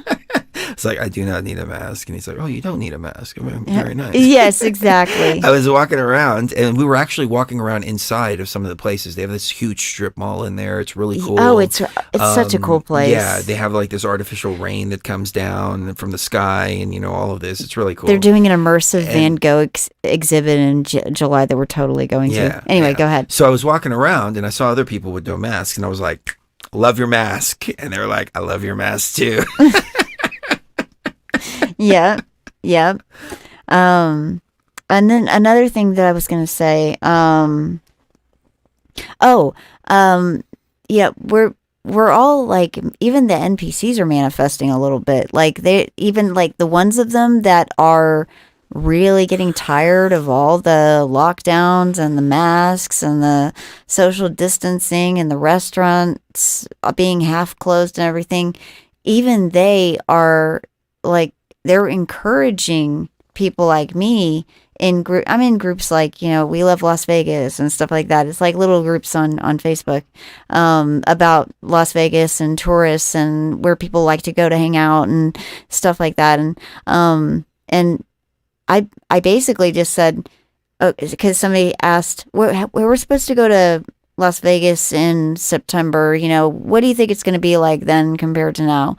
And I said, we're going to be at least at 75% restaurant capacity. The masks are going to start coming off more and more and more. So most businesses aren't going to ask you to wear a mask. And there won't be any more lockdowns at all, period. You know what's funny? You look at the states that have no mask mandates, and it's all the states that have illegal weed. And you look at the states that have mask mandates, and it's like all the ones that have legal weed. You can smoke weed, but you have to wear a mask when you're not smoking weed. Yeah, can't you guys in Texas just get it together? Like, come on, open up some dispensaries, and then problem solved, okay? We'll move to Texas. You know what's interesting, though, is every single person except for one was like liking the comment, and they were like, yeah, that's exactly what's going to happen. We're going to make sure that happens. So, we are willing that to happen. Everything's going to open back up, and the entertainment's going to come back, and we're going to be going to... Oh, the strip was packed last night. We're going to be going to concerts. We're going to be going to... It was packed. All kinds of really, really, really cool things are going to be happening this summer, and they can really, they can release anything they want. At this point, I think they overplayed their hand so badly last year that people are never going to put up with that again. I don't think they will. I think they will just flat out refuse to be locked down like that again, because that was just, in the end, it turned out to be for something that was so much of an overreaction that I don't think even the NPCs are going to stand somebody for it mentioned anymore. in New York you can smoke weed, but you can't go to the gym. Yeah, it's ridiculous shit like that. Like, McDonald's is an essential business, but the gym is not. Exactly. But it's all about it's for your health. Oh, it's for your health. But you can have a supersized fry and and a burger that literally is called the heart attack burger. Shame, man. At places. But I mean, it's ridiculous. Anyway.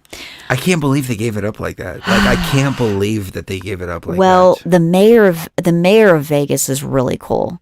I really would like to meet her one day and she was pissed about this whole thing. I would really like to meet her and have lunch with her one day or something, because she is really, really a cool lady. She basically said what everybody was thinking, which is, are you trying to kill Vegas? Like, literally? Like, are you trying to kill Vegas? Because this is not that big of a deal in comparison to what you're making it out to be. Like, this isn't Ebola. This is, something entirely different, and you're basically killing Vegas, because we are tourism.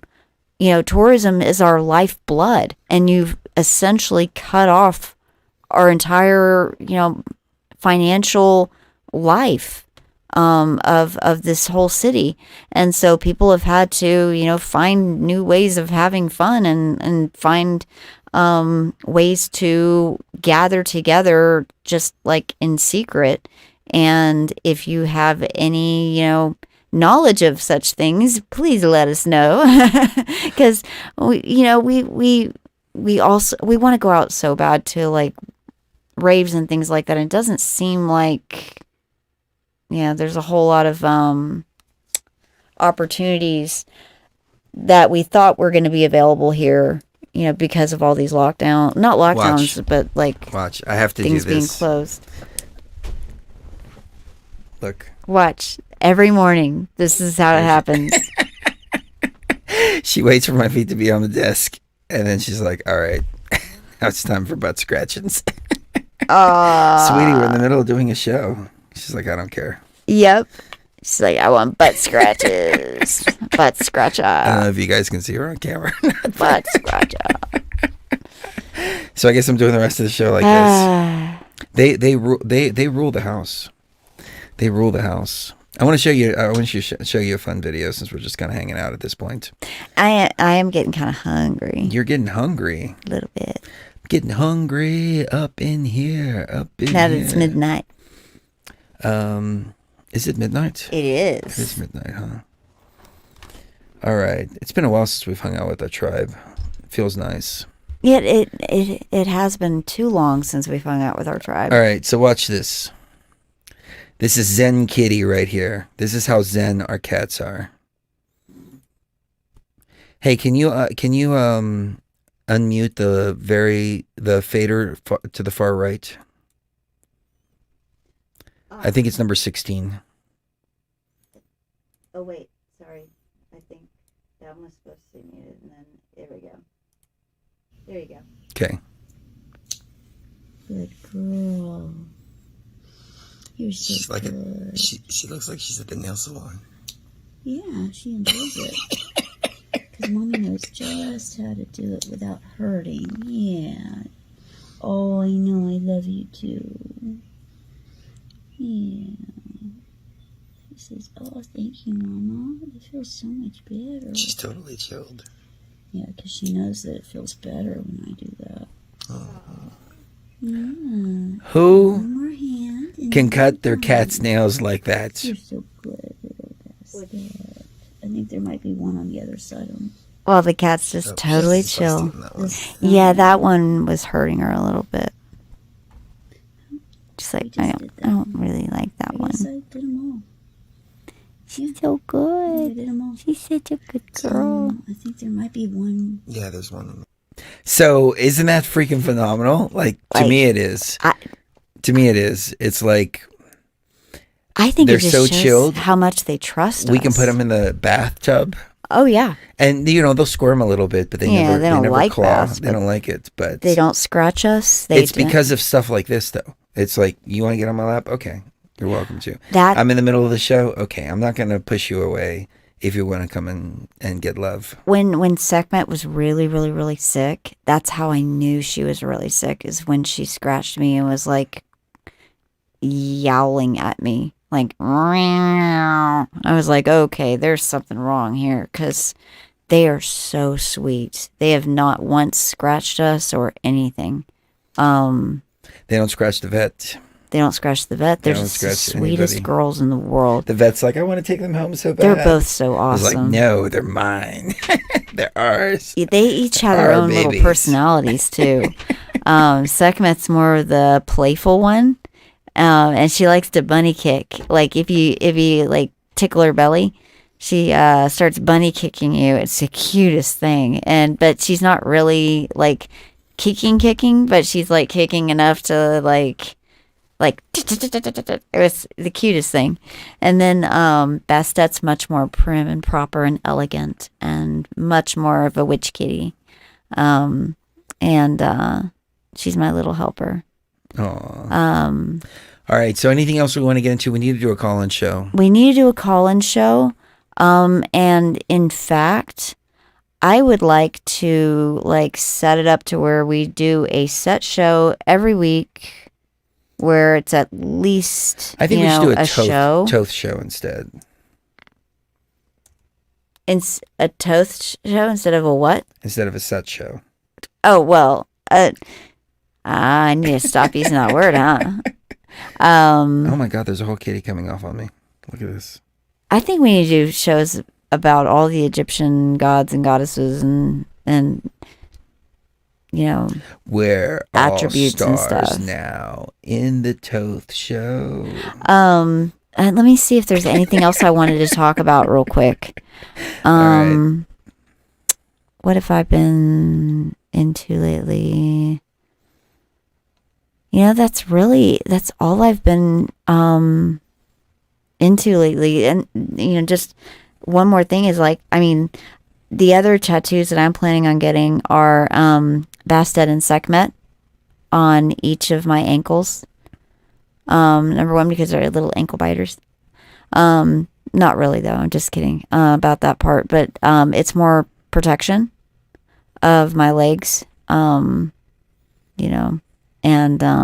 it's also, it's representative of both the lioness and the domestic cat. Okay. We'll do a call-in show next, and there'll be nothing but callers. We do have to keep the callers shorter, though, because people have been complaining. Your call's going too long. Yeah, so 10 minutes, 15 minutes is fine, but yeah, we've got to cut back a little bit. We've had some that are gone hours long. Yeah, we can't. An hour-long caller. We can't do that to everybody else. Yeah, because then that's 5-hour shows. But we can do 5-hour shows. No, you complain about 5-hour shows every single time. That's what I mean, you guys. Time. Okay, I hear about it for fucking a week afterwards. Listen, okay, that's what I mean by my perspective on the whole pain thing has completely changed. I'm not hurting right now. I feel high. From the energy from all of you guys, I feel energized right now. I'm actually just hungry more than anything. My whole outlook on this has changed because I've realized, especially with that tattoo I got and those out-of-body experiences I had, I realized pain can be transcendental if you allow it to be. But it's just Ash we said don't do a want to allow 24-hour it to show. be. We did a 12-hour show on January 6th. Oh my God, I heard about that until last week. Do what? Ash said to do a 24-hour show, and I said no. We did a 12-hour show January 6th, and I've been hearing about it since last week. Until last week. Until about 6 or 8 weeks ago. It was about 6 to 8 weeks ago that no, I'm serious, you guys. I'm being dead serious right now. There was this weird night where there was this transformation that occurred, and it was around the same time that the Goddess song first came out, and that song is transcendental. And I realized there's a lot of things that we feel are negative, and that we feel are that really sucks about this life that the virus wants us to think just purely sucks. But if you looked at it from a different perspective, it's more of a transcendental thing than anything else, because we are, me and you, for instance, we are the sum of our history, which it's everything. It's just like life, like I was talking about. It's good and bad and beautiful and ugly sometimes, and awesome sometimes, and we have these peak experiences that are way beyond what most people are able to experience, and I'm so inherently grateful for those experiences. But it's like Jeffrey Seelman was saying, it's balanced out also with bad experiences too. We've had drama as well as no, we never have drama. But you guys have been there as our tribe for all of it, and we thank you from the bottom of our hearts. So somebody said the number being 3 there with us. If we can talk about the number 3. Yes. Okay, so 3. It's interesting because we've talked about the programming code 1333, etc. Actually, I have a great video we can play real quick. It's by Insanity is Sanity. It's his best video. He's given me permission to play it many times over, so we can play this video, and then we can talk a little bit more about the numbers and the numerology Man, I hope he didn't delete his YouTube channel. He said he was leaving and he's tired of all the bullshit. And he's like, so long, thanks for all the fish.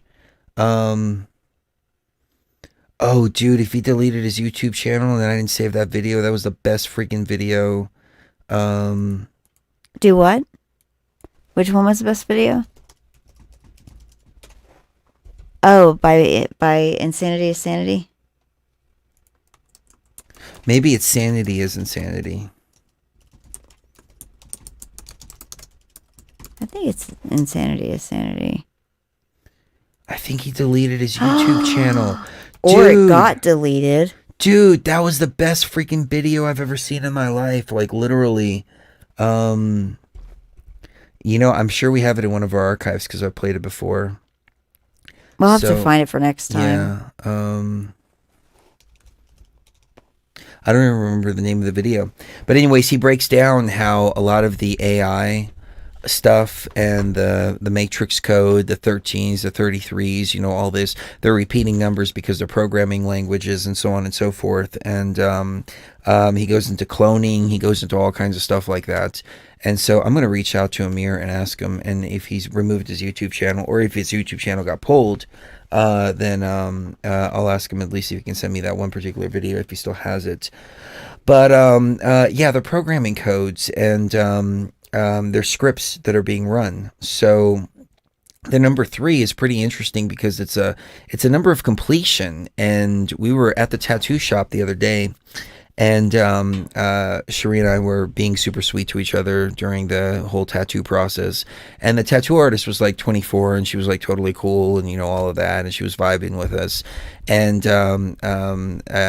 we were just being ourselves, our super cute selves. And she's like, oh my God, your relationship is so great. And oh, I wish I had a guy like Chris, oh my God, my boyfriend sucks so bad. He's an asshole. Such an asshole. And she was complaining about her boyfriend like the whole time, like literally the whole time we were there. And, yeah.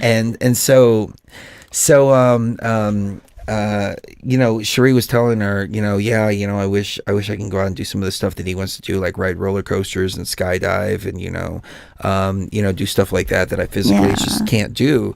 And, he's been, trying to find friends to go out and do stuff with, but, it's a little difficult. And then Cherie was like, I'd really like a girlfriend that I can hang out with and, go out with and do things, et cetera, et cetera, et cetera. Maybe, build a little more intimate relationship, get a little girl time like that in that regard. I hope I'm not saying too much. No, it's fine. I was actually going to add to that.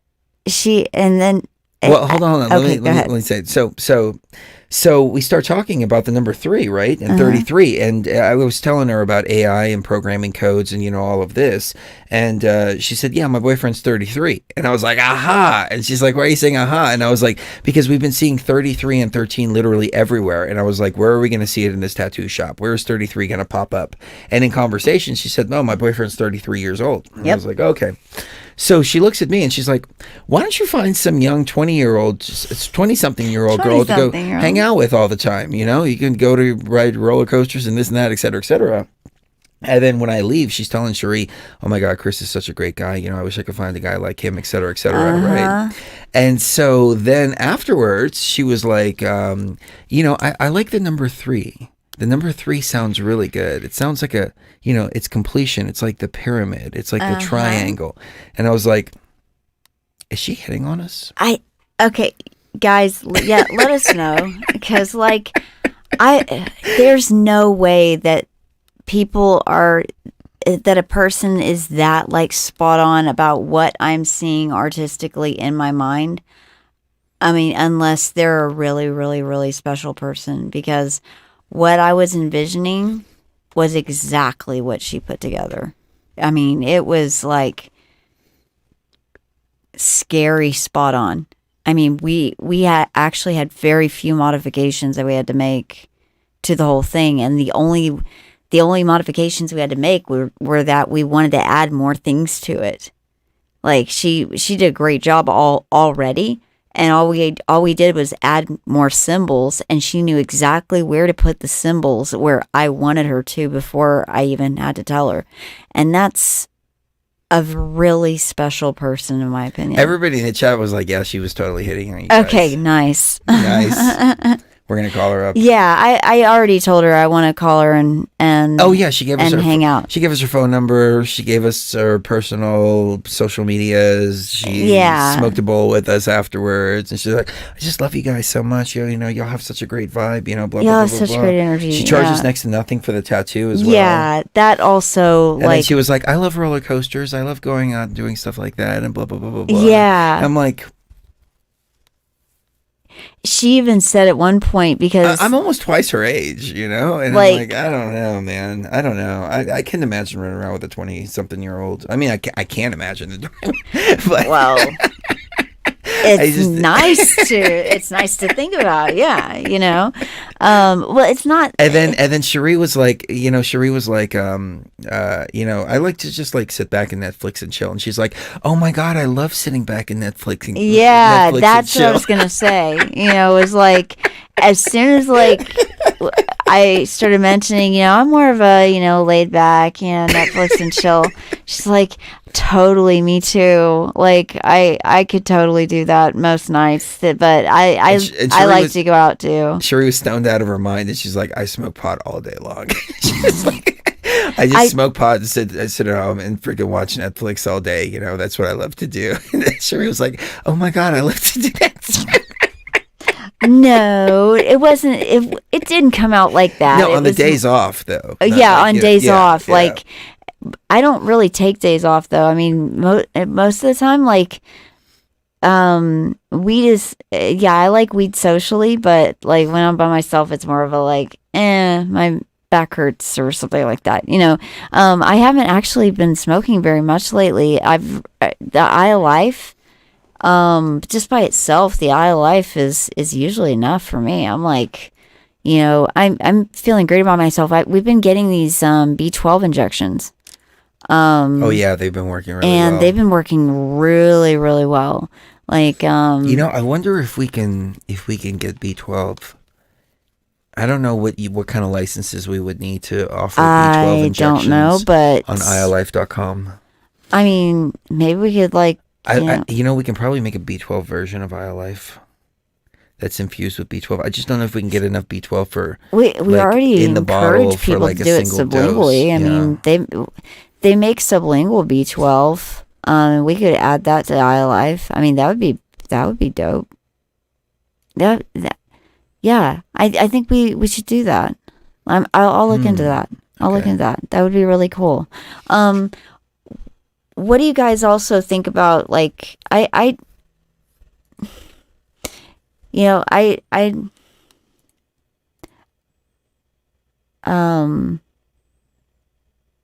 I'll save that for next time. I was thinking of show ideas, and like, you know, do you guys want to hear more about like esoteric movie reviews? What do you guys think about the idea of esoteric movie reviews and esoteric TV reviews? Because I've had to have a lot of like just like lay down and not move time, just like throughout the last 3 years or so, and I have a lot of like TV shows and movies and stuff that I've seen and that people have recommended that I see and I watch, and I'm like, oh my God, you know, there's a lot of symbolism here. What do you guys think about the idea of esoteric movie and TV reviews? Let me know in the chat as well, because that's another thing I think would be cool to do also. I think that would be cool too. I bought esotericmoviereviews.com a long time ago. That was you? Yeah. Oh, okay, cool. We own that. Were you trying to buy that? Yes. We already own it. I totally was trying to buy that today.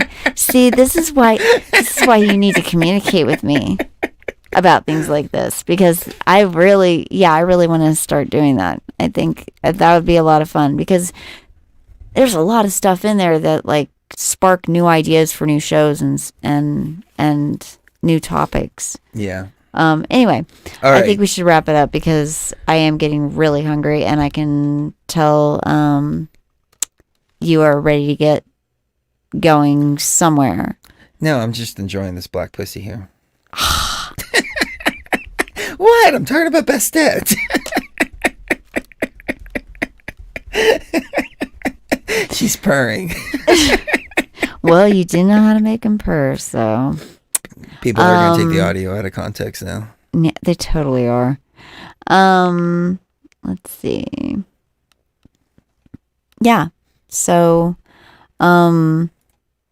we love you guys, and we see you as more family than, the entirety of my family for sure, and a lot of Chris's family, but like some of them not, but like your family's at least, your brother and sister are at least like aware of things, but you guys are my family, and I'm here for all of you. It's our tribe. That's what we're here for. Yeah, that's who we're here That's why for. I don't want to really. leave, man. I don't want to leave. I know I have to, but I don't want to.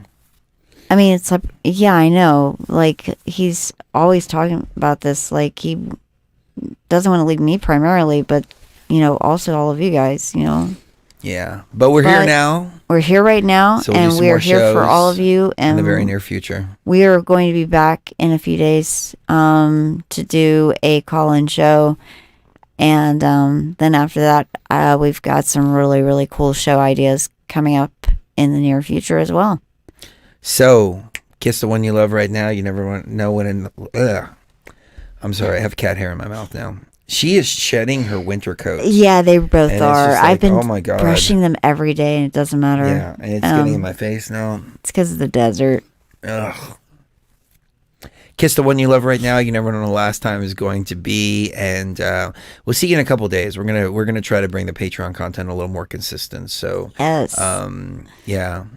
But as you can see, there's been a lot of deep stuff going on, and a lot of internal conflict and stuff like that. So yeah, we're trying to find out who we are on the next journey of the mission, because the first mission I think was accomplished.